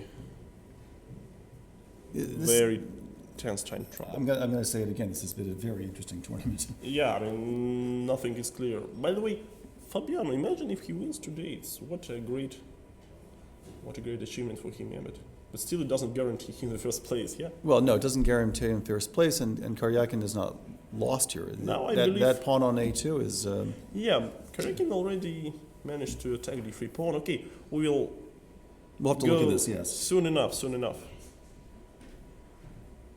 Well, I think a couple more moves from Caruana Svidler, and once they pass the time control, we will switch to a press conference. Just waiting things to happen. Yeah, I think we should just make sure they make the time control. Not so. He played king h8 and g4. G4. Okay, g4, and now knight f6 is on the move, and okay, this is move number 4t. So that should be it. Possibly no one will lose on time. Nobody loses on time. At least. So okay, now we go to a small break, and then it will be our first press conference for today. Stay tuned. Okay.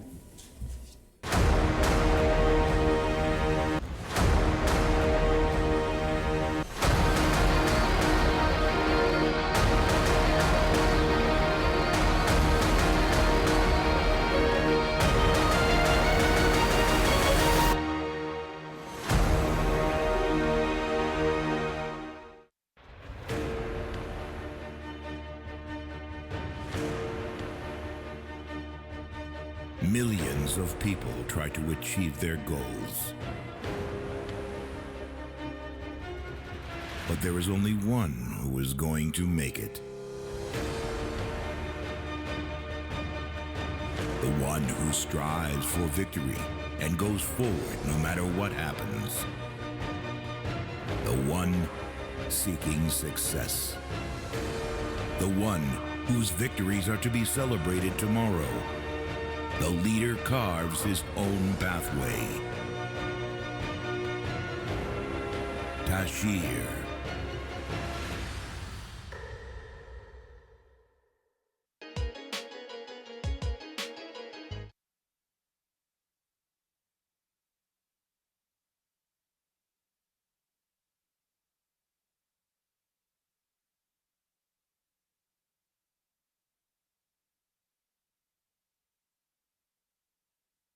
Get started. Okay.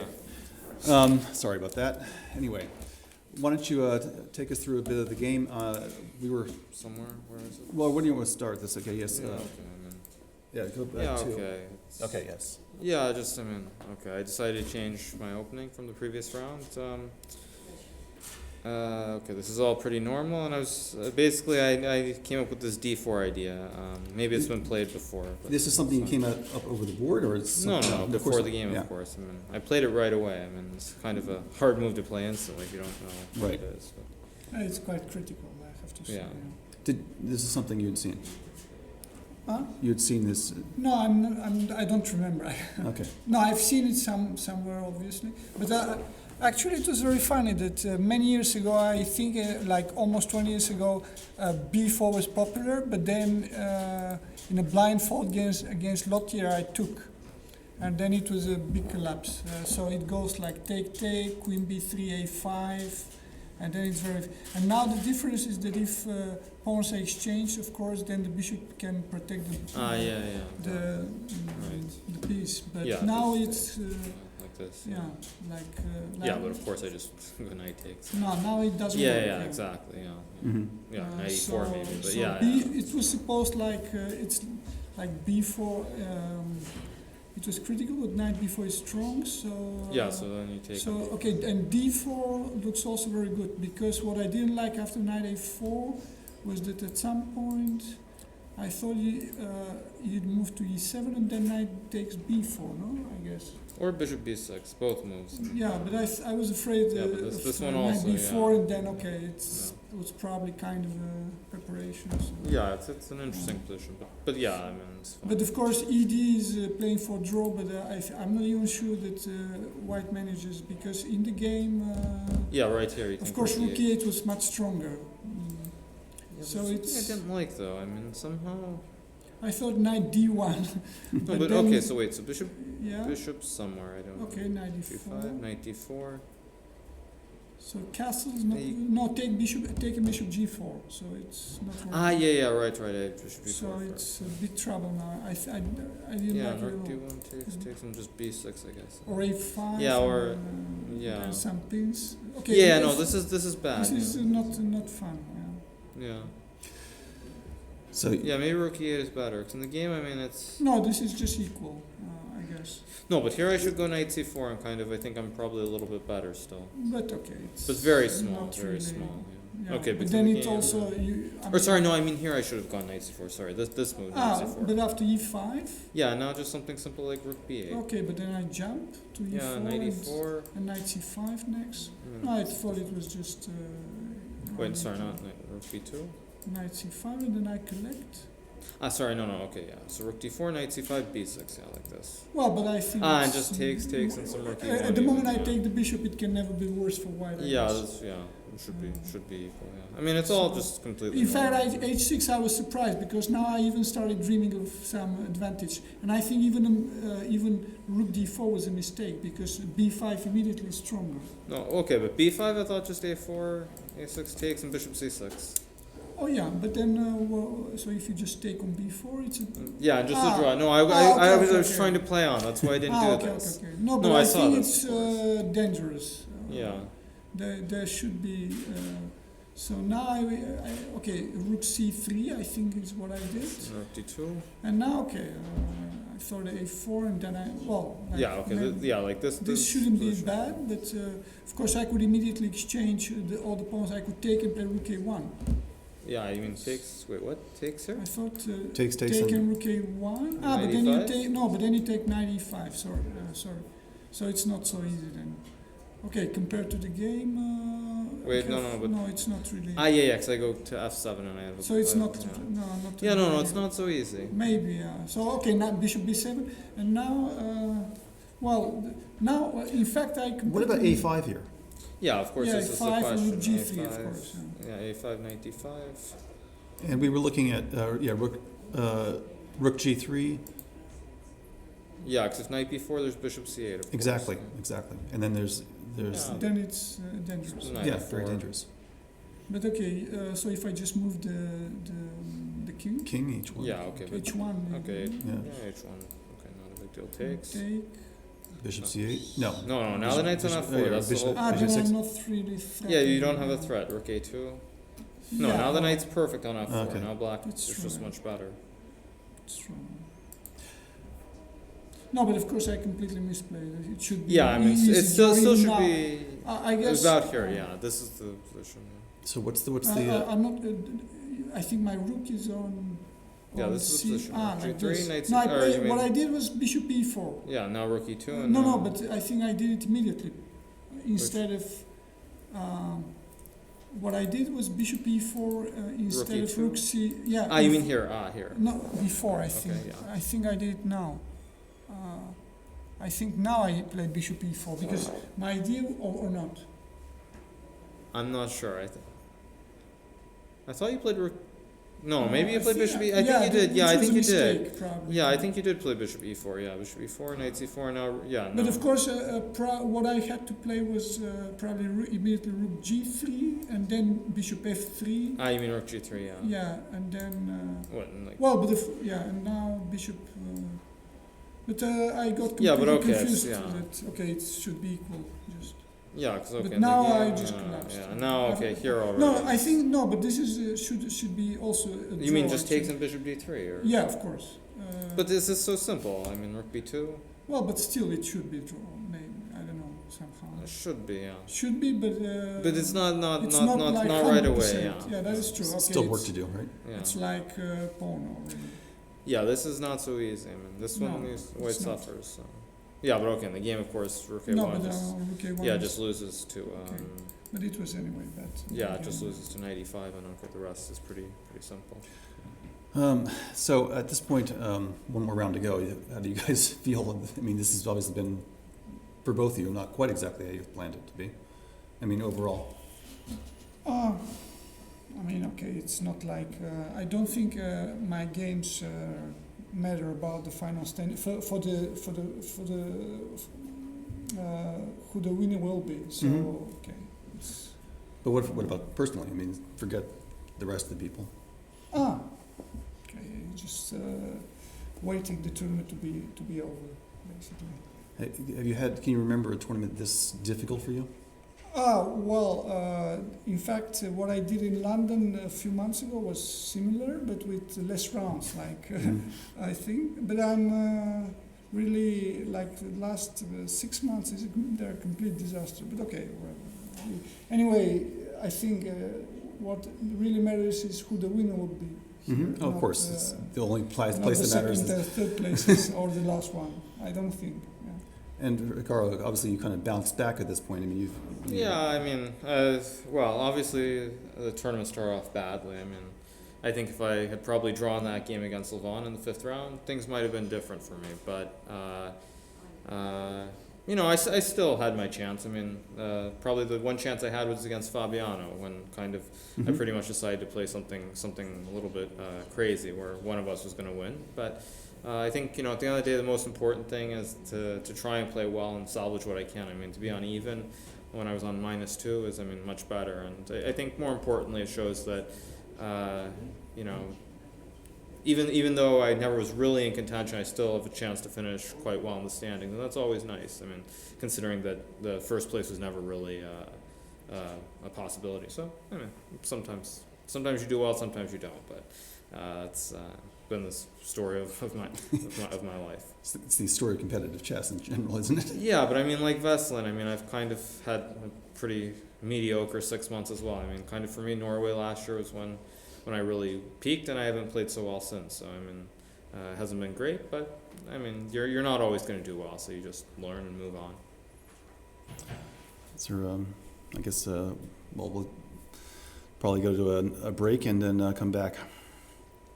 Thank you.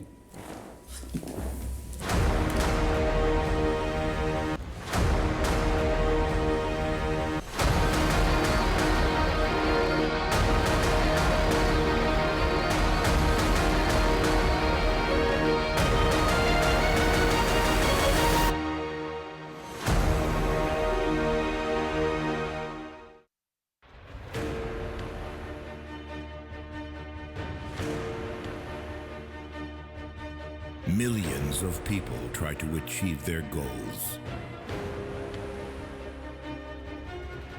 But there is only one who is going to make it. The one who strives for victory and goes forward no matter what happens. The one seeking success. The one whose victories are to be celebrated tomorrow. The leader carves his own pathway. Tashir.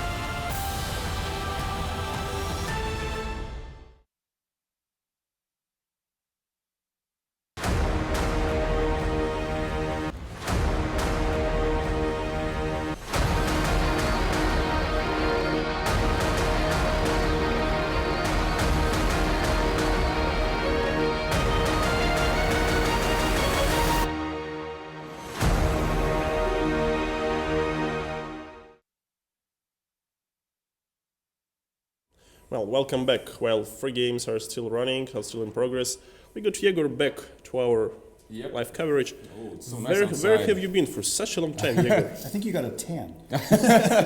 Maybe. It's really sunny outside. It's really great. It's not so great to be here again. No, I'm just kidding.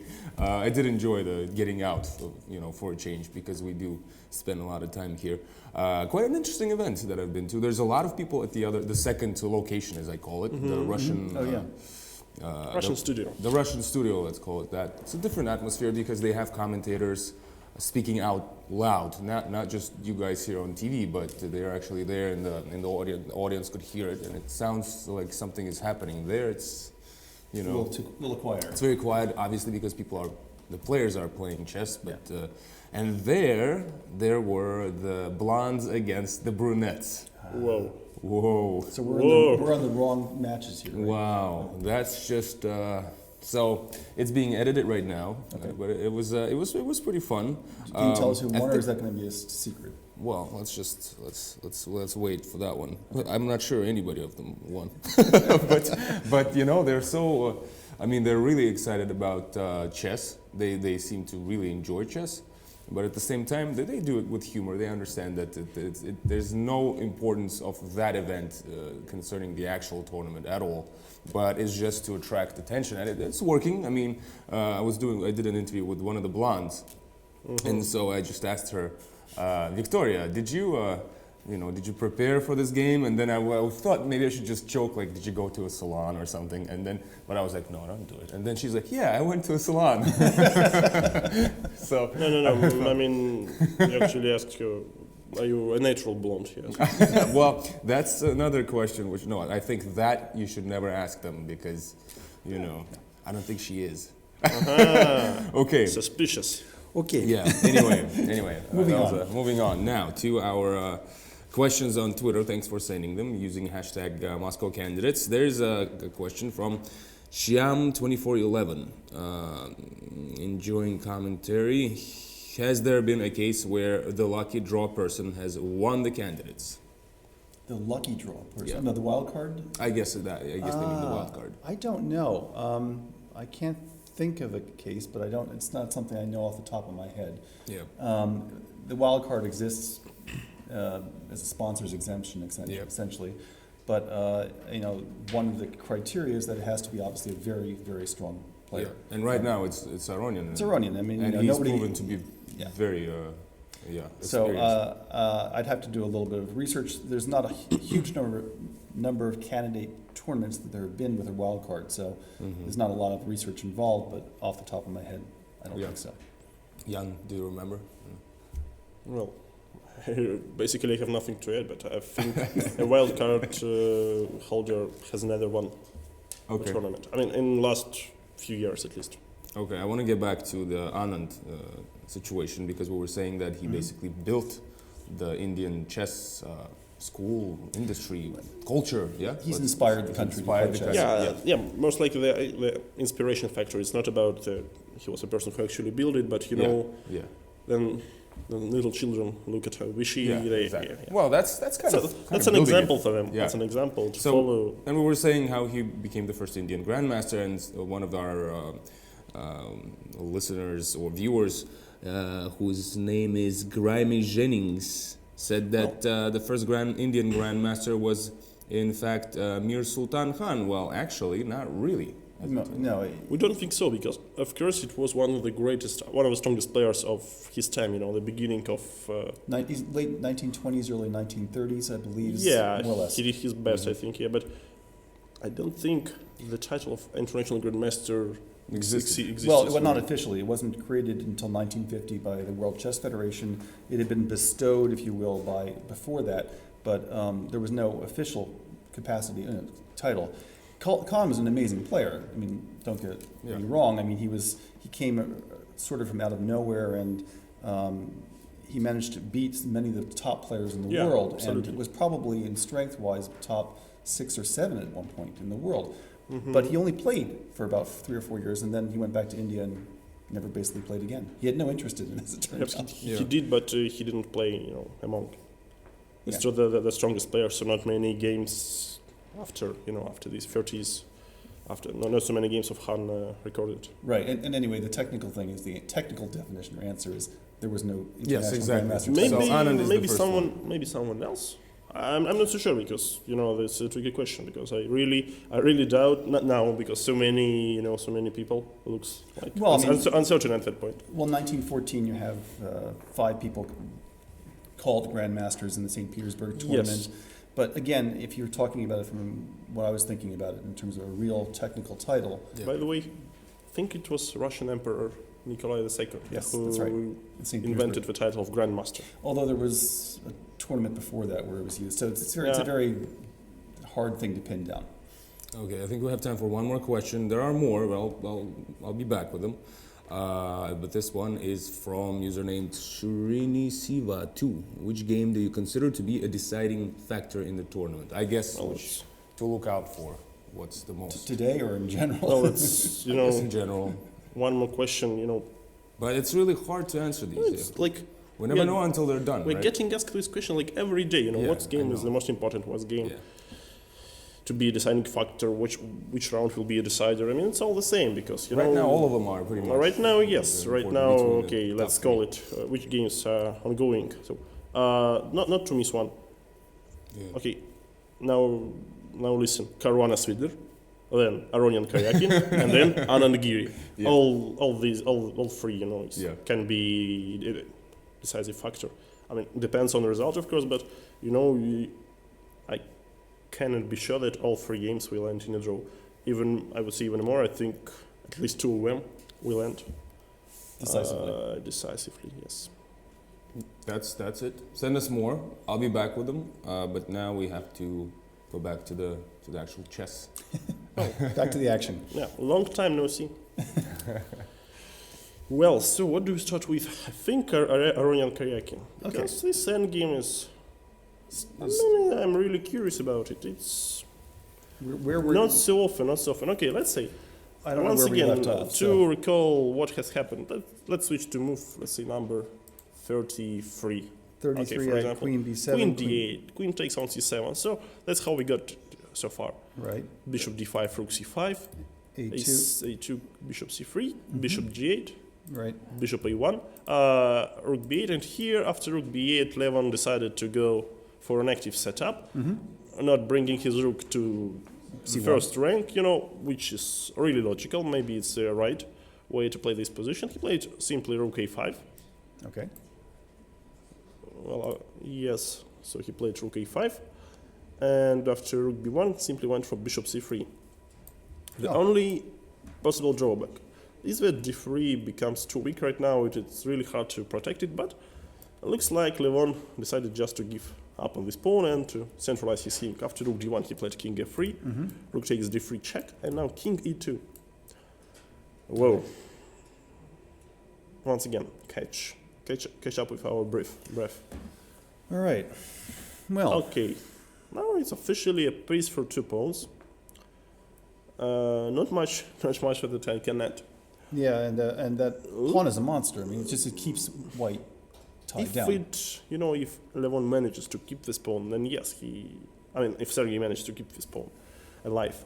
But I don't really see how he's going to do that, because, let's say you retreat with your rook somewhere. Let's just put it on D8 because okay, for example, on D8. Just simple.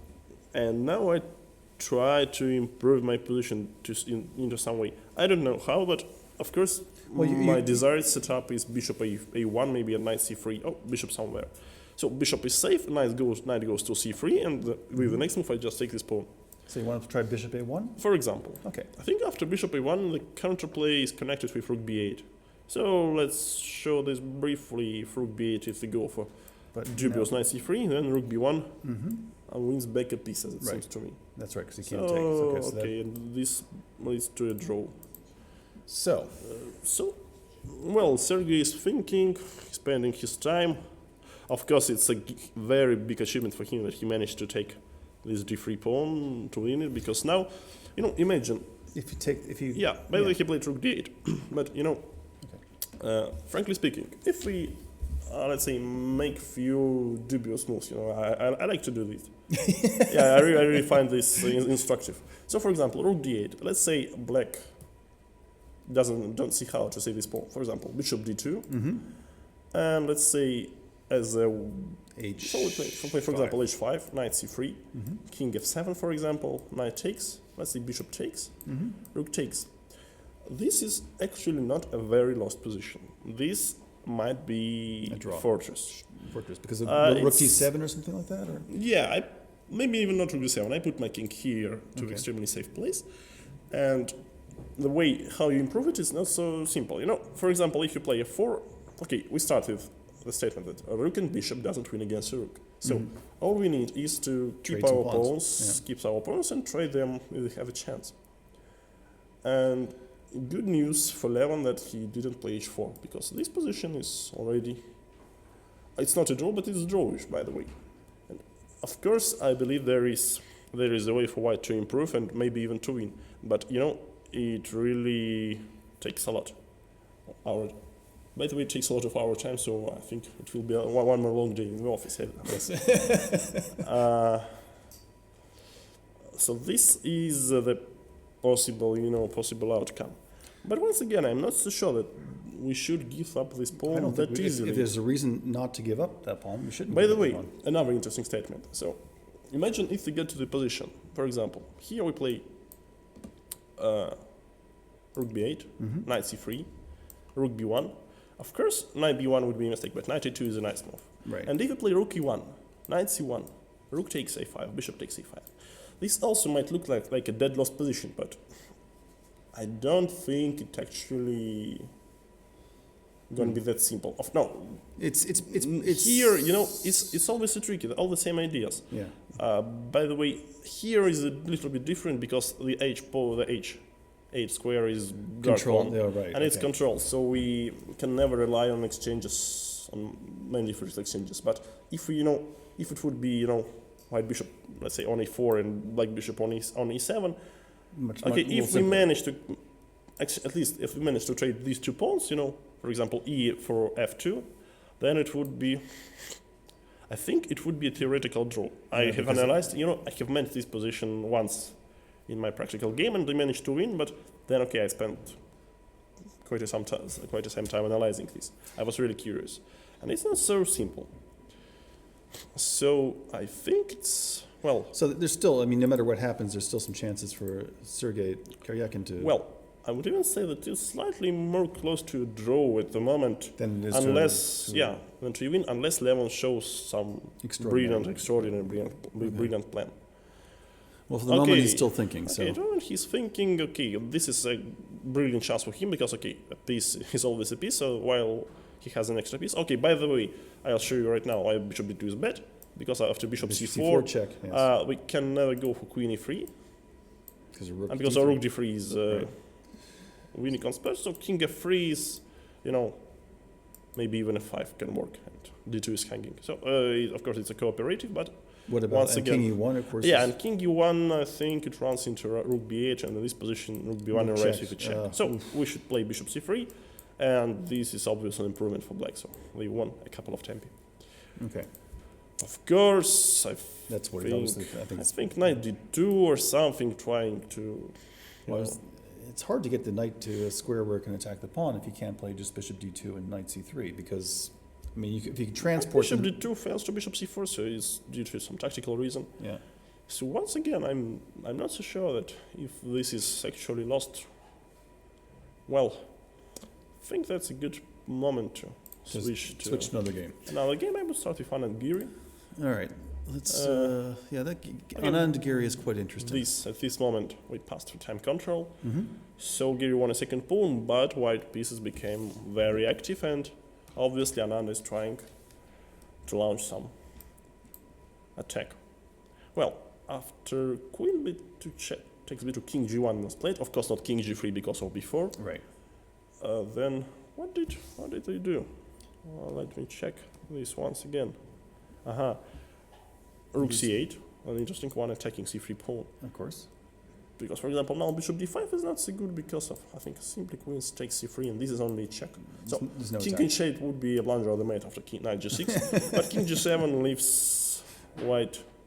I think here white is basically lost because there is no third checks, and king is to expose. To expose such an easy target. Well, okay, so that's why we should play queen f4, attacking f7, and here queen a2 was the answer. Which is both to control d5 and to protect f7. Absolutely. What do you think? What is the better chance for Vishy here? Because it looks like he just gave away a pawn. Yeah, I'm not seeing anything obvious. Because let's say c4, but c4 to block. Unfortunately, queen bad check because of queen is check. Yeah, king goes. I don't know, somewhere. And now bc4 takes. Yeah. And once again, I believe this knight c4, if I'm not losing a piece by force, but in general, this is nearly lost. Because here, it could be one more 7 hours game, of course, but here I believe it's reasonably easy way for black to improve. Because once these two pawns off the board, I think these 2 pawns and the rook just simply slowly promotes. Mm-hmm. So it's... We might be here till tomorrow morning, but it will happen. Yeah, so but slowly but surely. But Giri would be very happy.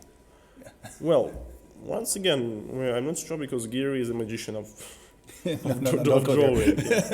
No offense for Tovar Sanic, of course, but he managed to make a draw even into a more promising position. But this one appears to be almost technical in case if Vishy exchanges queens. Yeah, so that's not something he wants to do. Well, how does he I believe improve? queen f4 was a huge blunder because after queen f4, queen a2, I think there is no further counterplay. Why didn't he play something like, I don't know. It's hard to give a good advice, but maybe, queen d5 is obviously not so good because queen c1 check, king goes, and queen f4 protecting with an extra tempo and getting c3 pawn for free. But maybe knight c6, another idea to play knight e7. And when this queen is so well centralized. Yeah, I kept looking at knight c6, but it doesn't... I don't know, maybe rook e8, but Here I think I still have this 97 trick. So if you take a play like Check, this, king, oh yeah. take this, and I think this might be worse for white actually, but not that much. I think with a few precise moves, white gonna save this game. For example, putting both pieces onto Like, maybe not bishop, onto queen, the queen, queen and then bishop d5. Yeah, just to prevent b3 move, and you know if they exchange queens, this iron recapture before pawn. So let's say 3 pawns against a bishop like this. I think it's still a draw because pawns are far. But you know, it's again. It's really we're speaking about choosing the evil and the lesser one. I would again rather be. It's not a question. It's definitely easier for black to play. Yeah. So let's say that into time trouble. Anish managed to trick his opponent, and now okay, after queen e2, he has clearly an upper hand. And there was no time trouble on queen f4. So well, it may happen that Vishy loses a second game in a row, which obviously stops him. It's amazing too. He's 1-4 in this tournament. And then to lose if he loses 4. I mean, it's very unusual. Not in this day and age, most of 4 plus 4 is 8.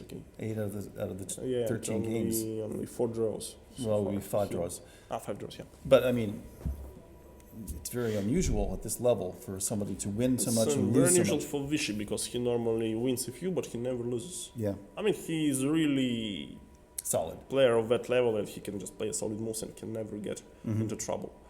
And this is sort of unexpected, of course. But I mean, it's too early to give some huge evaluations here. No. By the way, Levon. Wow. Okay, Levon played a4, trying to achieve something right here and right now. But before we switch to this game, I think we should pay attention to Caruana Svidler, where Fabiano has another brilliant chance to win a game. Okay, yeah, and that's By the way, if I am correct, Caruana didn't lose a single game here? Or That's correct. He's not lost a single game. So he won 2 and he drew 10. Everything else, yes. Well, he escaped a few times. He's been... and here, by the way, somewhere in the middle game, I mean, especially here, we thought that maybe Svidler is already pressing. Yeah. But maybe this move turns out this... It turns out because the rook was in fact... suddenly, any other place, perhaps even rook on e8 was placed better. So, for example, some prophylactic move like king h8 might work out pretty well for Svidler. Okay, nevertheless, he played rook e8. So, after this exchange, he clearly blundered bishop f4. So, rook e4 loses. Once again, rook e4 loses to queen e8. So that's why he found a way to save his material right here. Bishop d6. After bishop d6, I believe he put his king too passive. He played a little bit too passive, and maybe he should have played something like rook d8. Maybe he should have moved his rook. I mean, yes, because after this, we quickly reached a really unpleasant endgame for black, and we did it by force. So once again, knight takes, rook takes, check. Rook takes e1, bishop takes check. A check, making the rook very active. And bishop b4. Rook e5 and rook c8. Rook what did he do? c8 or a8? Well, let's make the things more clear. I think he played rook c8, but... I think you played rook c8. Yeah, rook c8. So the idea, not only to take on c4, even perhaps the most annoying is after rook e4, we can play rook c7, king g8, and simply rook c6, giving a fork, and this pawn quickly promotes. So even capturing with a check doesn't guarantee us anything. So let's say rook takes a6, and this pawn is just too dangerous. You're almost unable to stop this. And this, this reminds me of the game from the first leg between Svidler and Caruana, where Svidler missed very big advantage, which is pretty similar to this one. At least almost the same material. But reversed. Now after rook, so here after rook c8, Svidler plays for rook e6, giving an important check, to bring king more passive. King g8 is the only one, and rook c4. Well, winning a healthy pawn. Yep. Once again, if white managed to win a6 pawn, then okay, I think it would be basically over. But of course, Svidler defended with that pawn. And now it's a question if it's enough to have the c3 passer. Again, it's one of these things where it takes time. But I mean, black's rook is passive. White clearly has a preferable position. Of course, okay. It's an extra pawn in an endgame. It's a lot. I don't know. Is there some special recommendations, some special advices? How do you promote C and F? Yeah, to both bishop pawns into such types of enemy. I mean, I would be tempted to just improve the position of my rook first, if I can. Yeah, just bring your king closer. So king, this might take long as well. This could be a. That's interesting. I must say. Well, he played h5 and he hasn't taken yet, but yeah, that's a good question. If he should take or not, maybe the better king idea g2 is to keep to keep. So let's say, but maybe black shouldn't be too disappointed with this. So not so much material. These pawns on a file is potentially weak, and let's say very hypothetically, if we exchange g for f, then we can just give the bishop up for this pawn sometimes, and this would be a draw. But you shouldn't run ahead of the train. No. Well, let's leave this game for a bit because I think I'd like to go back to our evaluation. Is that Caruana is clearly pressing, but okay, it's an extra pawn is. I mean it's okay. It's far from the state when we call this position winning for white. Well, what do we switch for? Anand Giri, which suddenly follows our analysis. Yes, I think. Okay, that's important. Once again, we can be proud of ourselves. Queen e2. C4. We decided to go for c4. Queen check. King to h2. Yeah, and here it's pawn takes pawn. Pawn takes pawn. Wow, and bishop d5. Well, basically knight c4. Not so good. Queen c7. Yeah, which if also thought it might be lost. Yeah, well, you could play. Or at least very unpleasant. Okay, bishop d5, keeping queens on the board. Keeping the activity. Well, this is ambitious. I think he had no choice. Perhaps, yes. I mean, if it's correct, it's the right way to play. Yes. Well, I mean, now, if black defends the f pawn, he can take the c pawn, and he does not have to trade queens. Well, I mean, it seems like I don't think. Can he allow the? What if I play something like? I would say, I don't know. It's a tricky position, because now I can force you. Somehow to take. Let me think for a while. Let's see now. It's this is. Well, I think the most natural is king g7, the most natural one, because you never want to take on f7 with the queen. Well, you lose by force. But now, if on king g7 you preserve the ability of white to actually take the c pawn, can we just back the king up and say just push c3? Really just do it by brute. Brave. Well, let's say c3. Well, I believe after knight f7, you have no time to promote because this. No, I'm sure you have no time to promote. This is, and by the way, you don't have this important check from e2, which always grants you something like a draw. And this looks very dangerous already because after queen c7, I always have check some sort of this trick. So I believe this is, well, the thing this is a moment when you need to make some prophylactical decision. Okay, so you play king g7, I can still play knight f7. Yes, but then I have enough time to. Oh, but queen f7. Maybe f7? Wait. No. I think I can give this check. So you retreat.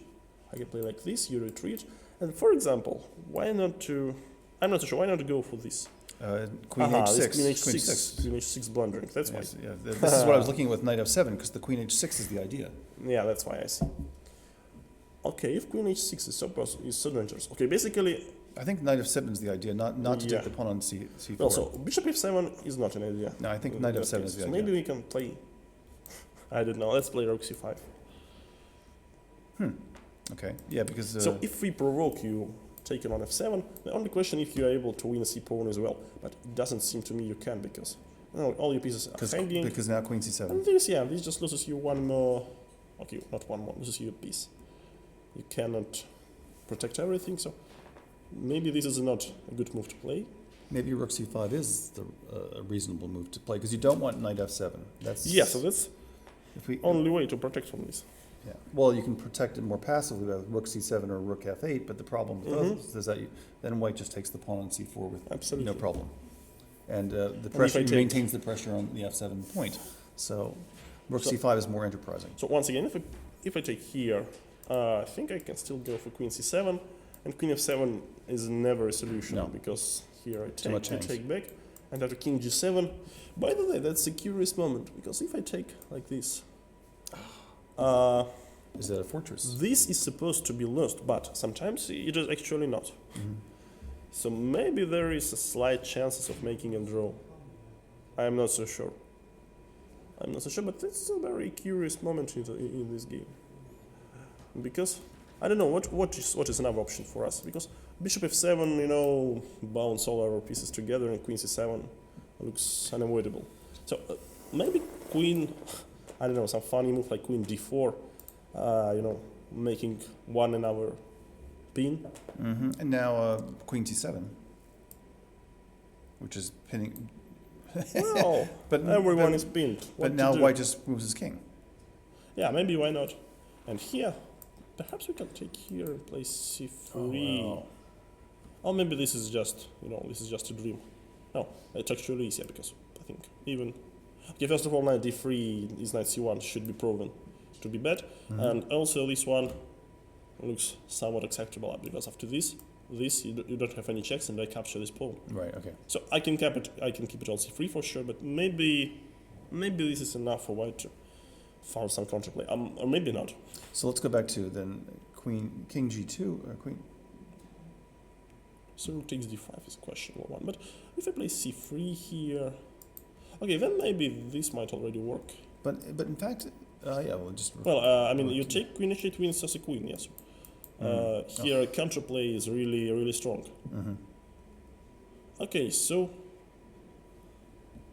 what can we say? Okay, this is a current position, and I think it's a good moment to make a little break. Yeah. We are off to 8 to add. I'm sorry. It's hard to make commentary. So well, it's already been an exciting day. Days, yeah. And this is a long one. So we're off to ads, and after, I think we'll be back soon. Switch to another games. We'll be back soon.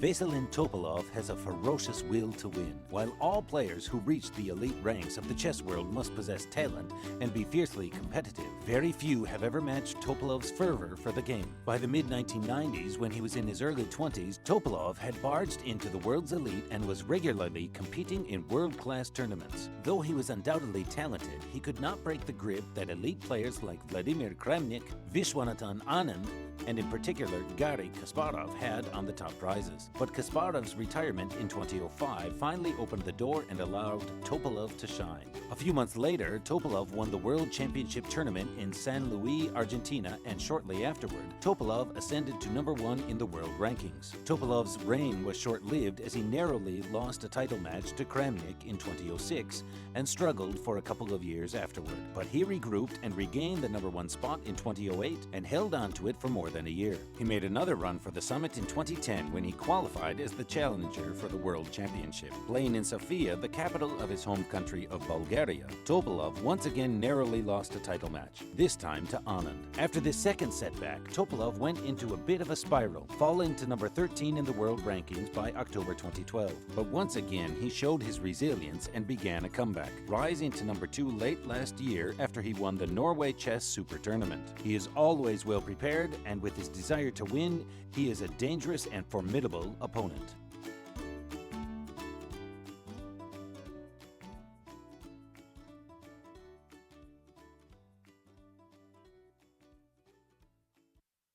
Introducing the most innovative vehicle in its class.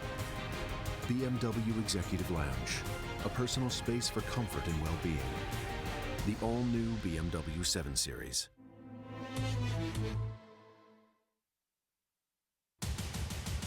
Is this love or is this a fight? Is this science or is it art? Is this sport or just a game? More than 600 million people can do this.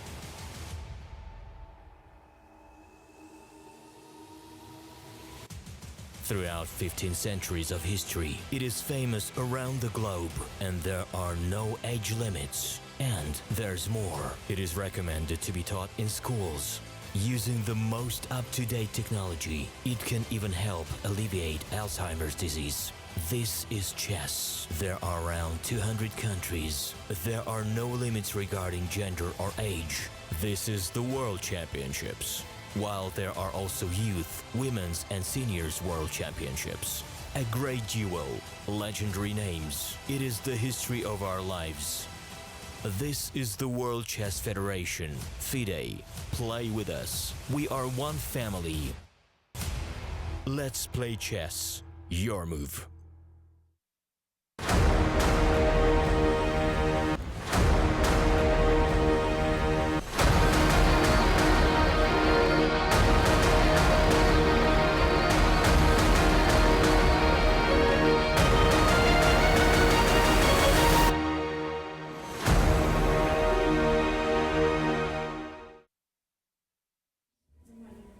Well, welcome back after a small break. We are here with, let's say, one of the final parts of our broadcast. We think. We hope so, but you know, we can never be sure. 3 very interesting endgames here. Yep. And not a single game seems to be decided so far, because, okay, someone is pressing. So, by the way, in 2 games, White is clearly pressing. For example, Caruana has next pawn against Svidler. Aronian has an extra piece against Karjakin, which apparently may appear bit not enough to win. And Giri against Anand is a very sharp position in which, well, it's easy to predict. It's not easy to Only predict. one result. But if we keep serious, yeah, of course, it's not easy to predict. No. So, everything, I think we can switch to Anand Giri for a little bit, you know, to show a few lines. Okay, let's say this is the position. Very normal question here. What if instead of this wired move rook c5, why don't we play rook c7 like protect? I think the trick is that after knight takes f7, rook takes f7, we're not going to take on f7 anymore. We just play queen takes c4, and on the next move we just capture on f7 and play this dead drawn queen side game, because okay, I would even add that, you know, why take with the queen? Why not take with the bishop? Well, it may be the same. I mean, I'm just thinking because it avoids the check. Yeah, but this is just a check. I mean, yeah, taking with the bishop maybe is even more precise. So you see the point. Let's say this. We are not going to pawn endgame to be sure. Whoops. We're not losing. So it's just giving a bunch of checks, and this is obviously enough to make a draw. By the way, theoretically, even this endgame is drawn.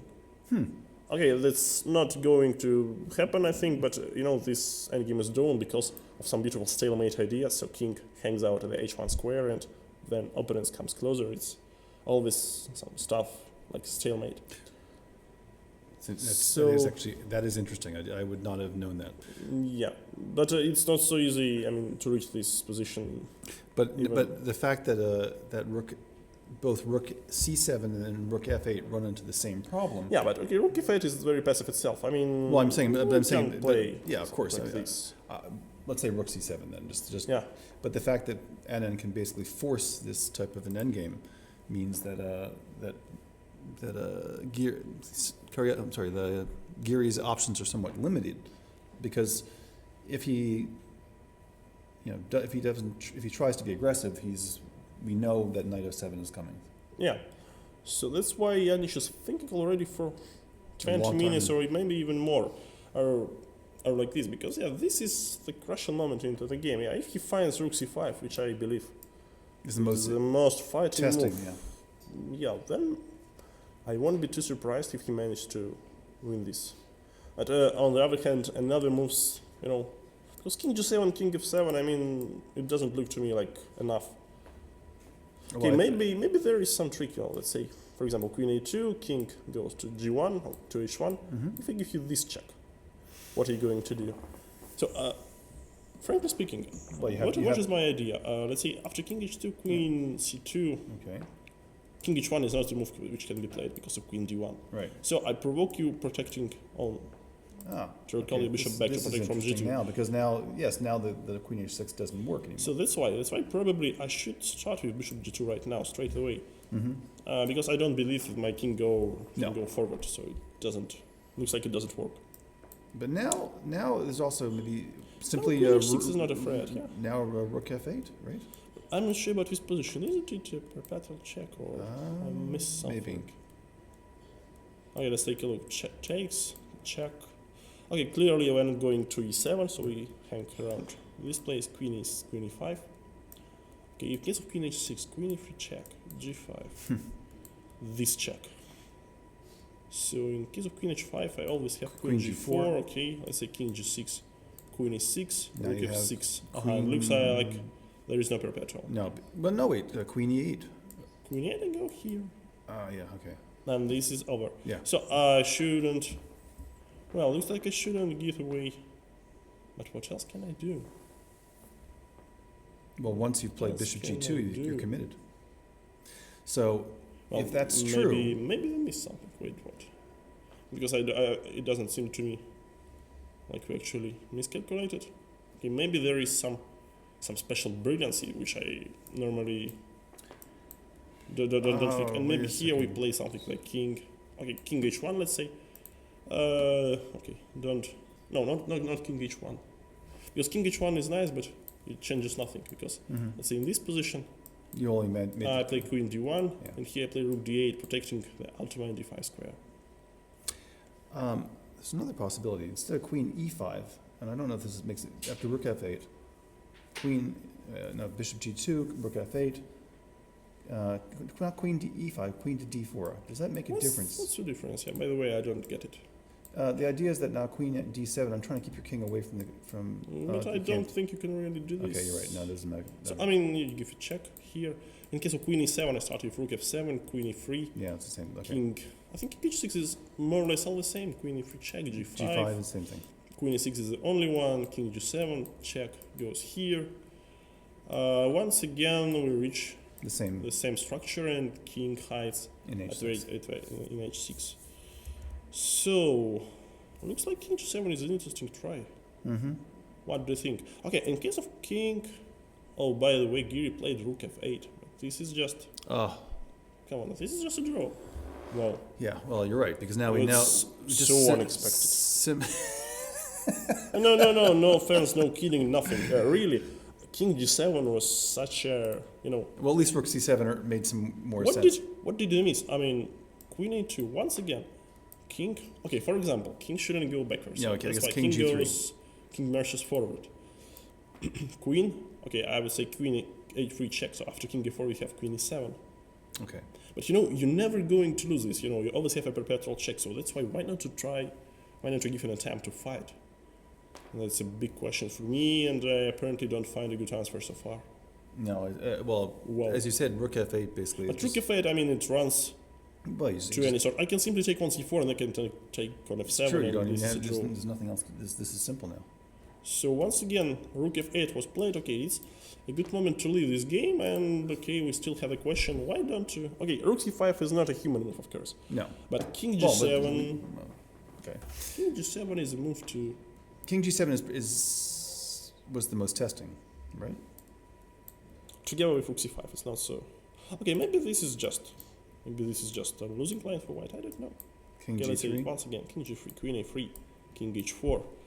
A lot of threats, but okay, then I give this check, king g3 back, and well, at least can we? I don't know. Queen c7 is bad due to knight d6. Just check. Knight d6 and knight e8. No, sorry, check. Yes. Yeah, no check is possible, but this is enough. It's enough. Well, this remains very unclear, but okay. Every time we will have queen e1 check to secure a draw if we will get overexcited. Well, rook f8 is a very solid move, not breaking the spirit of the previous tournament. Well, by the way, it's very difficult to calculate on the consequences. Yeah, no, of course. Rook c5. So, okay, rook f8 is a very natural move for a human being, but well, I now, think... now you can play. There's a choice between bishop c4 and... But do you think this basically leads to this is just drawish. Queen endgame? I think Vishy will... play for this. Play for this after short consideration. Well, so we have 2 other games. Let's look at... I think the most interesting at the moment is Aronian Karjakin. Well, let's switch back to this game. Okay, after rook d8 in this position, Levon went for f4. You know, a straight try to achieve something. And I had a question here. Okay, so yeah, okay, sure. no, keep going. This is good. This is good.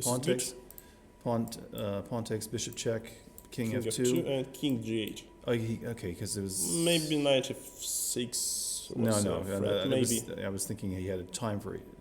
Oh, I know. No, back it up. After pawn takes pawn. That's right. Yeah. After pawn takes pawn. No. After e4. Does he have time for knight f6? I think he had, but after I take on g3, there is not so much material left once. So it takes. And then I think there could be some sort of trick. Let me think about it. Okay, let's say I start with capturing. Okay, so you take. Well, let's say I play bishop c4 check. You know, it's only 1 pawn left. So once you exchange your last pawn, okay. So basically you give up all your chances of winning. And now it's not so hard, not so easy. I mean, to find a square for the king, because if you go forward, then rook d3. Well, king e1 I think is forced. Here, rook f8 is a pin. Yeah, so king e1 is forced, but this is suspicious. I don't know why, but by the way, you don't have this knight e4 move anymore. Well, but it's, as you point out, I mean, maybe just simply something like h6 now. Yeah, things are getting too simple, and it's not so difficult to protect only. Or maybe even rook f8. What if I go for this? Okay, but rook f1 is only what I want to check. Okay, so that doesn't do anything. So maybe this is something. Well, still there is perhaps this is a good idea, but I know it. I'm surprised. Due to this limited material, you should try and keep everything on the board. As many pawns as you can. But the problem with this is that it seems. Well, it seems like it can be played forever. Okay. Okay, a couple moves have been played. So what in fact, it was king g8. I believe. King g8, right? D2, bishop f7, king e3, h5, and f5. Okay, now Levon fixed the structure on the king side, but once again this pawn becomes weak. So imagine if we trade rooks. No, we don't want to trade rooks, but theoretically if we trade rooks, then we will always disturb white by attacking this pawn with a bishop. And, well, it's a very complex endgame, I believe. It still is. I mean, I believe with each next pawn exchange, it will get simpler. Chances for Sergey to make a draw will become greater and greater. But for a moment, well, I don't really see what's white intentions if I go for its normal setups, like rook b8. I do some random move. I don't know, rook e7, rook b1. So I just hold my pieces like this and just maybe I'm trying to pursue the bishop like rook c1. Okay, just hanging around the first rank, attacking here and there, or this pawn or that pawn. If you can even get another pawn off the yeah, it's not so easy to come closer to this setup, Okay, you can give a check, I will retreat, then I go back. For example, this never grants you anything. And well, you can play for knight e4, but what's your next move is not so clear for me. So, I mean, yeah, you can go for knight d6 as well. So let's say rook goes somewhere. Okay, even to b8. I'm not sure if it's a good, if it's a huge progress for you. Bishop, whatever. Bishop b3. What's your way to improve? Because now, okay, my next move is rook b6 or rook d8. Well, I would suppose that this is more close to a draw than it is to a win. Yeah, I mean, it's really it's hard to imagine how he makes progress. Yeah, and while Vishy is thinking. And meanwhile, Svidler did something very odd. Well, not Svidler, Caruana. Caruana did sort of a two-step move with his rook, giving up the pawn on g4. Well, once again, we proceed to adopt. Okay. Anand Gira. Oh, and this is the game. Yeah, Caruana. sure. H5. So yeah, it was after H5, and H5, here King what G2. did he do? Just King G2. King F7. King F7, and here And here's an interesting concept. Yeah, he played He rook just decided to C5. provoke for exchange. Yes. Yeah, not to Right, and then make pawn- things more clear. And now he's going to get his pawn back, but it looks to me a little bit strange because it takes so much time. Right, so now I pawn takes mean, pawn. okay, rook C5. Of course, he provoked Peter, who happily took. Check. Check. King goes E8. Okay, rook to C4. A8 rank and rook C4 right now. Okay. Well, what can I say? Rook G4 is coming, but does it really? And does it make things better for white? Yeah, is it a sound achievement? Well, now maybe I have enough time to counterattack. Well, let's. Bishop. Well, D8. I know this is a bad idea, but let's do this. Rook takes D4, bishop here, rook takes G6, bishop takes A5. I think the only way, maybe we can include a 4. Okay, let's possibly. No, a 4 rook B5. So maybe it's enough counterplay. So if we try to win a second pawn for nothing, I believe that with such a passive rook on A4 as we no, that's the trick. Now I see rook E4, rook Check E6 and check. then rook E. I told you I will regret about this. Okay. Well, that's an interesting. So, an attempt to make a draw right now by, by some concrete, precise moves. This idea possibly doesn't work, but nevertheless we can try to do it in a different fashion. To play something like rook E5, and here to simply play G5, keeping bishop D8 in mind. And this might be enough to make a draw, because, okay, let's say king F3, well, now bishop D8 doesn't work due to rook E4, but that's obvious stuff, so we just go for king. Okay, let's say F7 or D7. What is better is a big question. Or maybe even start with rook F5 check, so king cannot go forward because F2 is hanging. And here we play bishop D8, so in this particular example, we are ready to take this pawn back and make an easy draw. Well, so I really expect Svidler to hold this, but still it's a lot of work for him to do, and maybe allowing black to capture on G4 and to win some extra tempi is not the best idea actually. Okay, Petr played king D7. What's his intentions is not so clear to me right now, but I really think he can manage, to create some counterplay against this pair of pawns, A5 and C3. Meanwhile, Sergey Karjakin, what is he doing? He's doing something what we expected from him. Well, instead of in this position after F5, he just started hanging around with rook. So at the moment he just attacks C3 pawn, C3 bishop. So there is no safe place for a bishop. For example, okay, if you go to E1, you face rook C1. Okay, if bishop D4, then it will be a check. So I'm really afraid there is not so much material to convert this extra piece. Well, what did Levon play? I'm not so sure. He played knight E4 right now. Okay, it's a logical move. But once again, if we just stay and remain passive, I don't really see how white is going to improve. Well, I think it's a perfect moment for a quiz question, so we switch to our quiz. Stay tuned.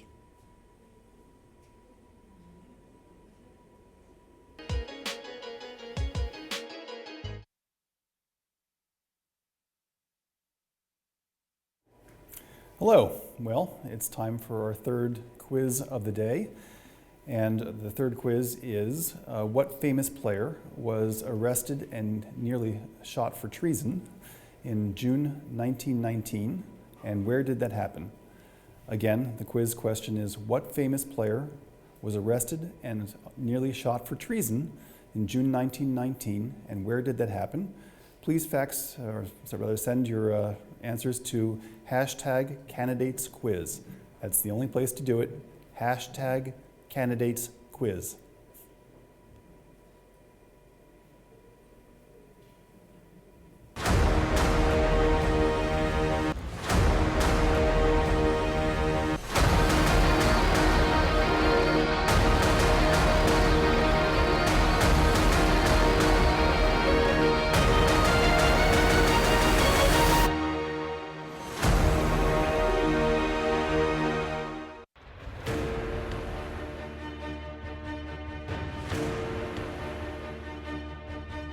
Millions of people try to achieve their goals. But there is only one who is going to make it. The one who strives for victory and goes forward no matter what happens.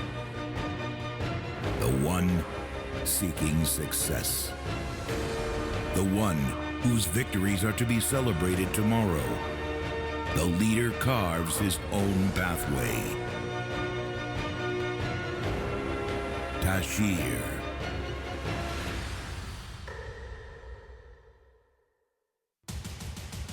Is this love or is this a fight? Is this science or is it art? Is this sport or just a game? More than 600 million people can do this.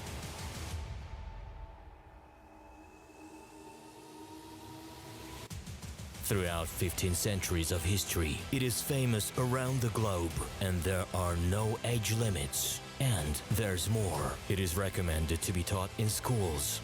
Using the most up-to-date technology, it can even help alleviate Alzheimer's disease. This is chess. There are around 200 countries. There are no limits regarding gender or age. This is the World Championships. While there are also youth, women's and seniors world championships. A great duo, legendary names. It is the history of our lives.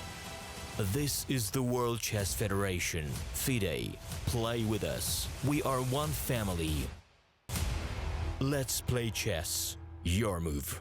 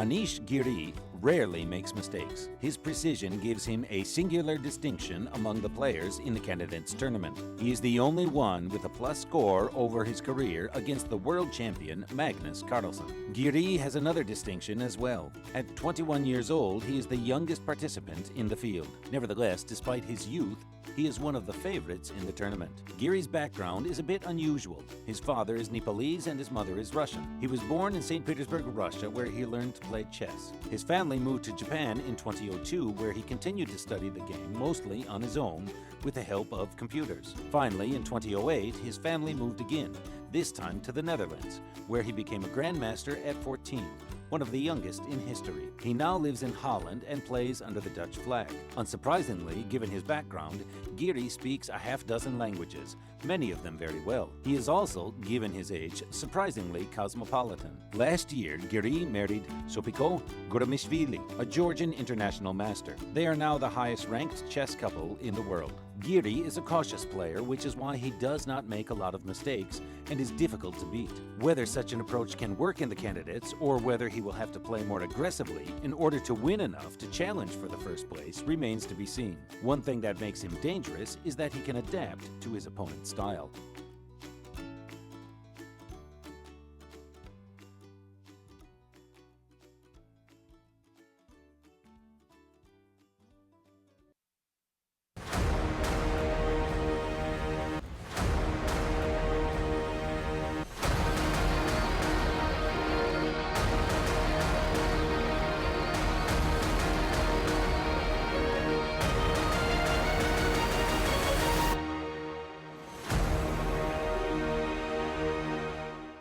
As we told you before, this tournament isn't only being attended by the actual chess masters, but it's also being visited by ordinary people and fans of the game who come here either to watch the matches or to play chess themselves. And today, the Central Telegraph is being visited by school children, ranging from 6 to 10 years old. These are first, second, and third graders coming from one of the local schools here in Moscow, which has chess as part of its curriculum. And the kids told us that they study chess twice a week, and today after school they were taken here to the Central Telegraph by their teachers to be able to get a sense of what real big chess tournaments are all about. What's your name? My name is Leo. How old are you, Leo? Is 9. 9. Do you like chess? Yes, I do. Why do you like chess? Why do you like chess? Yes. So they're actually playing chess. They were, of course, allowed to go into the playing area itself, but they said they were a little bit disappointed they couldn't root for the chess masters since, well, you have to keep quiet there at their age. It's quite difficult to do.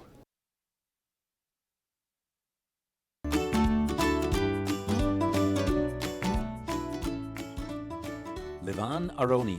Levon Aronian cannot walk down the street in Yerevan, the capital of his home country of Armenia, without being mobbed by well-wishers. In chess-mad Armenia, Aronian is a rock star and sports star all rolled into one. Born on the 6th of October 1982, Aronian learned to play at age 9, relatively late by today's standards. But by age 12, he had won the World Under-12 Championship. He followed that up in 2002 by winning the World Junior Championship. He turned professional shortly thereafter. His breakthrough came in 2005 when he won the inaugural World Cup in Khanty-Mansisk. That qualified him for the first time for the Candidates Tournament to select a challenger for the World Championship. He has participated in every Candidates Tournament since then. Since 2006, Aronian has been among the world's elite, often ranked number 2. Though he is extremely friendly and humble, as a chess player he is a great fighter with unparalleled strategic skills, particularly in the middle game. In March 2014, Aronian's rating reached a peak of 2830, the 4th highest of all time.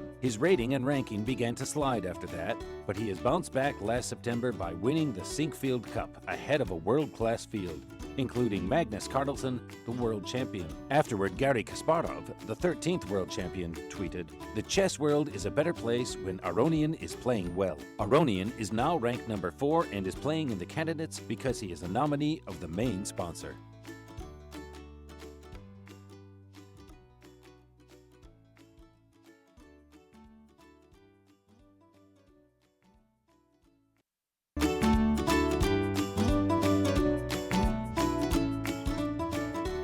Sergey Karjakin. He was born in Crimea, and his father taught him to play when he was 5. 2 months later, he started attending a chess club of the Pioneers' Palace in Simferopol. Karjakin's talent was evident immediately, and he soon moved to Kramatorsk to study in the famous school of chess stars. In 2002, at age 12, Karjakin was the second or trainer for Ruslan Ponomarov during the FIDE World Championship Tournament. It seemed preposterous that Ponomarov had chosen a player so young, but it turned out to be a brilliant choice as Ponomarov won the tournament. A few months later, at age 12 years 7 months, Karjakin became the youngest grandmaster in history, a record that still stands. The career trajectory of Karjakin, who switched his citizenship to Russia in 2009, has not been as spectacular as that of some other players, notably Carlsen, but it has been steady and he has posted some world-class results. He won the Norway Super Tournaments of 2013 and 2014 and the World Rapid Championship in 2012. Last year, he displayed enormous resilience to win the World Cup by overcoming a 0-2 deficit in the final.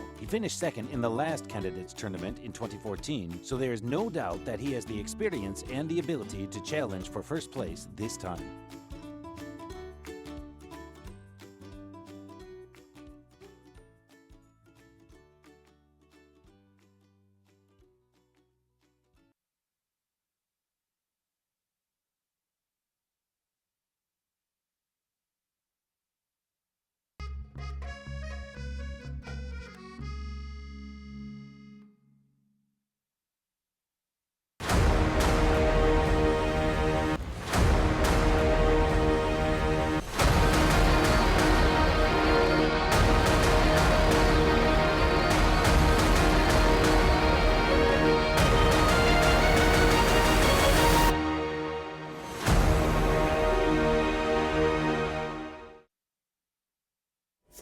Well, welcome back. So, after another 1 hour break, we still have 3 games live here on air with you from Moscow candidates.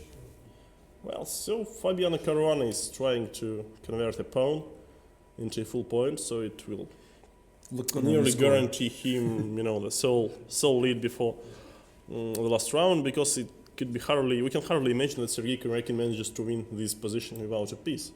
But on the other hand, we can hardly imagine that Levon Aronian will be able to convert this advantage. So once there is some kind of repetition in Anand-Giri game, I think we can pass directly to Aronian Karjakin. Okay. So what has happened? So here, bishop went to f7, h5, f5. Okay, so we had h5, f5, rook c8. We had then knight e4 and bishop d5. Wow, what a trick! It was a nice idea. Obviously, nice idea. Yeah. If rook takes on d5, then of course rook takes on c3. Yeah, absolutely. And then the pawn promotes. So sort of then a tricky reposit from Aronian, which was knight to c5, rook to c5, and just rook d8. I think it's the correct way to play this game. Yeah, I think this is quite. Do not go into all these complications. Just stay calm and. No, keep calm and carry on. Yeah, it's I mean, it's hard again to imagine how does Aronian make progress tied to that, to having to defend that. What did he do? He got his pieces a little bit back. So after rook d8, he played knight d2, and bishop f7 was played. And now, okay, it's once again the same question: what to do? What to do for white? How to improve? Oops. We have. Ура! Oh, no. That was Я доволен. A power outage. Ну, кстати, чем-то пахло как бы, да, то есть как будто кто-то там сделал кучу. And it was, it was very smelly there. And so, it was very smelly and it was, some electricity problem already. I see. Well, are we live? Are we live? That's the question. I don't know. Are we actually live, or have we just lost video, or are we still audio? So, Yegor, how do you think? Are we live? We don't know. Well, so we should continue. Speaking with the wall. In case we are still live and you're off. Still alive, yes. We'll try to talk you through this. So we're still looking at Aronian and Karjakin, and again, I think it's just hard to understand or imagine how he makes progress. Yeah. By the way. Yes. Now, first time for last let's say 10 days when I don't see my face in front of myself. That's a big achievement. Normally I look there to the screen and I see myself. Oh my God, I'm so awful. Well, are you missing yourself is the question. No, I'm glad that I'm finally alone. Okay. Okay, so we are live, that's good. All right. We are alive. We're still alive. We are alive. So we're gonna go talk about, if you can just join us maybe by looking at the board. Should we look at Caruana and Svidler a bit, or do you want to go to Anand and Giri? Well, I believe Anand-Giri is already a draw by repetition, if I'm not mistaken. Okay, let's switch to Anand against Giri. What has happened? No, it's already a draw. It is a draw. Okay, it's partially fine. So they're going to be coming. Well, it's a good news because once you have sound. No, wait. Yes. First of all, Anish didn't break his, That's record. I mean, he just improved his personal record in participating in candidates, 13 in a row. If anyone tries to be fair to repeat it. Anish, I will say this. I mean, first of all, I mean, I don't know what his expectations were coming into this tournament, but obviously I think he's 21. It's his first candidates. To get to this point when he's 21 is a great accomplishment already. Yeah, absolutely. And so, he's gaining obviously experience. I mean, I don't think there's anybody out there who does not think that he's going to be a regular part of this process for the number of years to come. Well, just in case, Anish qualified to this tournament via his rating. So he was like few points ahead of, let's say, not somebody, but Vladimir Kramnik. Yeah. And this already shows, even if he does bad, but he does reasonably well. The only problem is he cannot score, but he spoiled a few chances. And by the way, I believe he's one of the few players who didn't have really a worse position. Because I cannot recall he's the now. Only player who did not have a worse position, I think, in this entire tournament. And maybe I forgot about some, No, some I think there was one moment in one game where he was like, for a moment, slightly suspicious. Slightly suspicious, because this guy, once he's not getting worse, then it's a matter of time when he managed to start winning. So, once again, today, if you see this bird, which I, by the way... we hope you can see the birds. We hope you can see, but I'm not so sure. So, by the way, on move number 45, instead of rook f8, it was a super interesting attempt for black to play rook c5. Yeah. And provoke taking on f7 with a bishop, and after king g7, all white pieces are in sort of trouble, white pieces are stuck. Nevertheless, Anish played rook f8, and after queen f6, it's obvious that white is pressing. White has knight g6 idea, at least maybe to force a draw at some point. There's knight c6, there's knight g4, there's a lot of things. A lot of stuff can happen because. Yeah, so that's why Anish forced the draw. Really, he forced a draw. It's a wise decision because now with such a passive rook, he can never be better. Yeah. So this game is over. So basically now I can state with Anish with 30% can hardly. Compete for the first place here, but no, that's okay. At least he's outstanding in his. He already won a competition in the most draws in the tournament. No one can, Caruana is close, but he already played 2 decisive games. That was his mistake. If we keep. Do you want to go to Aronian? More serious, Aronian Karjakin, or do you want to go to?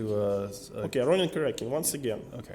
Once again, when I show you see the board and you see the video and transmission, but we show you here us. So that's why. Number 50, rook c5, rook d8, knight d2, bishop f7. So and we proceed directly. Let's proceed to move number 55.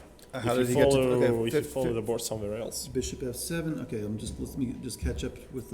Was rook a5, rook c8. Okay, this is the same idea. Then it was knight e4, of course. Bishop d5. Bishop d5. Once again, Sergey is aiming for this cheap trick for the second time. It's a knight c5. And this time knight c5. Rook e8. Sure. Yeah, this knight can sometime enter e6 square, but it will not change much. Rook e8, check, king d3, and rook d8. Well, it's very normal play from Sergey. He just his pieces are passive, but he doesn't really need to improve because now when the pawn on e5 and the pawn on e5, he always has counterplay. This is eternal. I mean, unless this pawn will be taken down, this pawn will be weak forever. Yeah. And now we see. Basically, I don't feel that Aronian will be able to convert this, but once again, this game will really last. So now they have around 15 or 20 minutes each. I mean, maybe does Aronian try to play king c2 and try to bring the knight to b3? No, it's hard to do this because after king c2 I will always have something like rook b8, and once you play knight b3, then bishop e4 check and some counterplay against f pawn. Well, it's. No, I mean, I think maybe he can win the a pawn, but as you say, the f pawn is so weak he loses that, and at that point it's clearly a draw because it's just with only the h pawn. 1 against 3 is a draw. 1 against 2 is also most likely a draw with the h pawn. Yeah. Because it's hard to improve. It looks like a fortress to me. Well, but still a lot of moves to do, so this game is not going to finish in the next 1 hour, I would bet. Well, this is understandable because, of course, Levon should try to use this chance. But it's a good question if he was any closer than to a win. Then, I mean, if Aronian was any closer, yeah, Aronian was any closer because he reached this position with an extra piece. He won a piece, but it's not so obvious if this piece is enough. Yeah.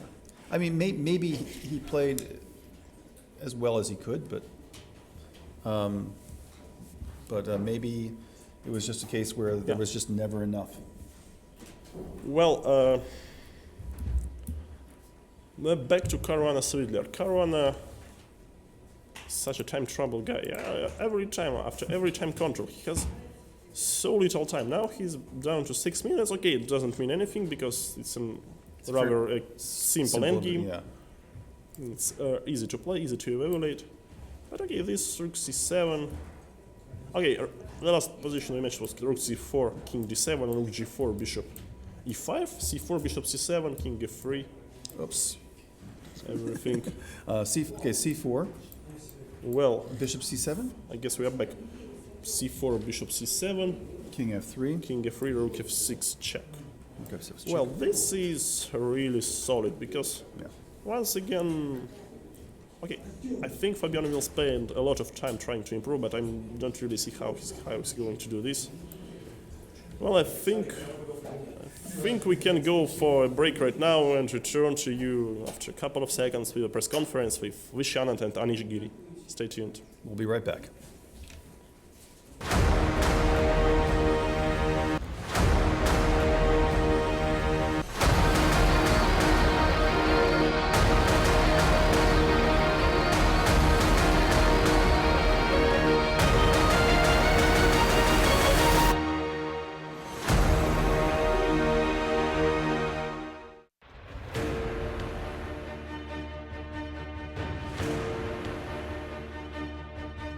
Millions of people try to achieve their goals. But there is only one who is going to make it. The one who strives for victory and goes forward no matter what happens. The one seeking success. The one whose victories are to be celebrated tomorrow. The leader carves his own pathway. Tashir.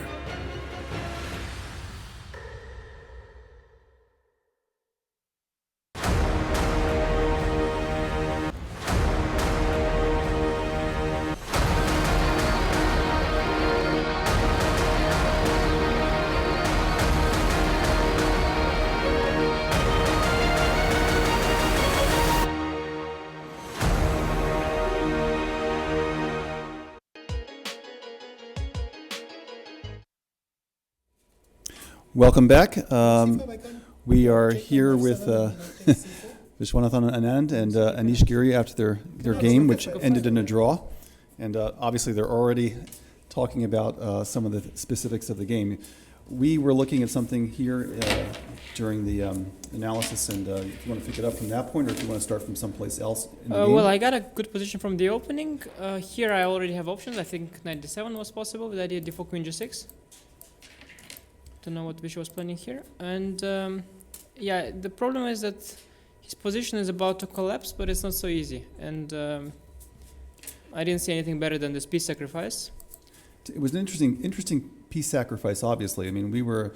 Yeah, I don't think I'm risking much here, but I felt there should be something more than that. And yeah, he could get this endgame, and I was wondering if I cannot just double here, but maybe I cannot. Endgame probably holds for white. And then I think here I should be winning, but I didn't see how, and time was ticking. So I just did this g2, which is not very much. No, I thought rook c5 was quite good here. At this point, okay. Just rook g5 and g2 check and knight h3 check, and I didn't see a defense. Rook c5. I mean, okay, anyway, it's a time control. I'll have some time to think. Oh no, it's not even. It's only 4:32. So then I thought I was in serious trouble here. Did Probably. Rook you c5. just miss bishop f2? No, bishop. But I think white has a lot of trouble. I mean, for example, knight d2 is very tempting. Then I go rook takes e2, very strong. If knight e2, I have queen b6, which is very strong. Rook f1, rook d8. So it's actually really hard for white to make a move already. No, I just I fell asleep in the opening and just tossed something out and. Was the mistake? Was it an error? Somewhere, it doesn't matter. But okay. I was, and then I'm in trouble already by move 14. I'm trying to equalize. So. Yeah, possibly. I mean, knight h4 I think was just a mistake. I just got confused something. Bh3 it was better after all, maybe. Yeah, because it's important, of course, here that I don't. He doesn't have g4. Yeah, that's the point, and I have e4. Yeah, but then I didn't. This I was not so sure of. I thought I can play d4. Yeah, but I'm not sure about bishop g6, but also this I have queen g6 here. So you have to go something like bishop d3, but then okay, it's very dubious. Oh, okay. Queen f3, queen g6 is very nice. And then c2, b2 is hanging. But also bishop g6 is good. But yeah, I was. It's a pity because I didn't have too much time here, but I felt I should be winning here. But of course, originally I missed this. But then actually I was still thinking about it, but unfortunately it doesn't work because he has rook e8 here. Which is the only move, but it's enough. Because otherwise I thought if he goes bishop h1, then maybe knight h3, some danger even here. But yeah, well, this was a big pity, of course. Just was afraid that I'll lose all my time and not find anything anyway. Because I was mostly thinking about move like king g7, but king g7 is a pity because then he has queen e4, queen e5 ideas. Rook c5 felt a bit loose, but maybe rook c5 was a good move. And this position, it got interesting. I thought I am not risking much. No, I mean, probably a draw is a fair thing, but after king f2, queen b3, what I did was just absurd. I can play queen b4, I can play queen d2, both are drawing easily. You mean queen d2 before? Knight d4, yeah? Knight d4. And normal position. I'll bring the knight back to e2, put the bishop on d5, play c4. I mean, normal I wasn't position. even sure that I'm still fighting only for a thing. I believe it should be a draw. I think we agree that my king has to open, but that would be perfectly playable. Yeah, to be honest, I went knight e5 after queen b2, king g1, rook c8. I originally thought knight f7 was working for white. Yeah. And I decided to gamble in time pressure. That's what was working here, yeah. Yeah, but rook c8, knight f7, and just queen takes c3, and I couldn't see a move. Yeah, rook c8 is important because in line with before, rook is hanging, and now it's not. Yeah, and then king f8, and yeah, I'm better. Got nothing, and black is going to swap queens almost by force. Yes, I was. So then I had to come up with this queen f4, and I thought I actually didn't like rook c7 at all. I mean, maybe there is a. But I was thinking g6 is hanging, no? Then queen takes c3, and I don't see my next move. This one. Because you're threatening queen c1 check, and my knight has no checks. Like knight e7, rook e7, queen g5. This queen g5 d8 draw is blocked by the rook is on thing. So I. Well, rook c7. Yeah, I thought something should be there for you, but. No, but the queen comes to c3 and this if is knight terrible. c6 something. Yeah, but rook d7. But some checks. Yeah, give it 2 checks. I'll play f6 and then. f6 will be happy maybe. Maybe f6 I'm happy to get. Maybe queen I don't think I'm lost, but I thought rook c7 was a strong prize. No? I mean, you're not even close to lost here. No, I mean it's probably just fine. You're playing queen e5 here. Yeah, for example. Rook d1 d2. Isn't it a perpetual? How? Check. You're going to f6 queen c7 maybe. Some kind of perpetual, no? Yeah, I think they told me that I have here rook c5. Rook c5 was yeah, I was looking for also. My original intention was to give a check, but I think then you go here, and I was trying to make something like queen d6 work. But I think it doesn't for some. Yeah, but king on g2 it doesn't. With king on g2 it doesn't. With king on g2. Yeah. The thing is, I originally thought I'm just he has to just stay here, but he just goes up at some point. He goes here, then he goes here, and then he goes here, and there's no more checks. Then so I go to h6. You stopped one. Yeah. Stopped too early. Rook c5 was. Yeah, I was looking for a move like queen c7, king g7, but I didn't see rook c5 unfortunately. And what do you think? Hard to say. -080 I heard. I have no idea. And I think with bishop c4, otherwise it's hard to imagine a -080 appearing. Yeah, and the problem queen is c5, queen c7. Sorry. That's what we're thinking something along those lines. It's very tough. Queen. Where? After rook Here. c5. Here, queen d4. Oh, queen d4 and then queen c7. No, rook c7? Bishop f7 maybe is die. Queen c7, king g2 maybe, yeah, just. Oh, yeah. Queen c7, king g2, yeah. So rook c7, and we are getting this thing, yeah. Wow, I was so happy to get it. I was imagining I was push my pawns and. No, but this I thought should be lost. Lost even. Yeah, I mean f5, king f6. And Yeah, I mean we are talking in the engine, but there was one cute. Don't ask me how we get it because this I don't know.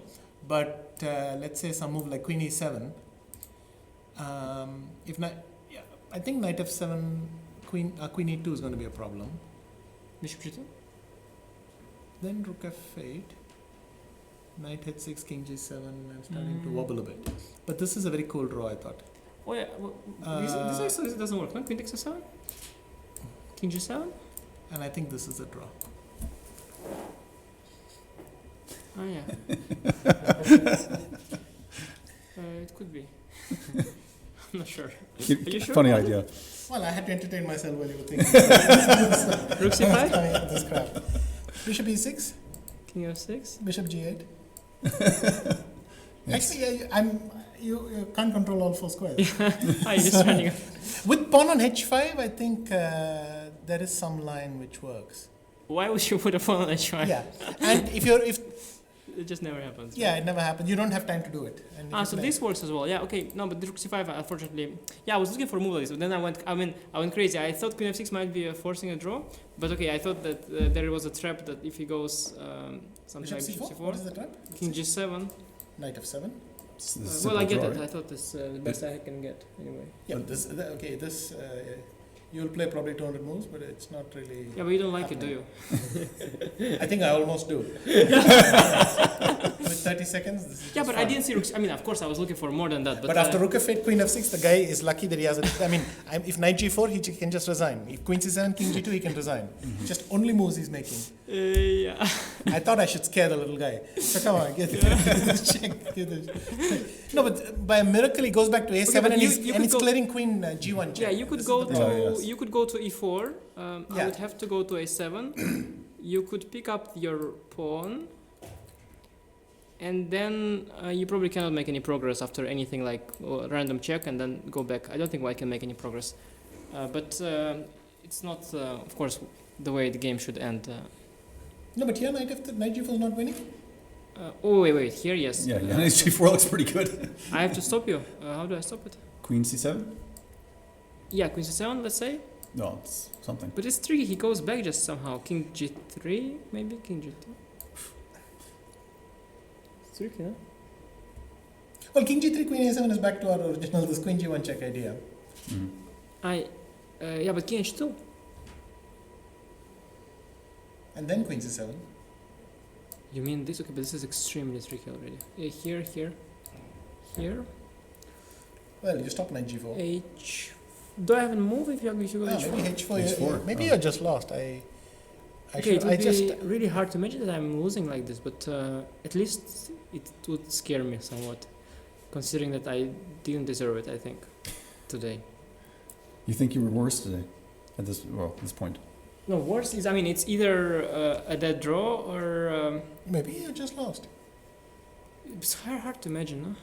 Yeah, I mean, it's really... But yeah, I missed this king e4 and I was extremely worried. I mean, I cannot do anything, I think, other than go back. Yeah, because of c3, then I play knight f7. Yeah, exactly. Maybe even knight f7. Yeah. No, I mean bishop f7. I don't know. Yeah, it's maybe holding. It's a thing. It's holding. Yeah, okay, but this should be a draw, but it's not so simple, of course. Okay, if I just attack your bishop though, let's say here, if I'll just, but I don't have a move, yeah. Okay, but I'll go for now. Well, you're not threatening anything. I'll just go knight g4 and you're lost.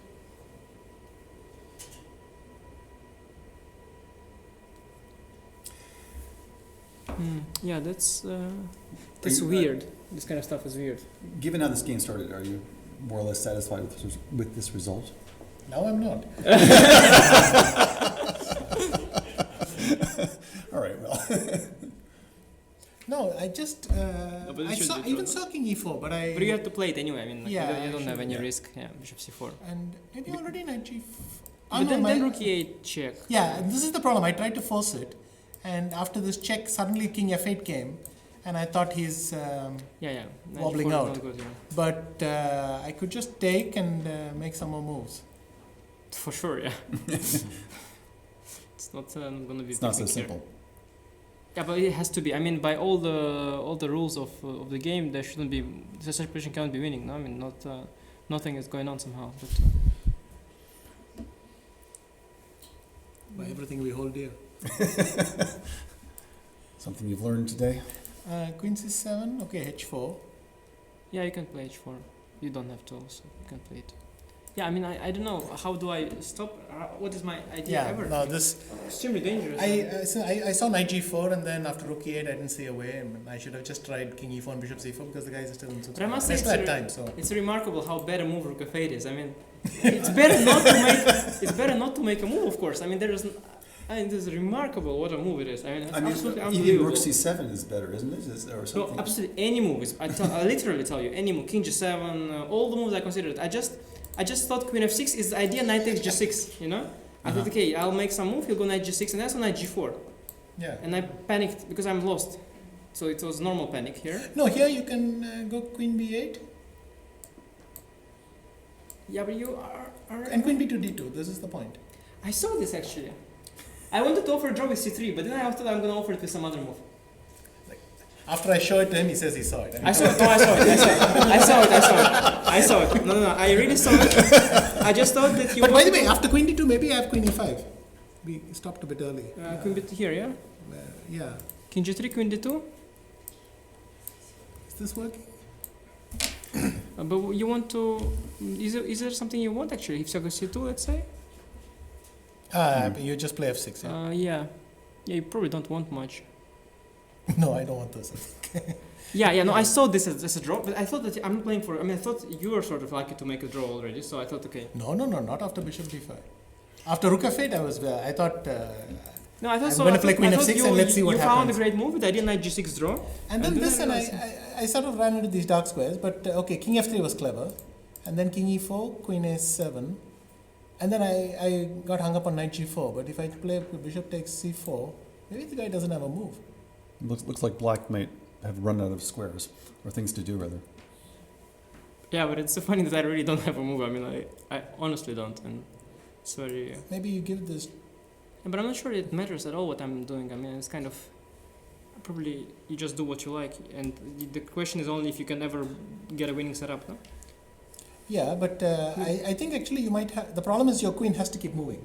I mean, if you can also just sit and freeze, it's one thing. But I think anyway, the computer will show. I have a question. I mean, obviously, this has been sort of a little bit sore point, but I mean, it's another draw. And I mean, do you feel like you're just kind of stuck? I mean, what is it? Yeah, I mean, it's too late to try to win the tournament or something. So yeah, I got stuck. Yeah. But I mean, okay, it's your first candidates. I mean, you know, it's. Do you think this is? I don't think it matters. No, I played many events like that, and I've never done a thing like this. So I don't think there is something systematically wrong with me. It's just that, just how it works. Sometimes I have chances. Sometimes my opponents have chances. But is it different because this is a candidate? I mean, everything else. Not for me. I'm doing the same thing. Just. But how many 1 positions did you have? A number. Fabiano. Yeah, completely 1, maybe 2, and half 1, maybe 5. A lot of good positions. Today also was not so bad at some point. I screwed them all up. Well, as I said, I don't think there's something systematically wrong about me, but... No, I mean, I'm not suggesting that, but I'm asking, you know, maybe somehow on some level it's a little bit different. No, not for me. Not for you? No, not for me, but I mean, it's a scientific miracle. But tomorrow there is still a chance to break the streak. Yeah. Well, I guess you can always just, if worst comes to worst, just tip your king over, right? Yeah, but I'm not sure that's the kind of deviation I want to have. No, obviously not a real suggestion. I mean, here it could have also ended. Maybe it's lost, actually. Yeah, it's can't actually see a way for you. Oh, wait a second. What if I give you check? King f4, queen b, knight f7, yeah? So queen b4. No, then queen c4 is check. Yes, queen b4. You get on the dark squares. Queen b4. Thank you. But you don't have to go king f4. You can go king e3, for example, yeah? Yeah. And then we start again. Then queen a7 check. I get this queen b4 always, yeah? King e2. No checks. I don't think we can force it without the machine, I'm afraid. Queen b7, yeah? Queen b7. Yeah, I don't see it, yeah. Maybe, can you even go king No, d3? queen b1, queen b1. Ah, okay, so king e3, queen a7. King f3, queen b7. Oh no, queen a3, yeah? That's the... Yeah, queen a3, c1 is your plan. King g4? Queen c. Oh, sorry, you still have to go back. No, queen b4, yeah. Yeah, this is queen, what is this queen b4 idea? h4. Then h5 check. And you play king h7, I think. Yeah, but yeah, maybe queen b4 is the sort of the drawing thing. Can you play? Oh, actually, you could already king g4. You could play h5, king h7, maybe. Again, it depends on where the pieces are. Yeah. But I mean, it's an idea. Maybe this queen b4 is the right way to hold because I pin you and then I have queen d2, queen e1 as well. Yeah, I guess. Yeah, this makes sense. Thank you to you both. Sure.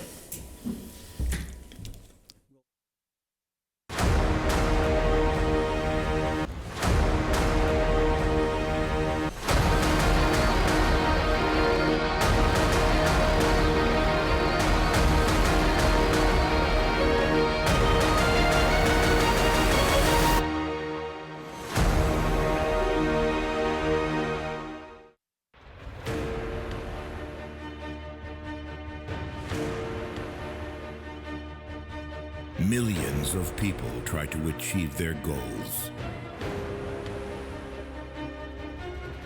But there is only one who is going to make it. The one who strives for victory and goes forward no matter what happens. The one seeking success. The one whose victories are to be celebrated tomorrow. The leader carves his own pathway. Tashir. Introducing the most innovative vehicle in its class. BMW Executive Lounge, a personal space for comfort and well-being. The all-new BMW 7 Series.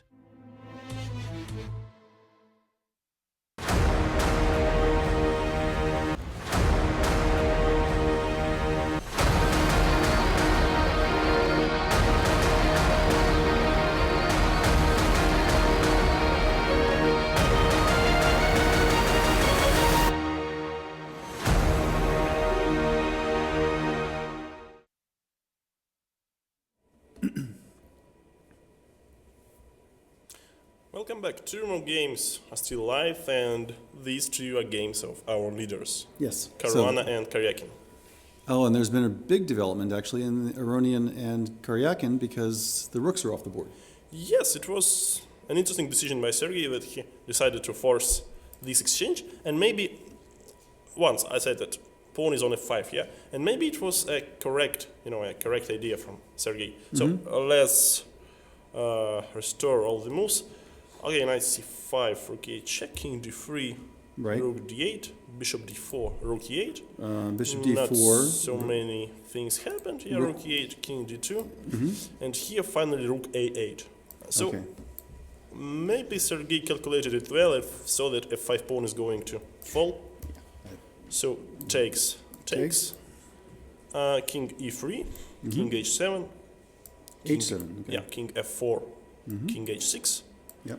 Well, knight e6, king h7.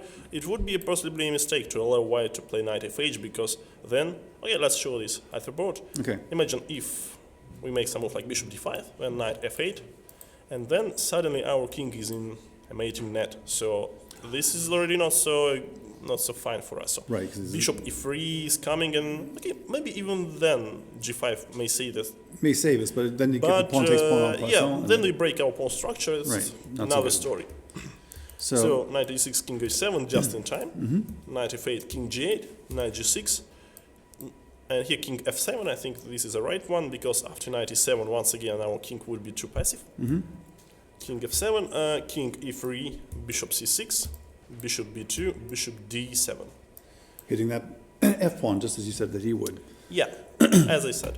So you know, the h8 is a dark square, but how do we reach this endgame with bishop and pawn against the king? I don't really see how to reach this endgame. Yeah, I mean, the problem he has is that he has to keep an eye on the f pawn, he has to keep an eye on the a pawn. Yeah, You know, it's too much to do. Too much to do. So king e4 was the move, bishop c6 check, king d4, bishop d7, and knight h4. Well, but with such a passive knight, yeah. Well, my only goal is after king reaches c4 or b4, I must play something like bishop c6 to prepare myself for defending a pawn, not to lose this. And now, by the way, it's also a good way to put my bishop somewhere on c2 or even to b1. So let's say if we play something like bishop, I would suggest bishop a4, for example. Yeah. By the way, Sergey played bishop a4. Okay. And then bishop is on b1. Right, and then For example, it both holds the a pawn and attacks the f pawn.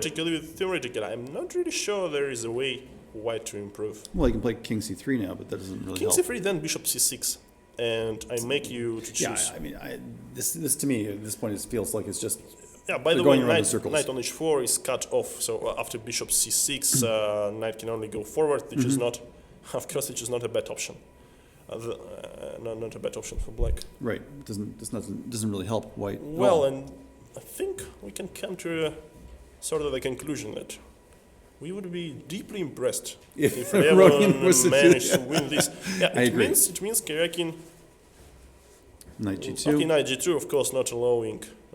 But now you can play bishop c2, for example, and yeah, bishop c2 and maybe even bishop b1. I think it's a good place for a bishop. yeah, and then yeah, I mean, Then what? I don't know.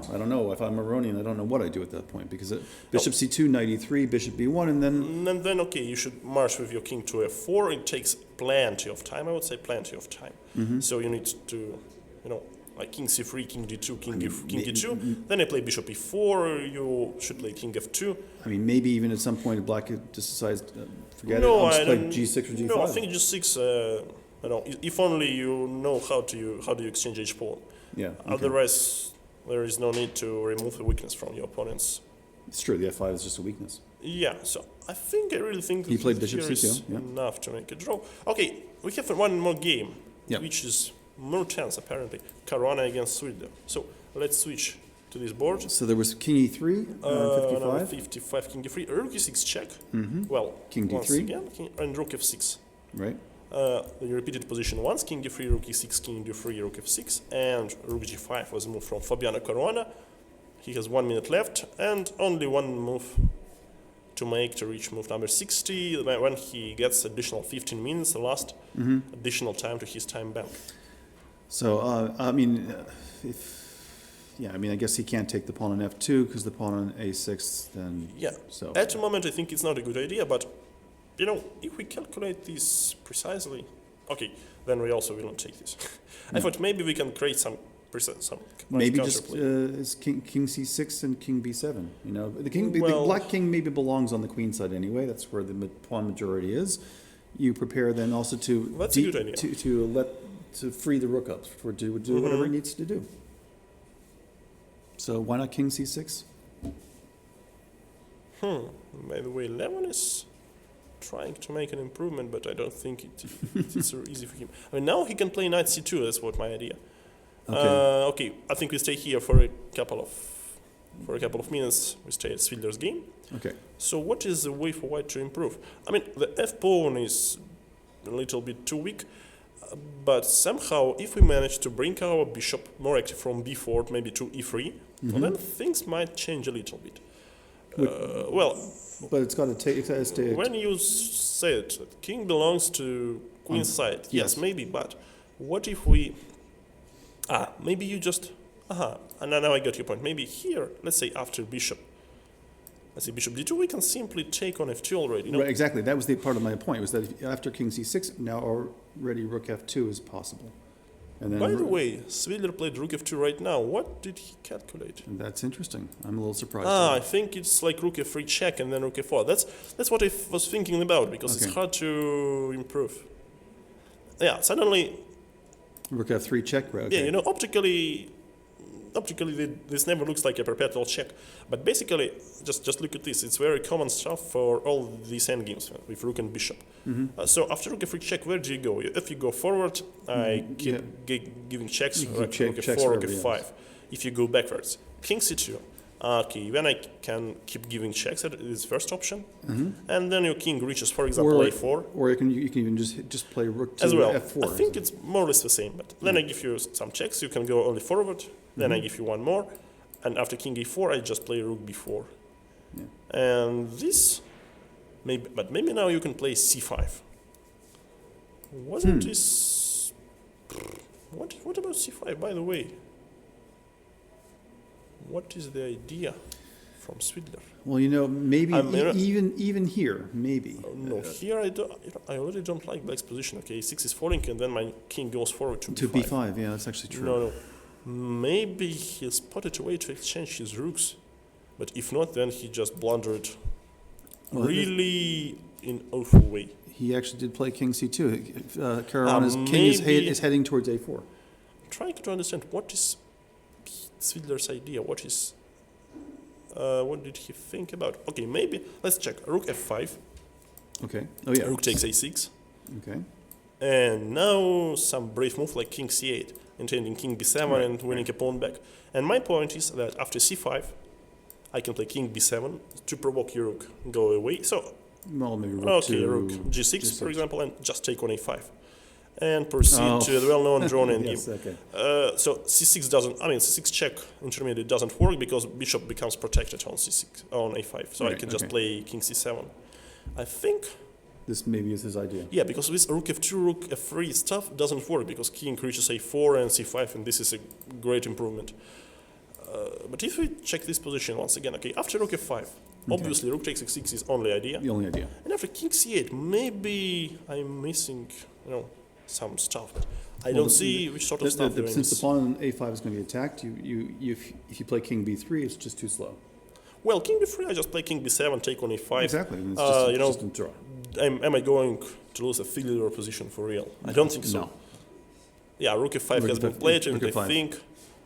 Well, I really think that we will see this endgame rook and bishop against a rook because, So Svidler is very confident in his ability. Normally you're very confident into this type of endgames. Yeah, of course. I understand that. It's just if you lose even 1 of 100 with a normal king setup and not having your king cut off badly, then it's a lot. It's a lot, even if this may sound strange.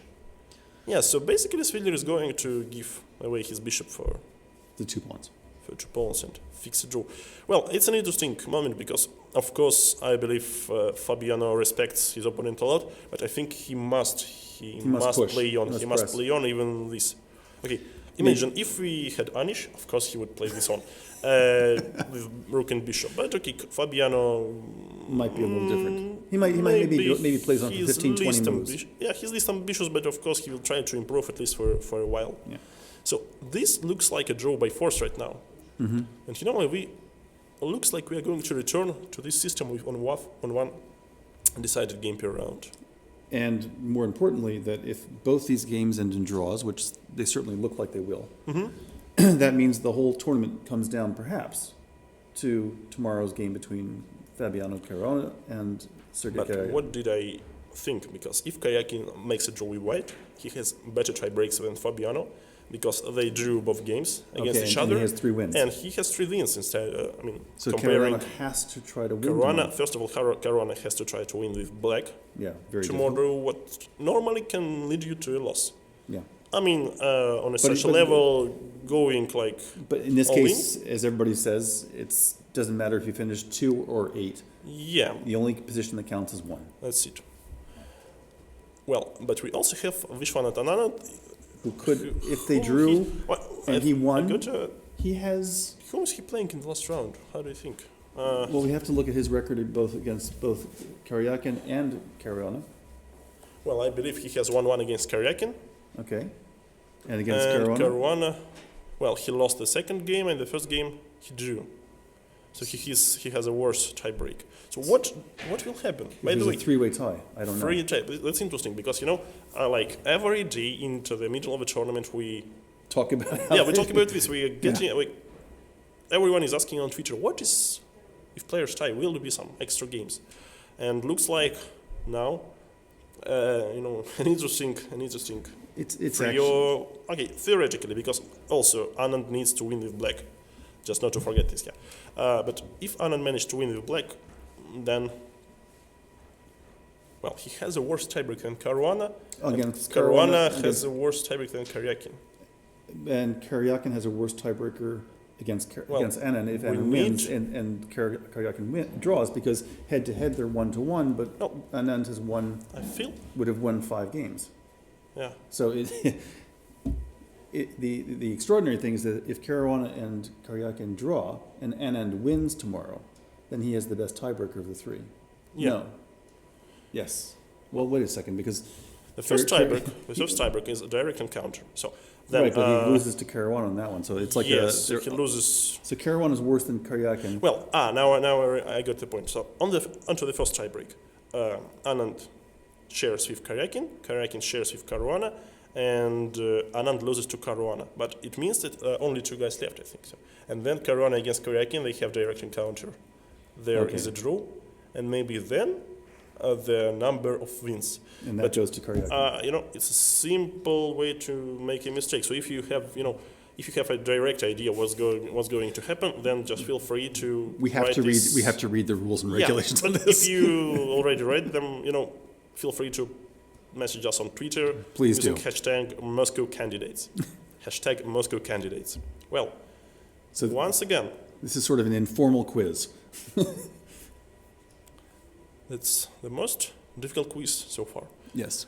By the way, Levon is trying to improve, but I don't see what's the way to improve for him if Karjakin just remains passive.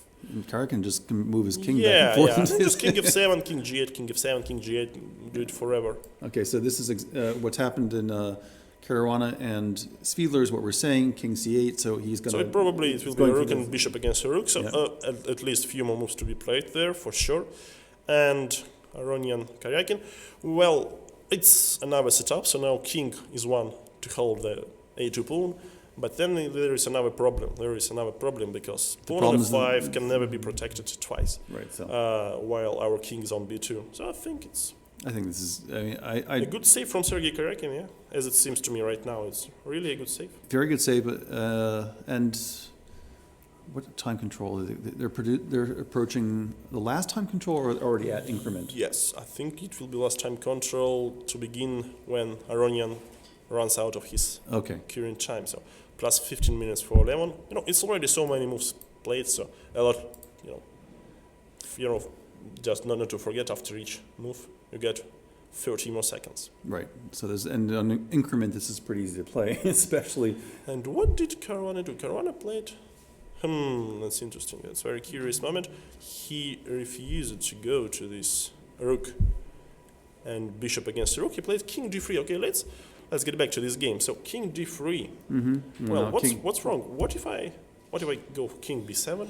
Well, yeah, I think that's. I don't think it's wrong. Nothing else, right? King b7, and then the rook has to move. There's no choice. So another option is king e4. King e4. No, king e4, rook e5 check. Well, it's a way to lose the game at once. So Karjakin would be happy if this happens. And a lot of the drama. And maybe Svidler will be happy as well. So who knows? So rook h6. Okay. I think bishop takes a5. And the idea is to play king e4 right here. But okay, I can never believe that the player of such a caliber as Petr Svidler can lose this. No, king e4, rook g5. Yeah, just rook g5. King f4 then. No, king f4. Then we. No, that's a nice draw, I believe. So let's check it. Rook g5, king f4. What about is the bishop? No, okay, yeah, okay. So bishop d8 is the move, but can we play bishop takes b4? I think we actually can. Bishop takes b4. Rook h7. Let's show this line. It's pretty because it's too early to take on g5 because of check on d2. King so c6. king c6, king g5, king c5, and now we can never save this pawn because king is too far. So, for rook example, check. Yeah, rook check is the only way to do this. also rook h4, but rook h4, we meet with bishop c3 and bishop d4, and all the same idea in case of rook c7 check. We play king g4 and bishop c5, and king is not just in time to, so it's another to any draw. influence. So I think, if Petr doesn't do anything spectacular right now and simply play for king b7, he will make a rather easy draw. Maybe he's considering some huge move like rook h5, yeah. By the way, rook h5, keeping all the ideas and not letting white to reach this position. But I don't think we really need this because, once again, it will be a rook and bishop against the rook. So, because this is much easier to hold, I believe, than rook and bishop against the rook. Yeah. Okay. This really forced line after king b7. So now c5, then king b7, rook moves, bishop a5, and again we have that rook versus rook and bishop. And so Petr seems to hold this. He played rook h5. You're right. Oh my god. Why did he do that? It's what you said, because now... that's the only reason why he could spend some time thinking, but to me it's... It's the same. It's the same ending, isn't it? Artificial, But why do you need this when you can take this pawn? Maybe he didn't want to calculate the other thing. Well, it's not so complicated. difficult. Not a very complicated line. Even when you find bishop d8, I think you can already go for this. Oops. Well, so this is a little bit surprising to me, but I think still it shouldn't change anything, though. Yeah, absolutely. So let's say in case of c5, king b7, rook g6. Now, the difference is that king on d3 is placed better than on c2. So in this line, I doubt if they reach the well-known Cochrane position. So let me show you this. Okay, for example, we play now c5, king b7, rook goes here. We get a take, takes. Rook takes on c5, and okay, let's say bishop b4. So what do I mean when I say about Cochrane position? So for example, if we make some moves like rook c1, let's say king d4, king c7. Okay, let's say. In case of king d5, we can go for rook c8, rook d1 check. So let's say king d5. I don't know, maybe king d7, bishop c5. No, we are just in time. Because the idea is the following. So let's say rook d2, bishop d4, rook goes here, and after rook g7 check, okay, of course we can go forward on c6, but even this is a well-known theoretical draw. So for example, here we start with king d5, rook d2, and rook g7. And this is a good position to remember for every chess player, because this is perhaps the most simple way to make a draw in this type of endgames. King d8. What's the trick? It's hard to move your king, and so you can try. When you play king c5, we go to the opposite side all the time. King e8. Then we play king e5. Well, we play king c8. If they make some another move, like let's say rook g4, we go forward. Well, what's then? If they go like rook h7, that's rook d1. A huge difference. We have one more square for the rook, so we never get into some kind of a zugzwang. So let's say once again king e5. King c8, bishop c5, rook d7. Now we just free our king from a back rank and let's say check. King goes here. And I believe here we can go to the same idea. Like we don't even need to change our setup. Like, okay, bishop d6 now means nothing because we can play even this move. Means nothing, yeah. I think that's the trick. And it's one of the different possible ways to make a draw here, but this is the most, the easiest way. It's an easiest setup, and I'm not sure if white can improve it some way, because, let's go back, there is some another way to fight for a draw here. So, for example, here we play, I don't know how to show it to you. Okay, let's say rook c6, I don't know, rook g7, okay, for example, king b6, king d4, king b5, so bishop goes elsewhere, okay, bishop f8, and let's say we go for, not for this one, of course. Well, but the idea is that we put our king and rook on the same file. So let's do it in a strange way. So of course not this move, it would be bad because of king d5. Right. But once again, it's just some sort of theory. And here we play this one. And our idea is, in case of check, we play this one, attacking rook. So rook gives check, we go here. And,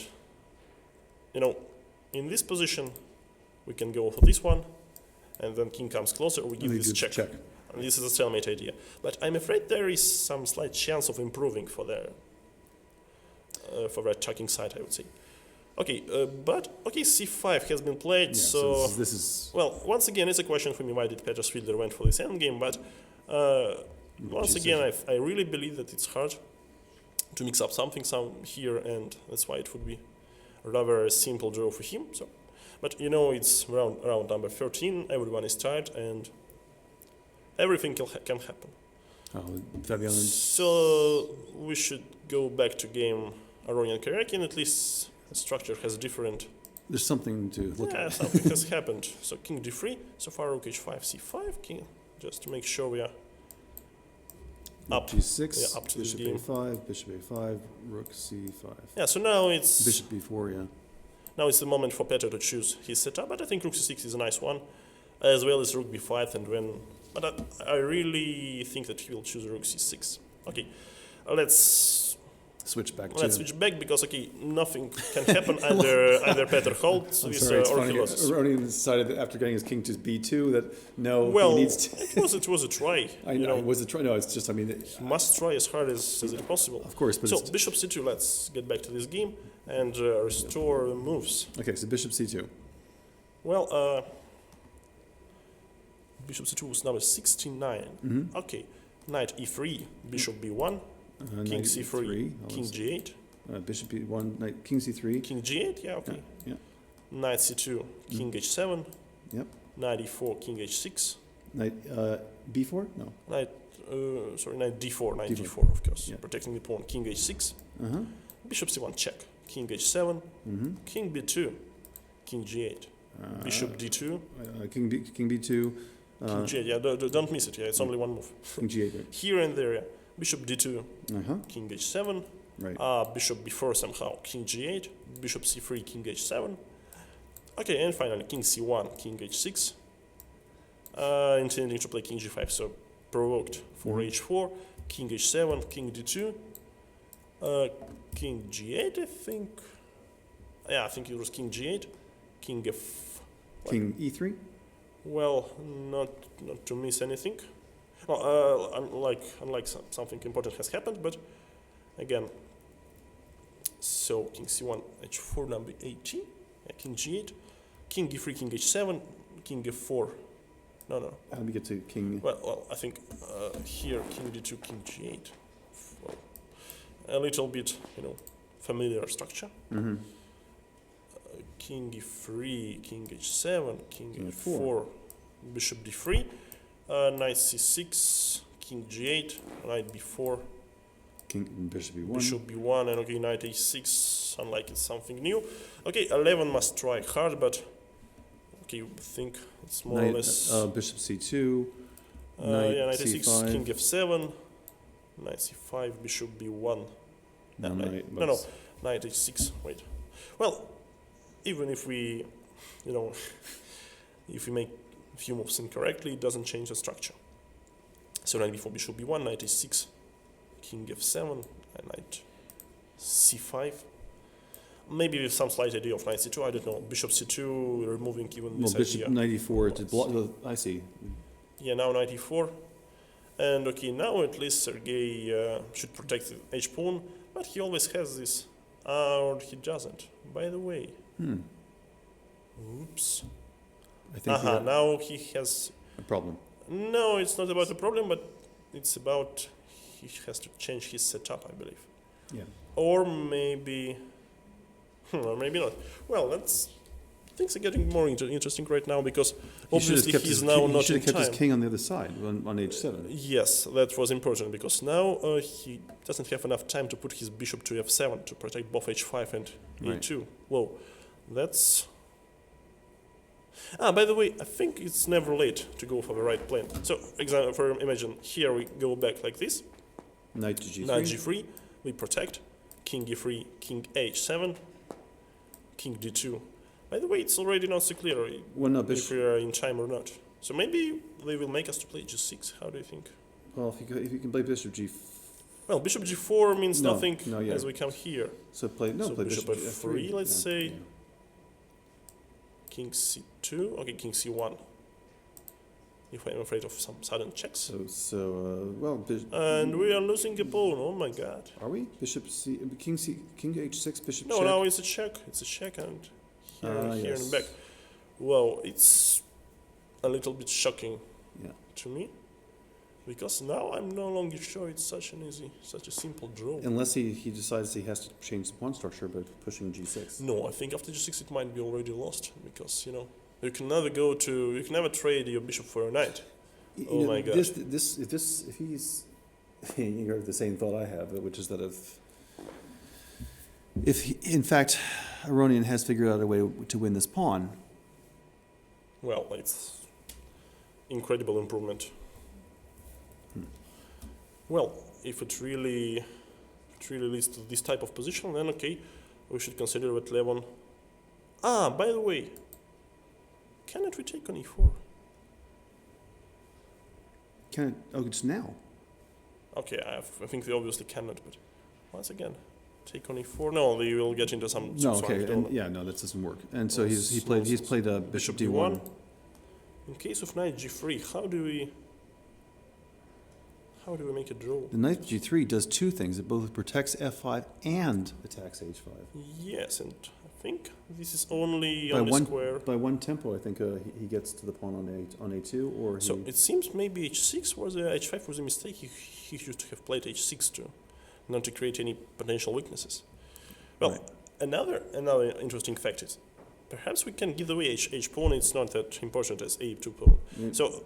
But potentially, we would be glad to exchange h pawn for, a2 for f5, and it will be a draw anyway. Well, but now it's going to be a long game. No, I think it could be technically winning for white. Yes. Unless we have some. I keep thinking that clear idea how to bring our king active. So let's say he wins the pawn on h5 and pushes h5, h6 with the knight on g4. Okay, let's try. Bishop d1 is a good one, for sure. Okay, let's say knight g3. Knight g3, obviously. Perhaps king e7. e7? Yeah, we should go active, because I believe when once opponent's king takes on a2, we can already bring our king closer. Okay. So let's imagine king e3, king d6, king d2. Yeah, okay, king d2, right. Okay, check is only check.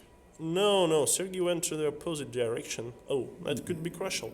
Okay, so he's trying to. He went king g8. Okay, king g8. Let's leave him with this king g8 because I don't like it. What if king e7? Because I think it was a fair chance to I think you're right because then he's maybe we're not attacking anybody. Let's take a look once again. So king e3, king d6, for example. King b2. Maybe king d4. Covering that makes much more sense because it's the usual. So this one. Trying to be clever. Bishop gives to b4? us nothing. Or bishop to b2. Okay, bishop to d4 gives us an extra tempo, and bishop to b2. Okay, let's say bishop b2. Okay, let's say king c6. Perhaps this one. So I think we should play it in more simple way. King d2, bishop g4. Let's say king c1, king d5, king b2, king c4. Very, very unclear position. I think we can play bishop e1, and let's say after knight d3, king d3, bishop f2, and there is no way to improve for us. Yeah, so bishop and knight, they cover all the squares. No, well, king to. And then now king runs e5. back to e5. Yeah. That's a very curious situation. Maybe we should do it another way. So here we play bishop. That's what I was looking at, bishop b4. Here, let's say we take it. King f3, bishop d6. But again, then king g2, I don't believe white can ever win here. Yeah, once the h pawn falls, that should be it. Yeah, it should be an easy draw. But that's not what he did. But somehow Sergey decided to play king to h7. He went back to g8. So in this position, after king, After knight g3, he played king g8. Right. So once again, what if king g3? What's your point? I mean, king g3, king h, perhaps this one, king d2. If bishop... what sort of counterplay can you hope for? Bishop, can you rely on? Bishop f3. Yeah, I mean, I just come here. So... And then the problem is king h6, bishop check, and then king b2. Well, if I play g5 here, we can... But basically, maybe we can hang on, yeah, because this is a... Maybe it's a Zugzwang. It's a Zugzwang, it's king g2. B2. Well, maybe I just protect here. Maybe it's a mutual Zugzwang. Well, it's not so clear. Because... oh my god, what is Svidler doing? That's incredible. I mean, if there is a way to lose this endgame, he follows a nice one. Well, he's going to reach this position with our rook and king on D, let's say on 7th rank or on B file. Okay, we'll get to this game a little bit later. Okay, so it looked like so drawish of both of these games and so much drama, you know, at the moment, because I can't. I'm sort of stunned. I mean, Peter, what is he doing? Well, now he will play king b7, I believe. But now this is some sort of an endgame you may actually lose. Of course, you know, the problem that the cost of one mistake can be... Yeah. And after... Can be too high. They've been playing for how many hours now? Okay, almost 6.5, 6 hours and 20 minutes into this round. Well... Yeah, it's. I mean, I think they're seeing things at this point. Yeah, who could imagine this round could become so dramatic? By the way, even in the beginning of the round, I said that if Karjakin loses and Caruana wins, and if Karjakin wins again on the next day against Caruana, he's still the first. He steals the first place from Fabiano. Because he has four. Four wins instead of. Right. But he puts him in a must-win situation tomorrow. Yeah. So yeah, Svidler aiming for this. Wow, why did he? But this is a draw. Okay, this is the structure. This is a draw, but it's not such a simple draw. So bishop c5, rook c7, I believe right now, king c7. No, I thought Fabiano could have played king e6 instead of this. Okay, we'll get back to this game later on, but at first I would like to make, you know, a conclusion of this endgame. So, in my opinion, if white provokes g6, then in position becomes technically won. Right, because this bishop on c3, it controls everything. And the pawn on f6 can't be yeah, held. and it's no matter where is your pawn, on e2 or on b3. You can get an extra one, I believe. On b3, it doesn't change much. Well, he's already committed to going to the side. Although yeah, I think it's more or less forced. I don't know what Levon is thinking about. But the thing is now, okay, let's say he decides to give up the pawn on h5. It's probably the most reasonable thing to do. Then at least, you know, it still has to be proved. But there seems to be a method, which would be to advance the white h pawn, put the knight on g4, advance it to h6. And I don't think it's too hard. Well, okay. Once again, if we do not give this pawn away, what do they do in this way? Okay, let's go once again. King e3, king h7, king d2, bishop. Let's say bishop g4. I don't know why this. Why bishop? No, bishop f3 was better because it's. Okay, I don't want to argue. Bishop f3. Maybe it's all the same. Queen c1, king c1. I'm sorry. Maybe here is the time to play. I don't know, to play g6. Maybe this is the idea because king went too far. No, but at this moment, okay, even g5 is more precise to to provoke exchange because after g6 I can play king d2. Perhaps. Okay, so you got. So let's say you made me to check, and then I just go back. So let's say now this business has been accomplished. Now you can't stop king from going that's an incredible achievement for white, I believe. And then the knight will get to e4 or something. Yeah. So let's say you try to stay like this, but now I play knight e4, and I provoke you to play f5. Now the knight comes back. For example, like this, knight g3. And now you go to so in case of bishop king e6, e5 is simple. It's the simplest idea. I think this is absolutely lost. Goodness, this is terrible. Well, Levon is thinking. I don't know what about he's thinking, to tell the truth, and Fabiano is trying to convert this endgame, which he shouldn't be able to do. He shouldn't be able to do, but humankind supposed to make we are mistakes. human. That's true. What? Any news from Twitter, Igor? Well, everybody is just clearly, and I think quite understandably, there's a lot of comments about Giri and his latest victory. His latest. Not really. His addition to his. The addition to the draw collections. And when a draw is equal to victory. Well, for him, he said. Yeah, that's a bit. Yeah, That's I mean, I enjoy good humor, and there are some good good ones out there. Well, I hope at this point, I mean, he takes it lightheartedly. Yeah, I mean, because somebody wrote, Safiko, his wife, is asking him, mountains or ocean for the vacation, and he says 50-50. So that's pretty good. But somebody also wrote that with everybody making these comments, I wonder how many of you could even make it to such a tournament. So obviously we're not making fun of Giri, but that's what I was saying. But you can't ignore it also, that but the thing is, apparently he still has a +1 rating against Carlsen, right? He's the only guy in the tournament who actually has a positive score against Carlsen. Exactly, but how could that be? I can't really comprehend that. How does that work? Well, part of it has to do with the number of times he's played Carlsen. It's a small sample size. Carlsen lost to him in a game, I think it was a Tata Steel, where he just was very careless. But other than that, I mean, I think they played a very small number. I think Carlsen's probably played against Giri at an elite level in these kind of tournaments less than any of the other players. So that's part of it. But, it's also the way Giri plays. His style is very, very super, super solid, and it's just very hard to crack. They played at the Tata Skills tournament again in January, and it was at Carlsen. Yes, how did he beat Exactly. And afterwards they asked Carlsen, well, what's the issue with him? He goes, he said, I'm frustrated too. Yeah. Well, I only remember a nice tweet from Grandmaster Jon Ludwig Hammer after, one another draw between Magnus and Anish.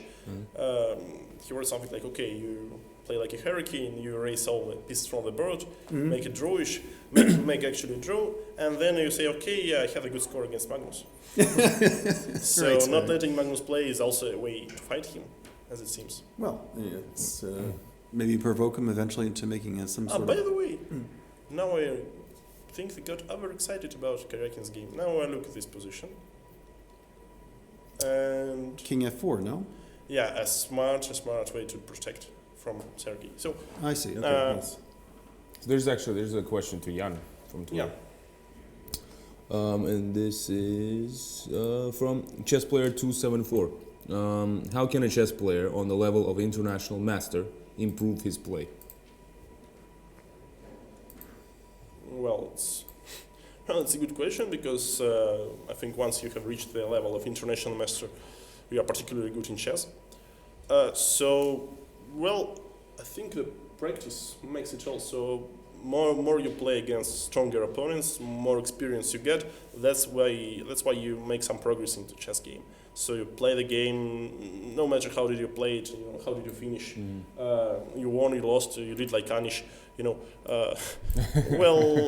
Every time you analyze the game, you realize what were your ideas, which of them were good, which particular were not good enough. So play games, study games of top players, and of course work after your mistakes. And I think that's a way for everybody to progress, not only for international master but also for grandmasters of all level, including the participants on this tournament. Practice makes perfect, and I liked how you said do like Giri. And now we do like Giri, and you will surely be like 2700s soon enough. I remember, I think it was do like Mike. Be like Mike. Be like Mike. Yeah, but that was in the 90s with Michael Jordan. Yeah, right. Yeah. And there's one from King's Rook 14, which is the shortest game which ended in a draw in this tournament. Wow. In this tournament? I think it was the one that lasted with Giri. I think there's been a couple that actually lasted 30 moves because... was it Giri or not? I think it was Giri, and it was the one... Wow, what a surprise. Well, there was actually at least one round where 2 or maybe 3 games. No, 3 games ended on the 30th move. And I think that we're working sort of under the Sophia rules. Is that correct? Because it seems like I don't think there's been no, except for the losses. There's been no game that ended in less than 30 moves. But of course, there have been losses. I mean, Anand lost in 26 moves, and Svidler lost actually to Anand in 24. That was a miniature. Well, I remember there was one of this tournament, which lasted just 1 hour, I think, and it was Giri with somebody else, because I remember he was also wearing... I think Giri against Anand, yeah, it was fairly quick draws. It was some... Not with Caruana? Maybe, no. I don't one remember. of the game, Giri Caruana was the longest one. I mean, if not take today's day into conclusion. I remember Giri was wearing a really nice suit, really nice, and we were joking that maybe he had something more important today. So he had to just he had to finish early. Well, it looks like if we, just for a couple of seconds, if we take a look at their positions, the game between Aronian and Karjakin, okay, Sergey found a way to protect all the pawns. I mean, at least not to lose any of them without taking on f5. He simply played bishop c2 after king d3. That, that was perhaps a very simple way to save it, and, it's a little bit strange. How did we miss this? Yeah, because it's maybe it was an eclipse for us. Yeah, okay. We are also tired. Well, then now it's another circle of So after the roundhouse journey, for Aronian's knight. Now it's on d6, and Sergey is trying to do all the same. Okay, maybe Levon managed to reach some progress, but it seems to be questionable for me right now. So let's see, we got to this point. Let's just reconstruct it. Okay, I think now after a small break we will have time to reconstruct the game. Sounds good. Yeah, just in time, and then we come back maybe for the last 3 hours of this broadcast. Yeah, stay tuned, don't miss it.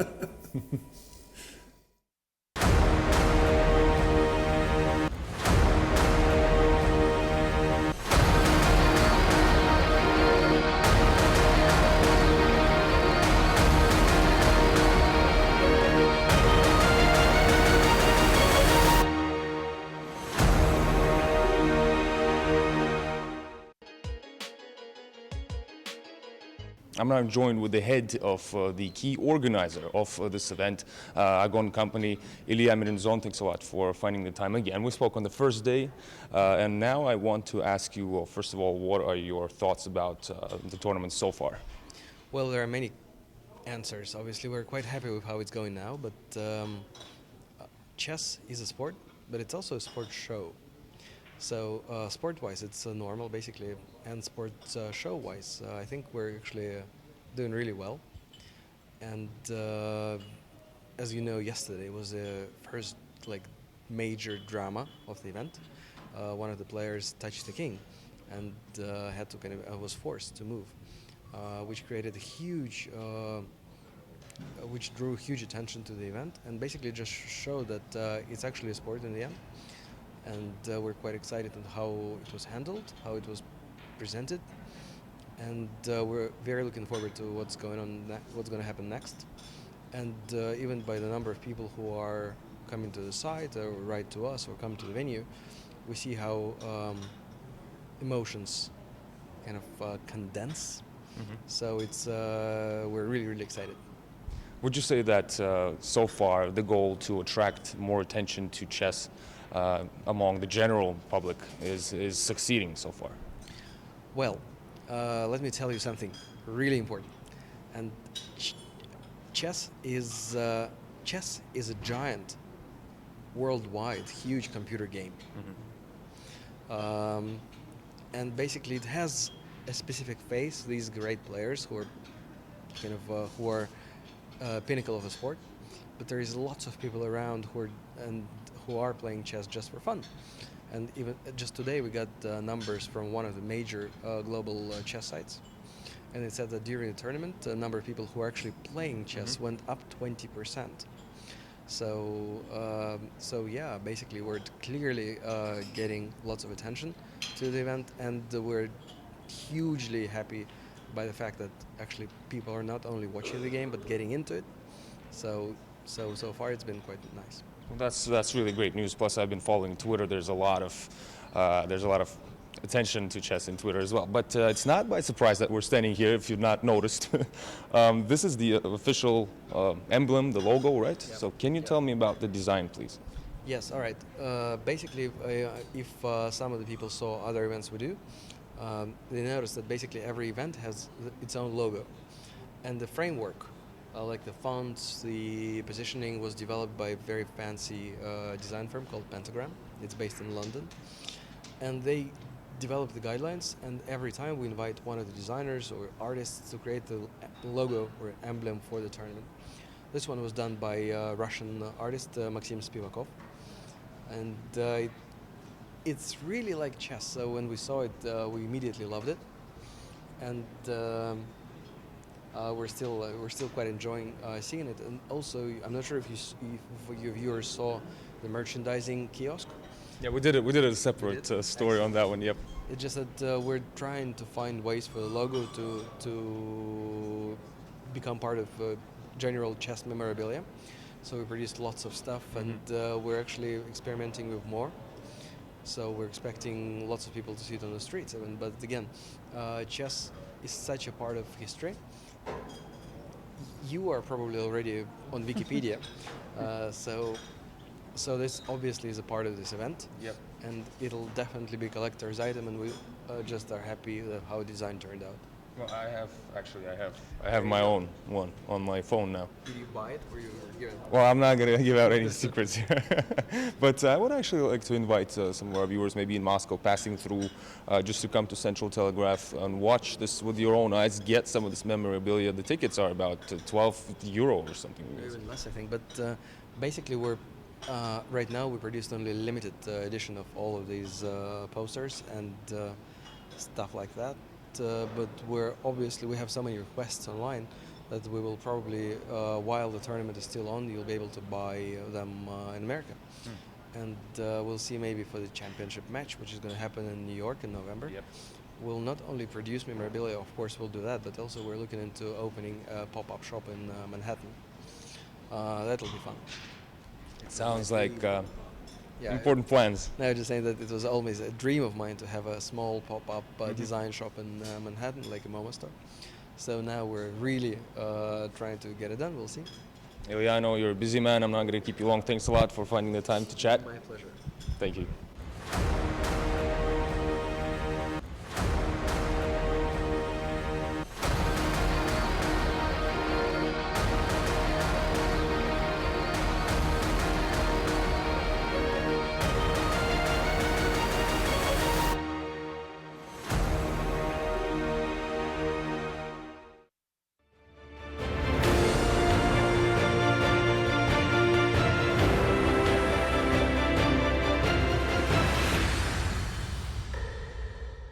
Introducing the most innovative vehicle in its class.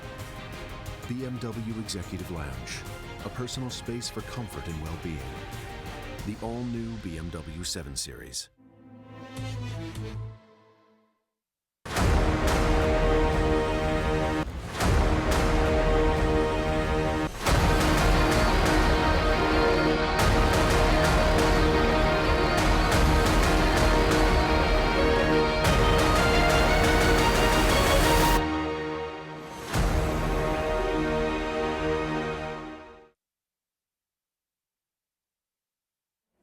Well, Hello, welcome we're back. We are back to the very, very tense finish of round number 13, the penultimate round. And both two games are not so clear until the very last moment, I believe. So, this decision of Petr Svidler, does he feel some regret? He might after. I mean, it's possible. I know. No, he's. I mean, he seems to be holding. He seems he's to know holding. Yeah, he knows how they do it, but he's already in the range of one fatal mistake, I would say. Yeah. So once again, he played King E6. So that's what I. Yeah, he said. He seems to obviously know his trying technique. to show you during the break. Yeah. So once again, there is another stalemate idea here. So let's say King C6, rook b6 check, and what if king c5? So maybe we can go for rook b8 and king b7, but there is another way to play this, I believe. Rook b7 check, rook b5 check, king c4, and this looks strange. Maybe rook b8 is a move, yeah, but also we can go, I believe we can go here, and after rook e1 we simply go to b7, and after rook b1 they are in time to play rook b5. A nice stalemate idea. Yeah, it's another stalemate idea.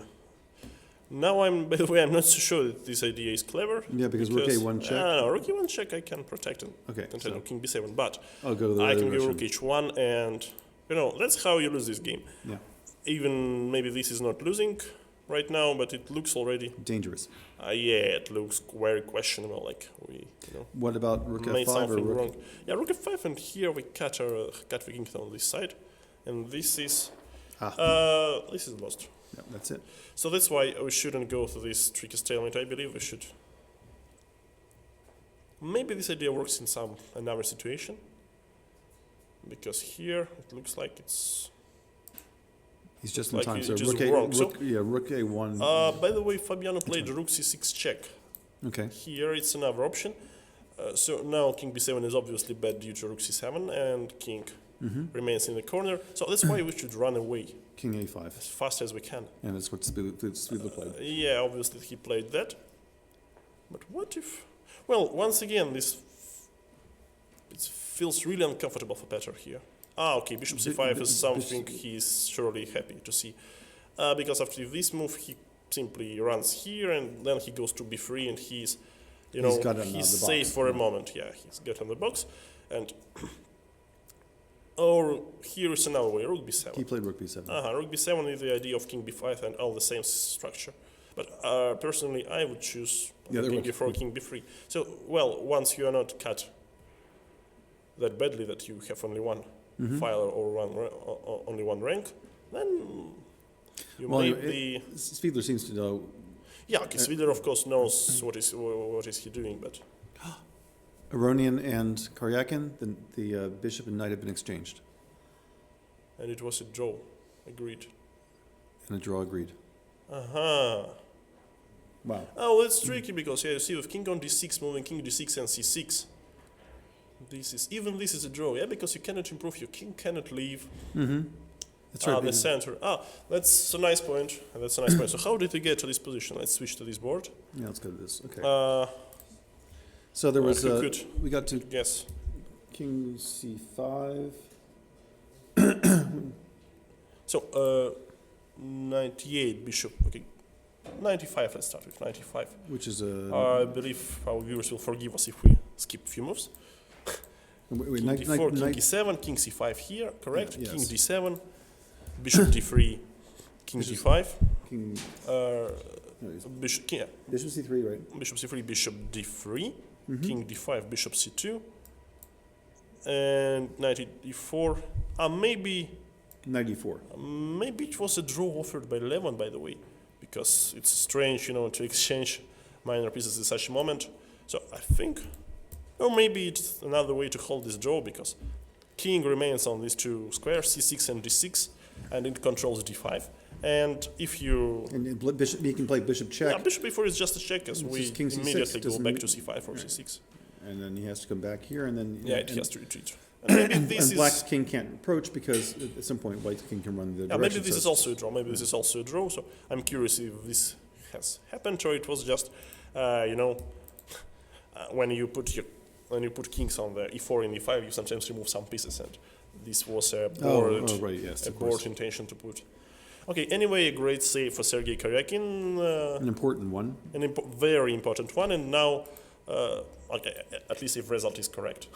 And now it's very tense moment because Fabiano has less than 30 moves left to win this position. Don't forget about the rule of 50 moves. I believe the last capture was on move 66, and now it's number 88. So it's a rook b7, king d. Let's see, what was this? It was. Well, let's switch. Let's d5. briefly switch for this game. Well. Svidler seems to be doing well. Rook e1, king c6. We were on 80, let's say 85, bishop c5. Rook C1 b7, check. king d5, king a4. No, king d5, king b5 was the move. Oh, king b5. Okay. At first he played h6, king b5, bishop d6, king a4, rook a6, king b5. So rook a6 check. Okay. King b5. So obviously not so much progress achieved. And now Fabiano thinks, and well, yes, this is. No, I mean, it doesn't matter. It's Well, it doesn't matter. It's all the same position from another point of view, slightly another. So now, I mean, it's, you know, if he managed to lose this, then okay, it's just a bad day for Petr Svidler. And I think it's a good moment to switch to a press conference with Sergey Karjakin and Levon Aronian just in a couple of seconds.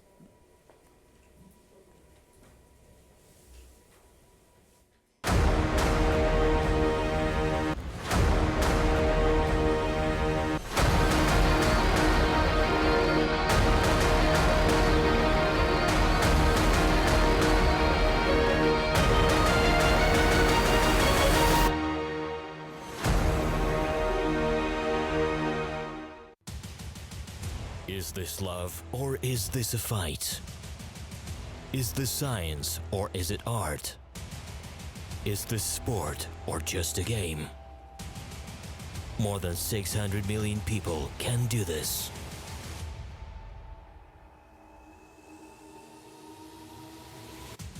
Throughout 15 centuries of history, it is famous around the globe, and there are no age limits. And there's more. It is recommended to be taught in schools. Using the most up-to-date technology, it can even help alleviate Alzheimer's disease. This is chess. There are around 200 countries. There are no limits regarding gender or age. This is the World Championships. While there are also youth, women's and seniors World Championships. A great duo, legendary names. It is the history of our lives. This is the World Chess Federation, FIDE. Play with us. We are one family. Let's play chess. Your move.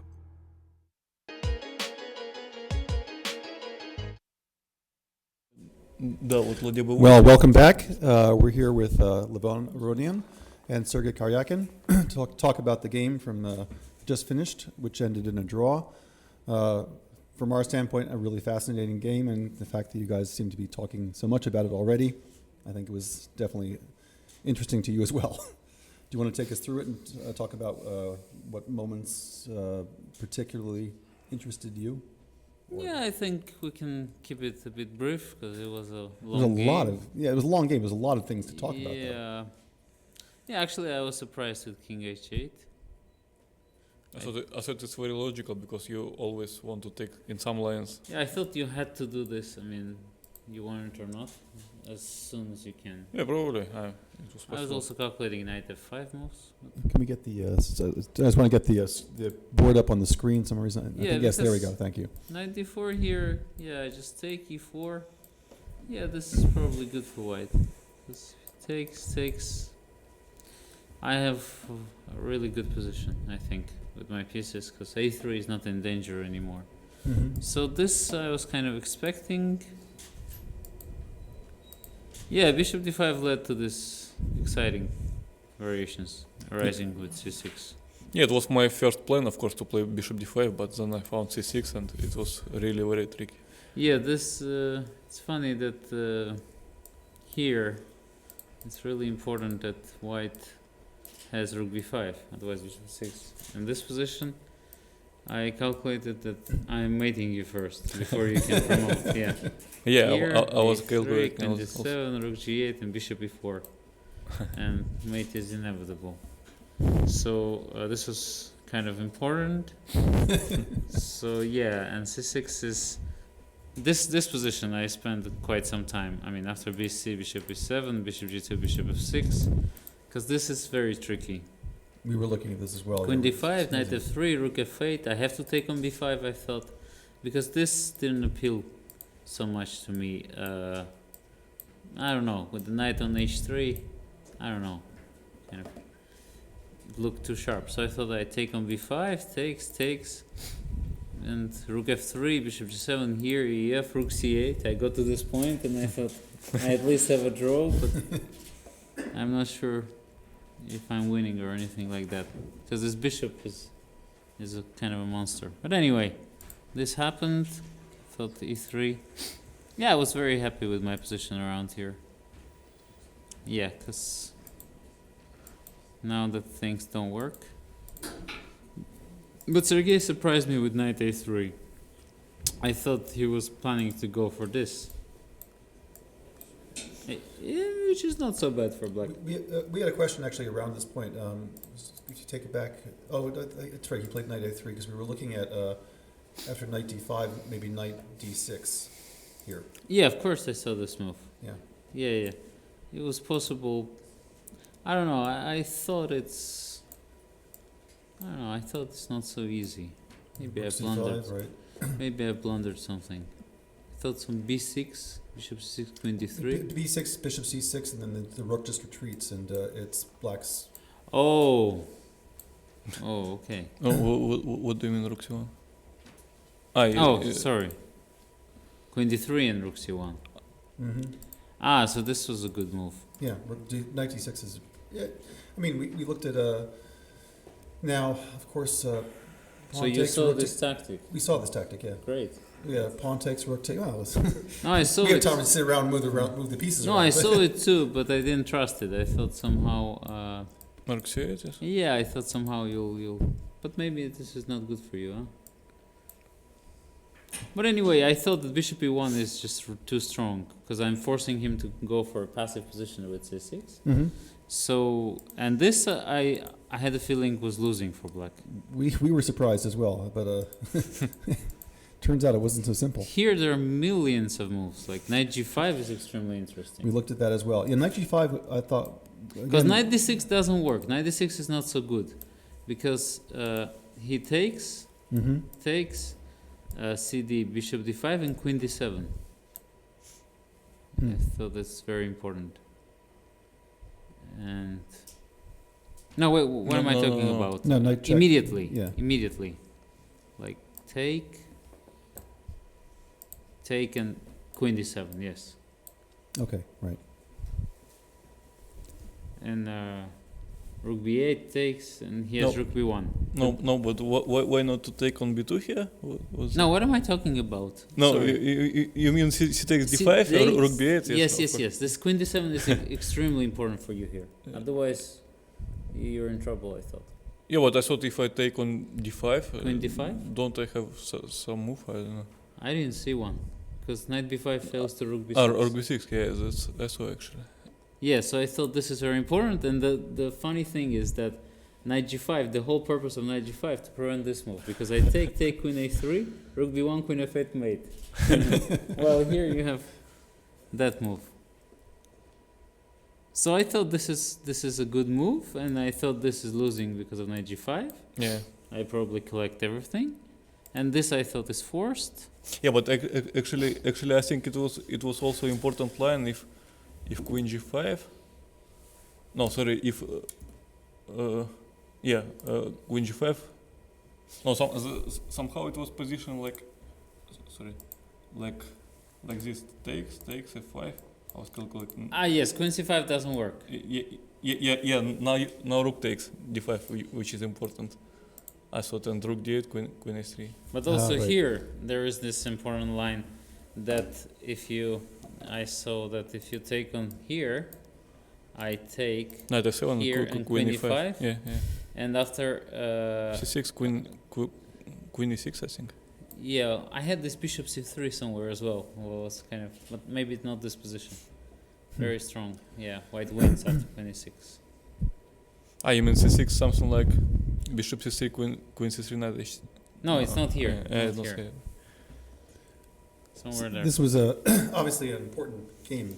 Yeah, so, and of course here white should be winning. I mean, with different ways. It's ridiculous. Do you agree, Sergey? No. Okay. I didn't have enough time to calculate this up to the end. I don't know, I wasn't so sure what's happening here. Yeah, so this is very principal. A3, yes. I thought then you have this a3, a2, am I in time? Yeah, but I didn't see for me. So knight d3, takes. No, I thought this is working for you actually. Because I saw this knight e2 check. out of the blue. 92, yeah. And it's a draw. But if you don't go on c3, if you play bishop f1 or something? Well, this I didn't see. Bishop f1, yeah? No, I mean rook a7, a2, bishop f1. But, sorry. But still, I don't know. a2, bishop f1. It's not so easy. Yeah, some to understand. h5 or something. But maybe rook knight c3. Knight c3, rook b1 and rook a1. No, it's not gonna work. Then you mean rook c7, knight a... Yeah. No, but rook c7, knight e2 check will be. I don't know. Yeah, well, this should have worked, but it wasn't easy to spot. This looked easier. I actually had the intention to play it first bishop b4, but then I realized you can play knight e1. It doesn't make any sense. So, yeah, I thought this should be... I don't know why I didn't retreat with the rook back to the first rank. Yeah, but here probably I should have played maybe a2 immediately here, and just to get the same position as in the game, but but I'm not sure, because then you have knight c3. I don't know. Very complicated game, though. Yeah, it was. I mean, there was at every level throughout the game. I should have played bishop c3 here. I don't know why I didn't. I kept on regretting it during the game. But it's the same. You still play a2. Bishop a1. f5. f3. But there, take, bishop g8. Yes. I was. No, it's the same. Thinking about it. Yeah. So, yeah, here I should have played rook c1. This was ridiculous. Why I didn't do this? It's just. And moment, after moment rook of sheer b1. Insanity. After rook b1, then what? I mean, just rook f1. Yeah, it's maybe rook b3. Rook knight c3. Yeah, knight c3. Yes, I would get the same with the pawn on d3. Right, keep the pawn, which is makes a big difference as it turns out. Right? Yeah, somehow I think I played badly in the time travel of my opponent. Maybe after queen b7, probably I could have defended better. But I don't know, it's hard to say. Tomorrow, looking forward. Yeah. You obviously are going to face Fabiano Caruana, and it looks like this could be the game for... I don't know, I just want to... You don't want to think about it right now. I just want to play chess. I mean tomorrow, but today I want to have some rest. Levon, and for you, this was, I mean, at least this is creatively, this is a great game, right? This is an interesting game. Well, it's like you create a painting and then you suddenly throw your brush and hit the painting up the wall. So if that's a great thing. It starts as a figurative drawing and becomes a Jackson Pollock splatter or something. Anyway, well, thank you for the analysis. I mean, again, from our standpoint, where we were sitting, really fascinating. I couldn't believe the number of possibilities. Do you kind of feel like this? No, obviously you feel it's kind of slipped away, because if you hold the pawn on d3, for example, or if you play rook c1, yeah. It was ridiculous. I completely forgot he can play rook d1. I thought I have this f4, which is completely crushing. Yeah. It leads nowhere. I mean, here, for some reason, I was very optimistic of crushing attack. Well, thank you very much for both of you coming by, and get some rest. We'll see you tomorrow. Thanks.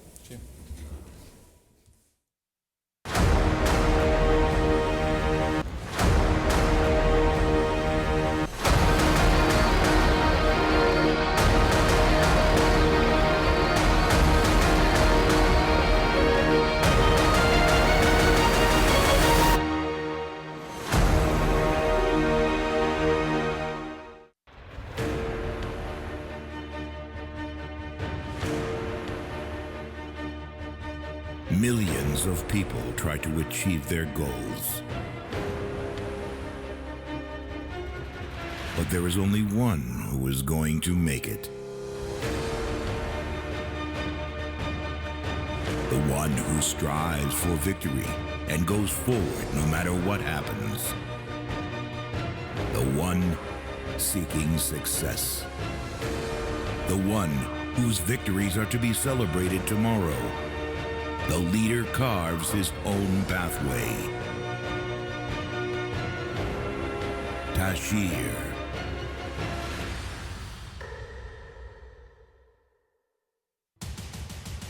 Is this love or is this a fight? Is this science or is it art? Is this sport or just a game? More than 600 million people can do this.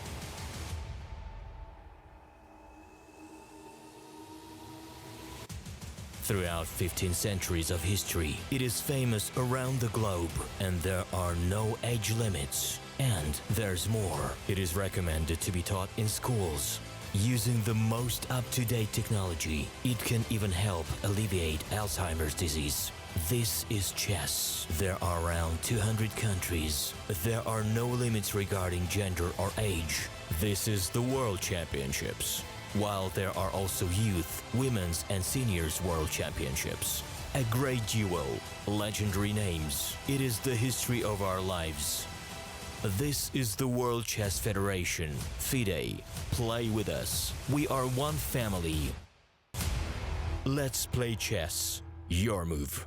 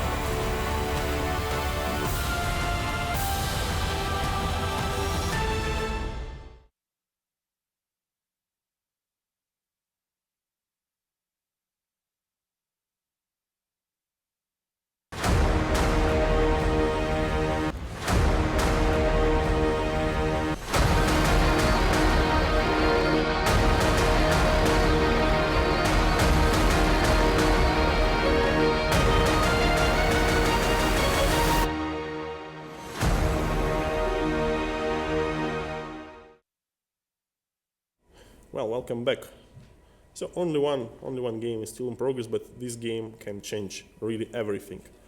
It's Fabiano Caruana who's trying to win Rook and Bishop against a Rook against Petr Svidler, and I guess Fabiano made incredible progress. Meanwhile, he has only 16 moves. Yes. Before the 50 moves rule. So it's some completely incredible game in my opinion. So let's say it's move number 100, a jubilee of this game. And this is the longest one at the tournament, I believe. I think it's the first game to get to 100 moves. I think it's right. Yes. The game between Svidler and Giri yesterday or 2 days ago, 2 rounds ago, whatever it was 98, I think. So this is it. So now my question is, what do we do if White plays, let's say, Bishop C5? Bishop C5, intending to bring the king even closer? Can you play the rook to, I don't know, G8 or H8? Well, let's show this at the board. So Bishop C5, not to forget, 15 moves left. Yes. Bishop G8. Rook G8, yeah. Rook G8. Bishop C5 has been played, by the way. So now it's sort of a tough choice for Peter Svidler. Okay, let's say rook b1, so we can free our bishop. Mm-hmm. Well, what do you do here? Good question, because you don't want to check.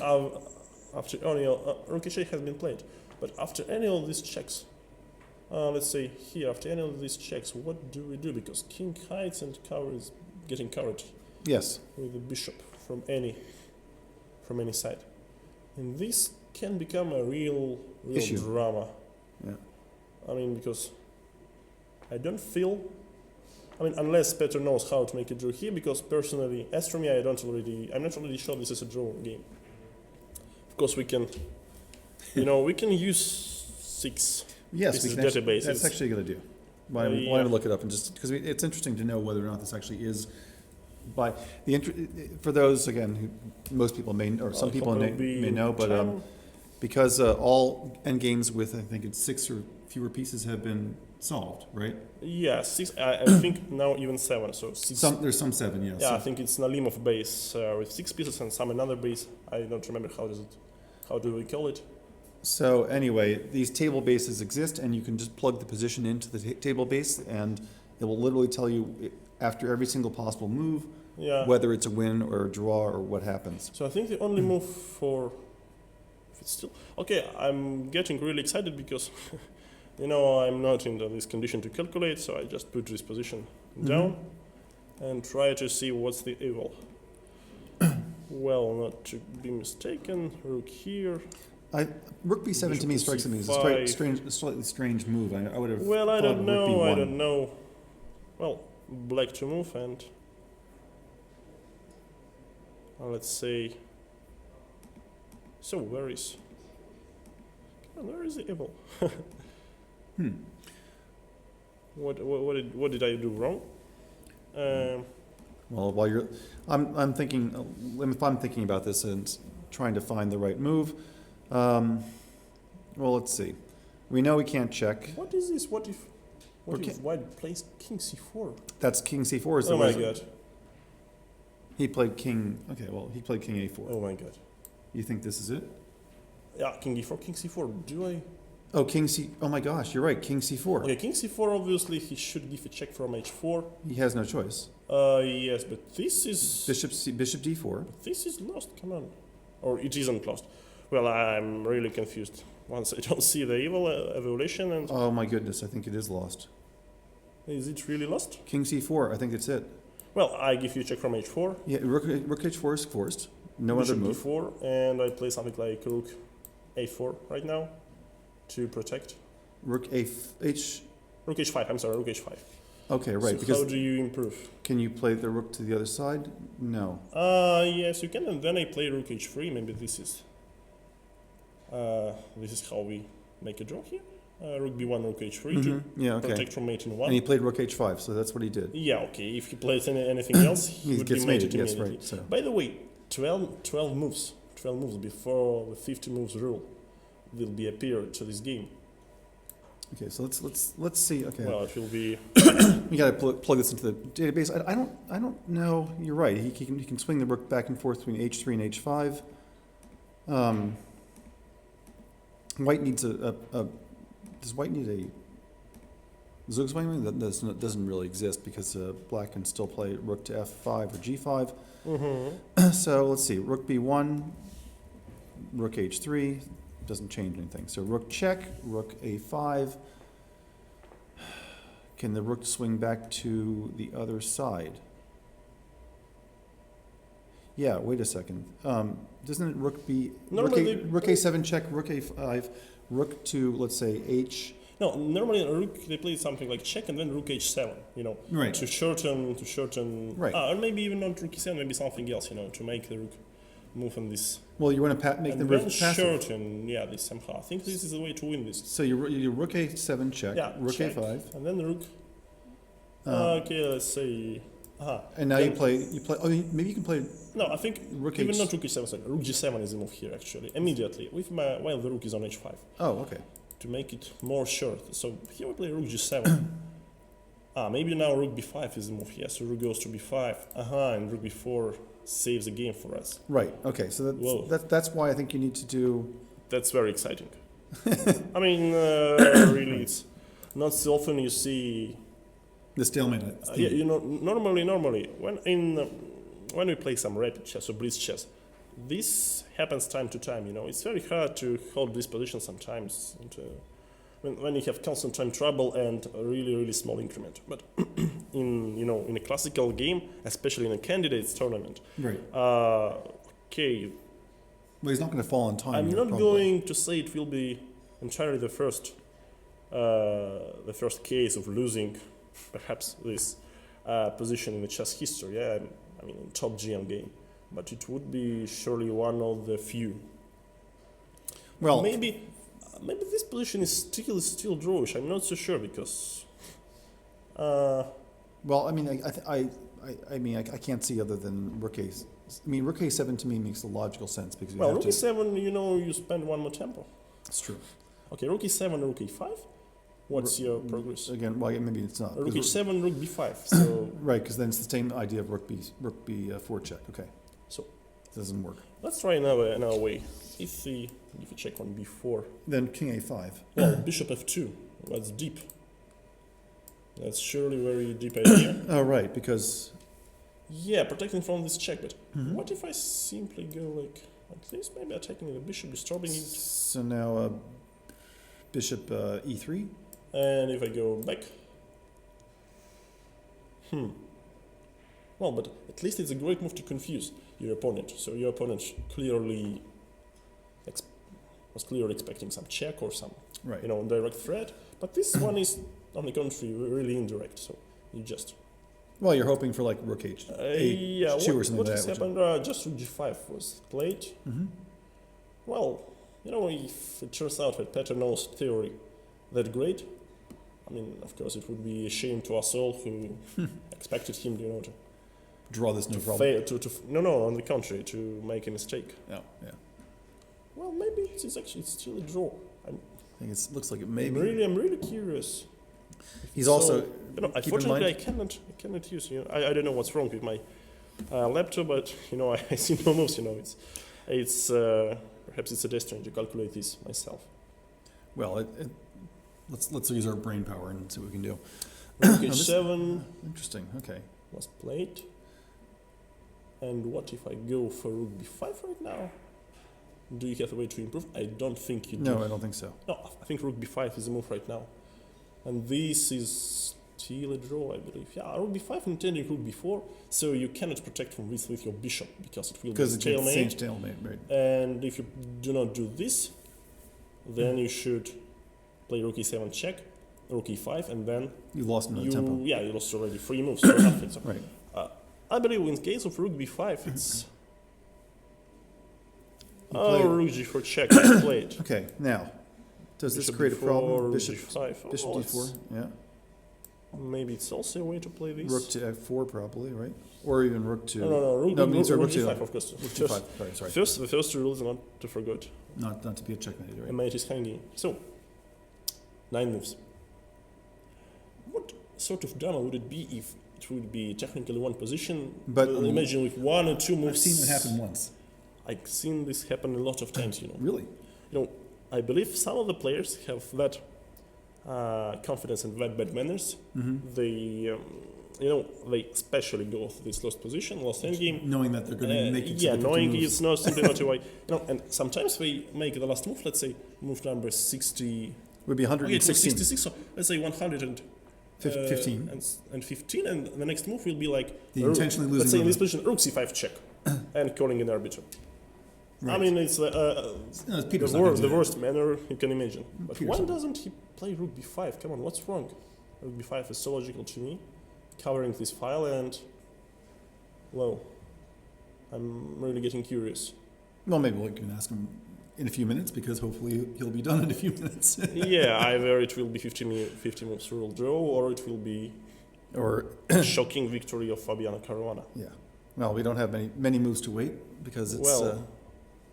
I wonder if this is. Do you feel the tension? I would prefer to see players' faces instead of the boards and the digital boards we are. Well, I can see Caruana's. I think it's all about the board there in the playing hall right now. It's not about us. And by the way, if Peter managed to hold the draw, then once again it's an interesting situation. I asked, rook b5 was played, okay. and he looks confident now. So once again, if Svidler managed to draw this, and tomorrow Karjakin makes a draw against Caruana, if they share it together without Vishy Anand, Karjakin wins on tiebreak. And if Vishy wins with black against Svidler, Caruana wins on tiebreak because between this trio, he has better tiebreaks because he beats Anand. Okay. 1.5. So. All right. So that's the works. answer. Yeah. Now looks like Peter spotted this idea. Okay. Check and rook b8. The only way to keep more moves. tension, and I think rook h5 to be played. Yeah, rook h5, of course. Straight away. That's what he did. Well, following this board, and you can follow the board here. Everything is going to be decided right now. No, okay, of course not everything, but everything for today. Well, anyway, we now know that tomorrow will be there'll be two games. Well, tomorrow, really it's an interesting question. If you are sure that Vishy is not going to beat Svidler with black, and you just, for example, I mean, if we speak from point of view of Sergey Karjakin, of course. He probably is playing for a draw. Yeah, probably, because, the possibility of losing Anand beating Svidler with black is not that high. No, not that high. Well, and I think Anand has really been much more struggling with black in this tournament. I mean, with white he's done quite well, but with black he's not done so well. As we see so far, anything can happen in this tournament. And, we've had a few Bishop f6. Well, he's trying the same thing from the opposite direction. What if I run to a5 right now? It's not so many moves left, and maybe it's time to simply retreat. Do not care about. Well, why not just do not rook care f5? About the strongest move? Yeah, of course, rook f5 is the move as well. But if we simply try to run away, because after king a5, I believe we make our way to a6, and this. That's the simple way to do it as well. Or maybe I'm going to miss. That's something. what you did. Yeah, king a5. King a5. Well, but if we ask Peter on the press conference, I won't be surprised if he will show us a clear way for white to win. To win, yeah, because at least in his imagination, I believe white has won this game like for 10 times already. Oh, you mean in Svidler, because of course he's that type of player. Which, he's a little pessimistic. Yeah, he's pessimistic, and he also respects his opponent sometimes too much. So he thinks, okay, there is, but now there's something there that's not. There's something that's not there. Yeah. Well, he seems to have found the moves. I mean, it's. Well, it's also time trouble for Fabiano, so he gives a check. And what if king a6 right now? Oh, of course, king a7. Obviously, the other alternative is not so good. By the way, just to make sure, let's see, in this position, if we play this one, it will be a very funny situation, I have mentioned. Rook b5, intending to go for a stalemate. Right. Rook a8 check, king b7, rook e7 check, king c6, and rook e6 check, actually winning the rook, but it's the move number 116. What kind of mess would it be? I'm just, technically it leaves me speechless. It would be a draw. I think there is another simple way of making a draw here, to play rook e6, yeah. But, if there is, something which can be called a bad manner. Yeah. This would have done it. This situation, yeah. So, once again, a rook e8, king b7, winning a rook by force. And Except here, one problem. One problem, it was move number 66, bishop takes a5, and this one is already 116. So he would not make it. Yeah, but anyway, rook h6 seems to be a precise one, so no nasty check from b6. And looks like we're only 3 moves away. Yeah, 3 moves, and I don't see the construction how you're going to give a mate in 3 moves. Okay, bishop e3, but I mean bishop e3 just rook g6. Yeah, rook g6. Nothing complicated. Maybe then king c5, I don't know, maybe rook e6. But the general idea, also rook c6 check is possible, yeah, so bishop c5 and goes back. Well, this finally looks to be a drawish. Nonetheless, anything incredible will happen, but do you think that? we're not really expecting I'm this. sure Peter's been counting the moves. I mean, he's aware that 50 moves is. Yeah, this is the well-known rule, you know. No, I'm saying. I mean, he's aware of what the. Every Russian schoolboy knows this. Okay. Every player should know this, but yeah.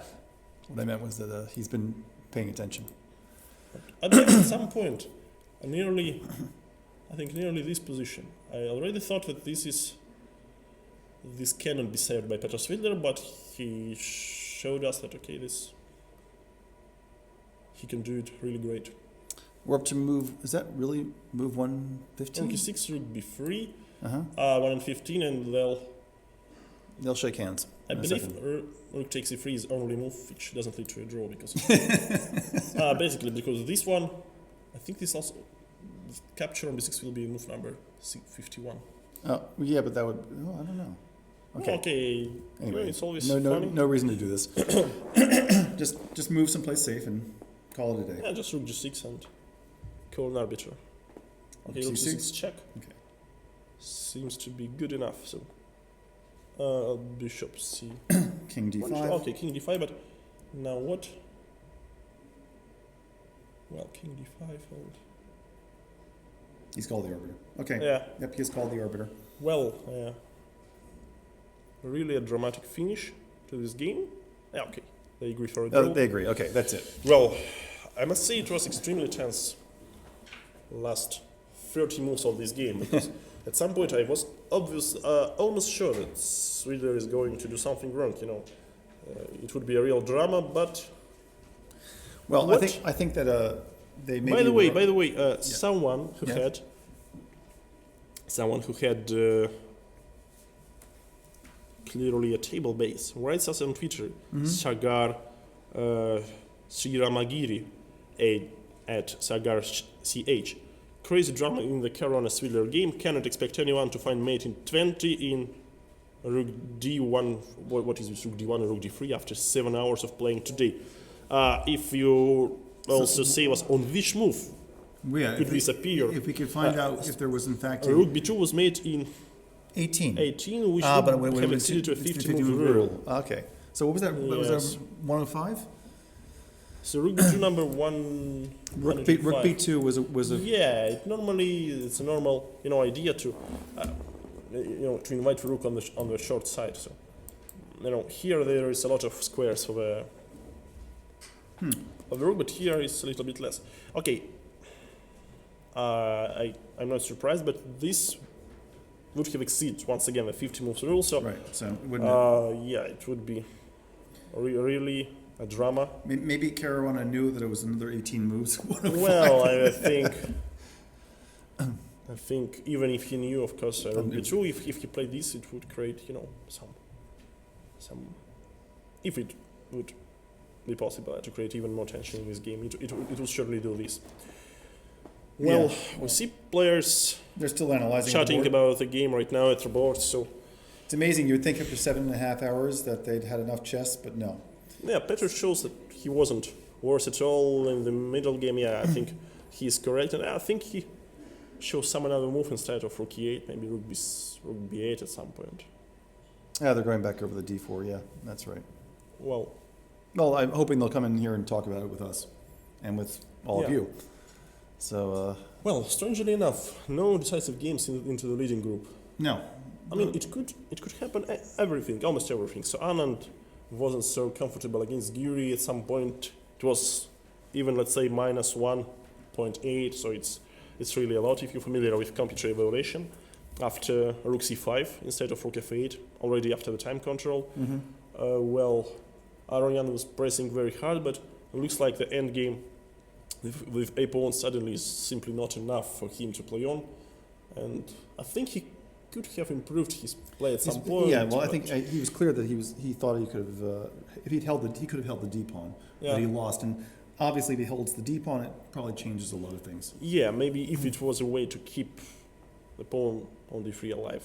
I mean, I think if only he could do this, it would change basically everything into the tournament because Aronian would be back on +2. We would be actually back on +1. Karjakin would be on +1. On +1. And Anand would be on +1. In fact, so there would be all four of them essentially playing for the title tomorrow. Yeah. which is kind of remarkable. That would have been an incredible turn of events. Wow, it was, Well, let's take a look at tomorrow's pairings. So Svidler, white versus Viswanathan Anand. Anish Giri playing white against Topalov. Nakamura versus Aronian probably won't change much into the leading group because both on 50%. Right. And the Karjakin. game, surely the game of the day, Karjakin Caruana, leaders, facing each other into the ultimate round. So you're never going to miss that, I believe. Well, now I think players left They're making the away from the stage. They're stage. making away from there, I believe, to the press conference. So we go to the technical break. And when they are back with the last press conference for today, don't miss it because we want to hear what they have to say. Yeah, of course. Stay tuned.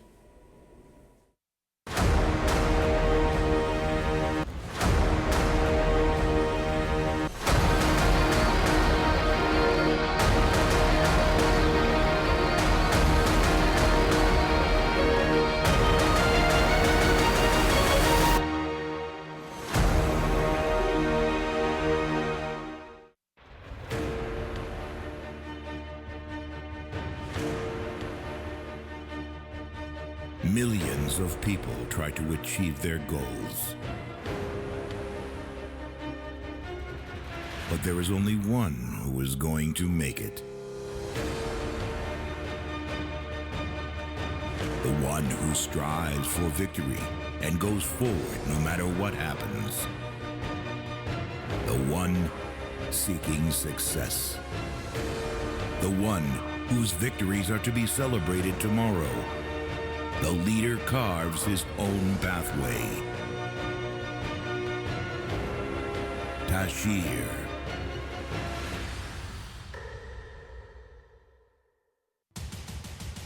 Is this love or is this a fight? Is this science or is it art? Is this sport or just a game? More than 600 million people can do this.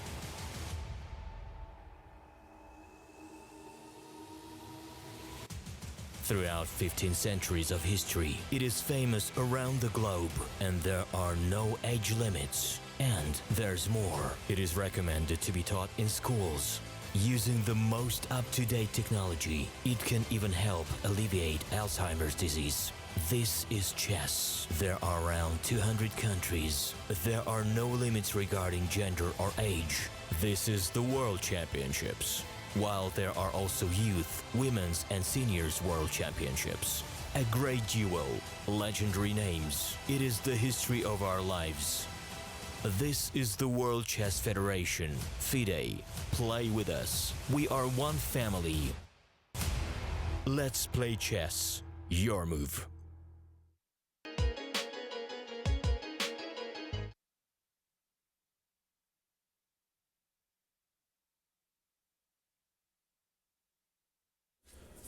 Hello, we're back. We have Peter Svidler and Fabiano Caruana. Visually signing postcards. They're doing us a big favor. Anyway, we'd love to talk about the games, so why don't we do that and you guys can hopefully finish up later. briefly. I know, it's been a long day. It was, I think, obviously I think the most interesting part of the game, at least from our perspective, and you can tell us, was I thought it was something that you played B4 because I played B4 here. Didn't I play this against Bruzon in Turin? I don't know, but I played it against Leko, and I thought we were still following my game against. Wait, but didn't he play knight d2 instead of bishop c2? Pretty sure I didn't. Pretty sure this is what happened, and I played an early d5 somewhere, but I thought. I mean, I'm not checking games from 2006. Oh, yeah, okay, yeah. that's and I, of course, as usual, I failed to check this line. Yeah, I mean, I think. In this position, it's possible to play either maybe takes d5 or the and immediate then I d5. take and play knight e4. No, this I thought was fine. If I knew that you were going to do this, I mean, I was kind of worried you will play something like this. Bishop b... d4 and knight g5, and you start jumping this is what I and wanted to I do, was worried. Like knight d4, you can maybe take with a pawn, because d7 is hanging. It was annoying me mildly because I'm pretty sure this is how my game went, or at least I think this is how my game this went. This also looks annoying for black. I wasn't so unhappy about this. I played bishop f5 or something. Why am I in such trouble? I'll probably play a5 and. Well, c3 might actually be hanging for now. Maybe so. maybe I have to play bishop d2 and just.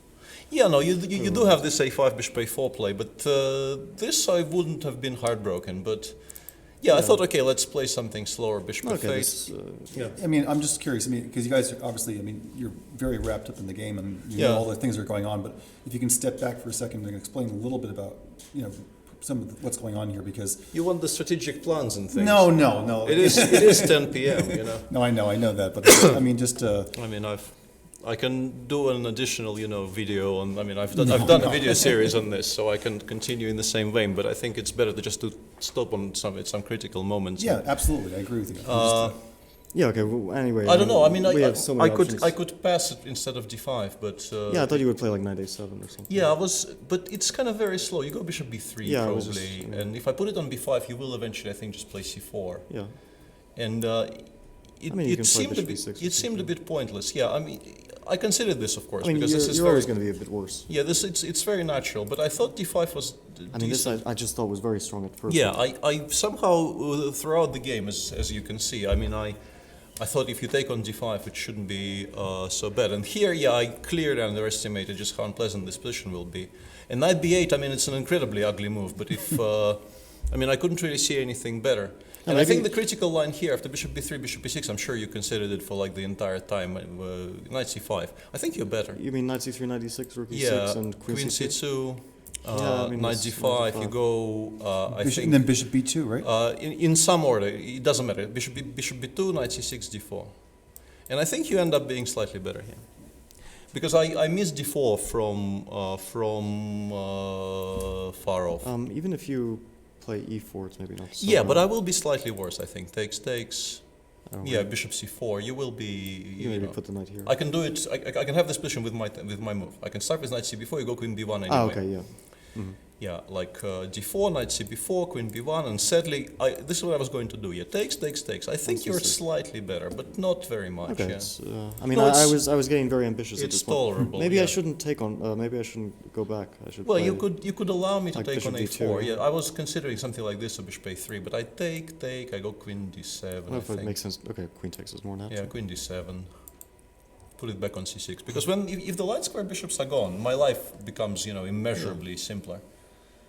And I mean, I thought I should have a huge advantage, but I couldn't. You probably do, but it's a very complicated position to play. Yeah, like here. I mean, okay, d4 is very interesting. f5 and c4. I mean, I spent a lot of time considering this, and then I also wasn't even sure about failed to consider this properly somehow. And it looks dangerous. You only have Why two didn't moves. you? I mean, I didn't like knight f4. What didn't you like? I didn't like knight f4 here. Yeah, probably I would have Because to. this position didn't seem so. Yeah, those that tend to be somewhat unclear. Yeah, like bishop f7 and your. He might start pushing. Yeah, your center is. Also, and I couldn't see another move, although maybe something. I mean, I want to play knight d3 next move, probably followed by e4. So you probably have to take. Yeah, because knight e5, knight h3 in that case. Yeah, it's no, but the point was it's an incredibly difficult position to play for both sides. I mean, this is kind of interesting, but I thought it's just too much. I was worried I would just lose. c6 or something. Yeah, c6, c4. I have no idea. You tell me why this is not good. But knight c7. Yeah, it's very difficult maybe to first taken then c4, but yeah, I didn't want to give up a piece naturally. Yeah, and I kind of missed c5, which is. Yeah, c5 I think is an incredibly important move for me because at least I'm keeping some semblance of control, and also I'm it gives me the before square if you play c4 because if I play something like rook e7, you play c4, knight f6, bishop c3. I thought, and this is very annoying. Yeah, it's. I thought stopping this plan of the bishop, appearing on c3 unchallenged was rook very e7, I even thought that I could play h4, because then I have bishop c6 coming. Sure, no, I mean rook e7 is a very awkward move to make anyway. Yeah, c5 queen c7 is. It's already very unclear. I just didn't see any ideas. I had no idea what was going on. I was just basically making moves and waiting for some concrete variations I could calculate eventually. So. Yeah. Here I think I'm fine now. Yeah, I underestimated this move. I thought I was looking at queen d6. No, but this probably I will run into some serious Queen trouble. C1 and H5 and Bishop G5. No, this I thought it was. But this suddenly I started, entertaining ideas of maybe, playing for more than just equality here. I mean, it's complicated. Either side could be better at some point. And although I thought I shouldn't be worse with all the but I think after d4, Queen c6, you should play Queen a4. Queen c6 I just missed. Yeah, that was. I was looking at this stuff. I'd seen. Yeah, but then you're fine. Rook a8, Queen c2. Yeah. I can also play Knight c5. You can, but I mean. Even this, yeah. But I thought, Queen c2 and Queen c6 with similar ideas. Yeah, Knight c5, Rook e6, Rook e6, Rook c1. Yeah, I was calculating g5, and I thought like Queen f5 or something. Yeah, I stopped somewhere here because I no longer believed I was. I mean, even Queen takes c5. I mean, why are you? No, I mean, I was still quite ambitious. But. Well, you might be better in that endgame anyway. And here I just didn't like the position anymore. Yeah, no, this was my plan when I went for Knight takes h5. I expected you to play d4, and I thought Queen c6 is incredibly strong. And then I spotted Queen a4. Yeah, I should do this. And I think I'm more or less obliged to take twice on d4 and go Rook e8. And I mean, you're always going to have enough compensation here. F3, you might be better. I probably just regained the pawn by force at some point. Yeah, no, I thought I should go Rook e8. I'm giving up this bishop. Isn't this an unpleasant ending? No. Rook e8 instead of bishop. Knight takes d4. I go back. I don't take on d4. No, I thought. This Rook d8. Sorry, I didn't understand what you meant. Yeah, like this. And I thought that this should be close to equal. Like even enough. Let's say Knight d6, Rook e1, Bishop e1. My weakness on a6 and my complete discoordination probably mean that I'm not even better here. Yeah, it might just be a draw. Yeah, so I expected this to happen, and then you played Queen b3, and this completely threw me for a loop because I did not expect that move, and I should have gone Rook b8 here. You guys were were in time pressure at this point. I had 6 minutes against a 2 or something like this. But there was a lot of moves to make, I think, still. Not that. I should have spent more time at this point, but basically I thought c4 Queen d5 was almost winning. I had a bit of a blackout, which almost cost me the game. But is this really so strong? Well, I think it's a huge improvement over the game. Also, I'm wondering if Rook b5. No, but this is the whole point. Okay. This is the whole point. You don't get the same position. And this is really bishop takes. Yeah. Feels and it seems like I'm about to consolidate, and I will have an extra pawn, because all of your stuff is locked in. Bishop g7 simply. How do you keep your material? Yeah, you could do that, but once again, I might just lose. It becomes incredibly critical for you. So I think you should still go Queen a4 even after Rook b8, but it's of course an improvement for me to include Rook b8 and get the same endgame with the Rook on a better square. So, no, I just completely blacked out here because I thought c4, Queen a4 only move, Queen g5, Rook a g1 I thought only move, Rook a8. Of course I can do, I mean... Yeah, you probably have many moves here. Yeah, like for some reason the nodes on the machine we're doing this on say King h8. I have no idea what King h8 is, probably a very strong move computer suggests. Queen b5 is very sensible. But I had this... Suddenly I have this on better, yeah? Yeah, no, d5, I was planning to take with a knight, then take with the rook, just as I did, and after bishop f4 I was planning to go rook e4. Yeah, but Queen e8. And then Queen e8, and then Queen e8 and I resigned. Luckily this didn't at least happen in the game, I spotted it just in time not to lose immediately, but then I find myself... also looked unpleasant for you. Bishop c7 I thought was, I like bishop b6 a great deal. I thought it was a very strong move. No, I mean, once I saw this position I thought I can have some fun here. Although I thought that maybe this is a better version. I'm sorry. No, but even rook g5, rook e6 I thought, yeah, okay, this... I mean, I was, very skeptical about holding something like this with the rook so far away. Something... I don't know. It's probably just over, Yeah, it seemed to me like I could simply be completely lost here. So basically, I start down a pawn here, and I spent the first 15 minutes feeling extremely dejected, and then I thought, okay, the game still continues. I should probably try and not resign. I don't know if I have anything better, but okay, this looks natural. Yeah, I mean, it's really interesting because instead of King f7, I almost took on g4 because surprisingly for me, I don't actually want, I think, the passed pawn on the h file. What I do want is pawns on a6 and g6 because it's easier. No, of course I don't need to do this, but what I mean is rook c5 was just such a gift for me. But I just haven't. Which move can I make? I don't know. At this point, I just completely stopped thinking about your moves. I thought, okay, I will sit there. I put the chair, somewhere there towards the end of the stage, and I was sitting there with my eyes closed, waiting for you to make a move. And then I will, you make a move, I consider your move. So, I don't know. Yeah, no, I was considering King F3. G3 or King F3. But I didn't like this one so much. I thought you'll play G5, and then I just didn't see any way to make progress. King back, F4. I don't know. This one, yeah? But I mean, But then King G6, yeah, I mean, I have tremendous counterplay. my bishop is just... Yeah, maybe it's actually not that bad. I mean, the first 15 minutes after the time control, of course, I was calculating Queen B3, Rook B8 and all those things, thinking about my chance to actually do something in the tournament. But maybe this position is not that bad. Yeah, I mean... Yeah, and this I felt was already pretty close to a draw. C4 was probably a mistake. I should play King F3, I think.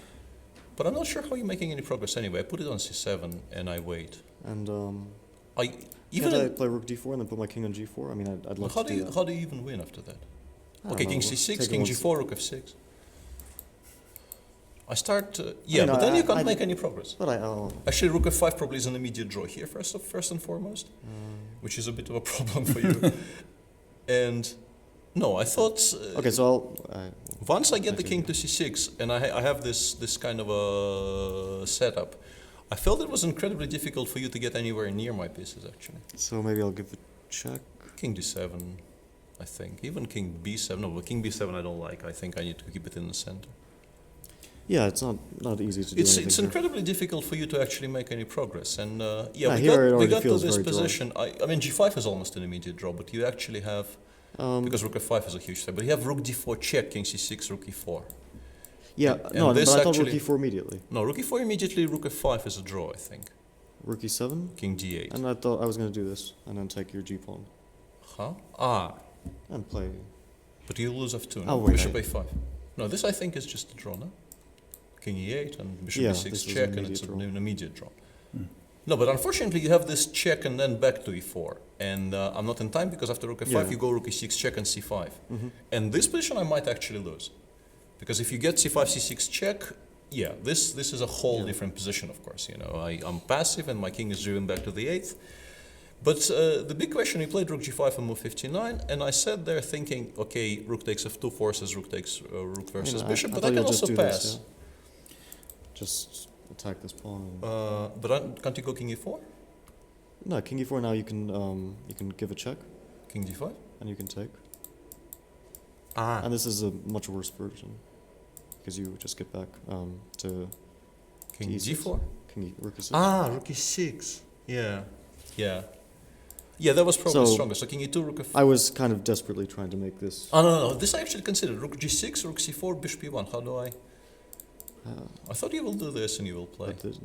And Rook somewhere and you play forever. Rook G5. Okay, maybe I have to do this, but it should be...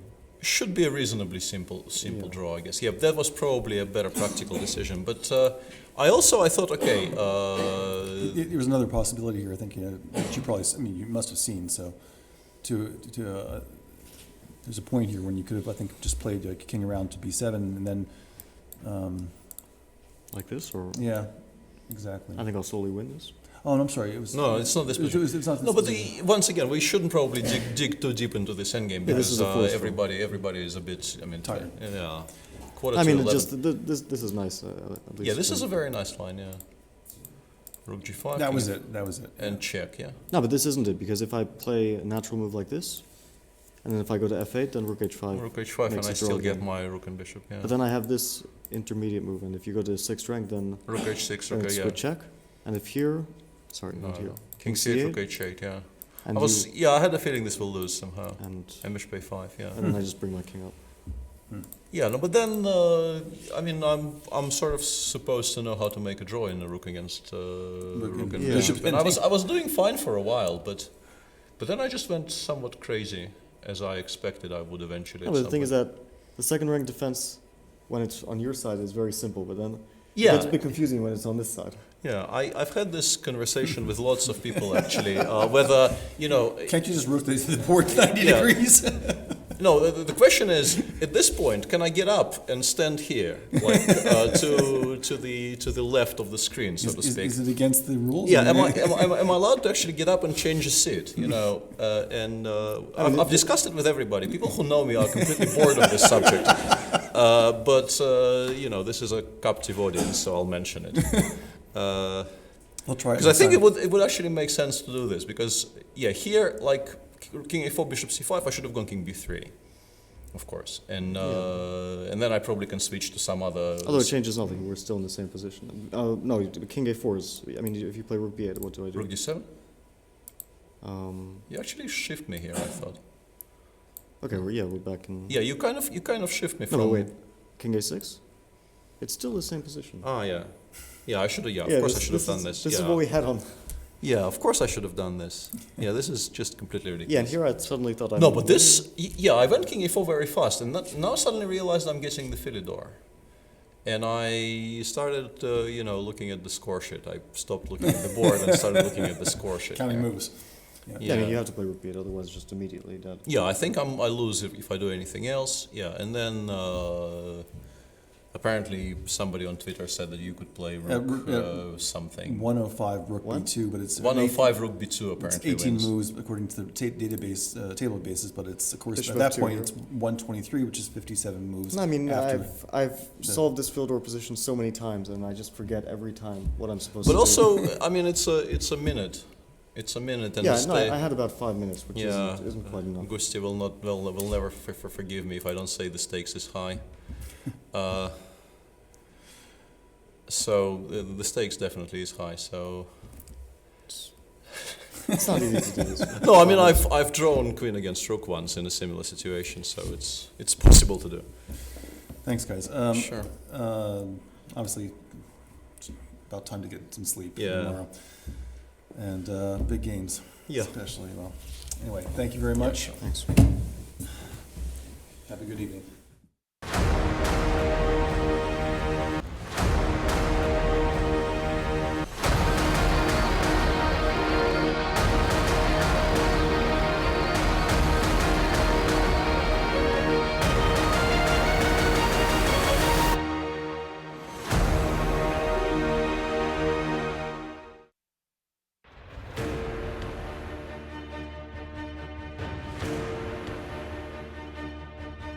Millions of people try to achieve their goals.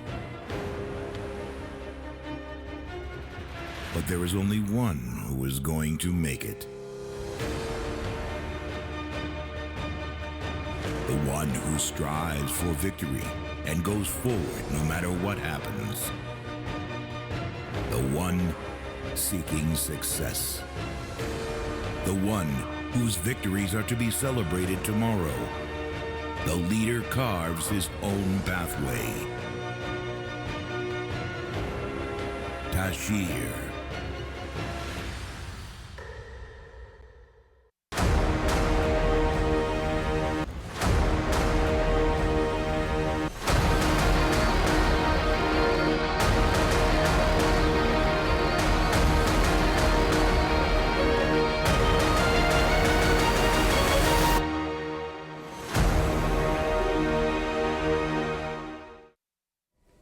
Welcome back. Thus, very, very long days in the day Yep. here in the office, and the most tense round so far, unless it was only one decisive game between, let's say, outsiders of the tournament, Hikaru Nakamura and Veselin Topalov, which actually have already lost all their chances to qualify for the title match. Nevertheless, nevertheless, it was an interesting round, and out of these three drawn games, it was really hard to predict, because at some point I think there were missed opportunities in almost every single game. Plenty of opportunities for each player, and at some point I was stating that okay, at least two of these three games. Yeah, we thought there would be some decisive results. Yeah, will be decided. But it happens sometimes, which something unpredictable comes to our chess. Well, world. that's it's competitive chess. That's the whole thing. That's about life. We have. I want to announce the winners of our quiz contest.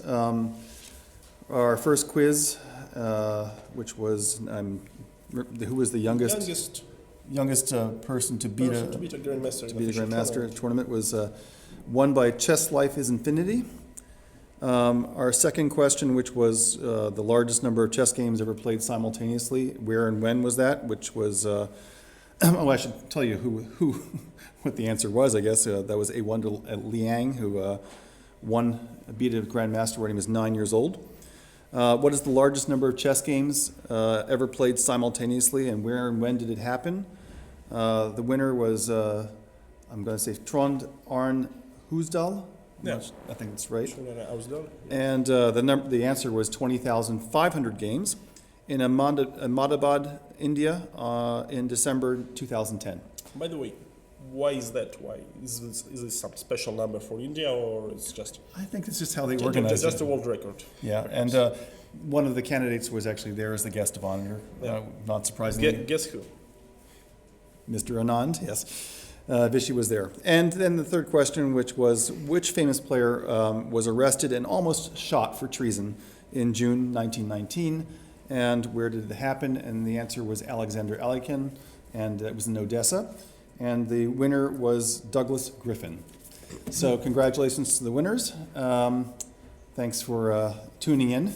And I think we can say, well, safely, first of all, you should never miss tomorrow's round, because everything can happen. Once again, theoretically, if Karjakin draws against Caruana and Anand doesn't win his game, then Karjakin becomes a candidate.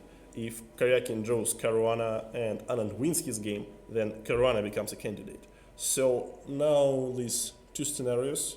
Yeah, there might be a third, but I'm not sure. That's one of the things I have to figure out tonight. So. I think that's it. There is no possibility of first scenario, because okay. Caruana and Karjakin playing each other. Yeah, so one of them will be the candidate. Well, that's clear. Okay. What we can state today is that all players, except these two guys, lucky guys who has +2, and playing each other tomorrow. They're playing for first. Yeah, they're playing for first, and Karjakin is most likely happy with the draw. So yes, I really expect Caruana to fight very hard. Fight very hard with Black, and we can possibly see, a really unusual opening choice from Fabiano. It won't be a big surprise. But let's keep this question for tomorrow. Yes, I think it was rather a long day. I also think that I was going to ask Fabiano about that for tomorrow, but he can't tip his hand anyway. So of course, it's whatever his strategy is. It's better be a good strategy. Yeah, absolutely, because so far his strategy worked pretty well for him. He never lost a game into this tournament, and he won 2. Unfortunately for him, tie-break system is strict, and you should sometimes win more than 2 games. So. Yeah, and in fact, I wonder if this is the lowest winning score, if it's a +2. It's possible. I think all the previous times it was higher. It was at least +3. And then certainly one with +3. I'll have to look that up as well. Yeah, but tomorrow, 2 players can reach +3 once again. So, thank you for joining us. It was a long day, an interesting one, and I hope you enjoyed our broadcast. We're really looking forward to meet you same place, same time, 3 p.m. Moscow time tomorrow. We hope you tune on in. Monday. You should never miss it, the last round and the decisive round of Moscow Candidate 2016. Goodbye and good luck. Good night.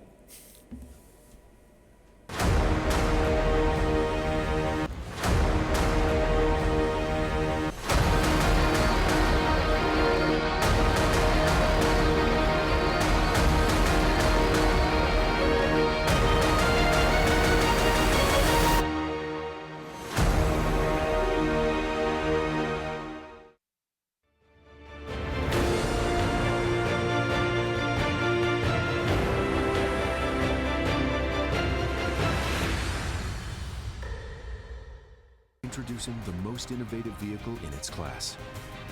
BMW Executive Lounge, a personal space for comfort and well-being. The all-new BMW 7 Series.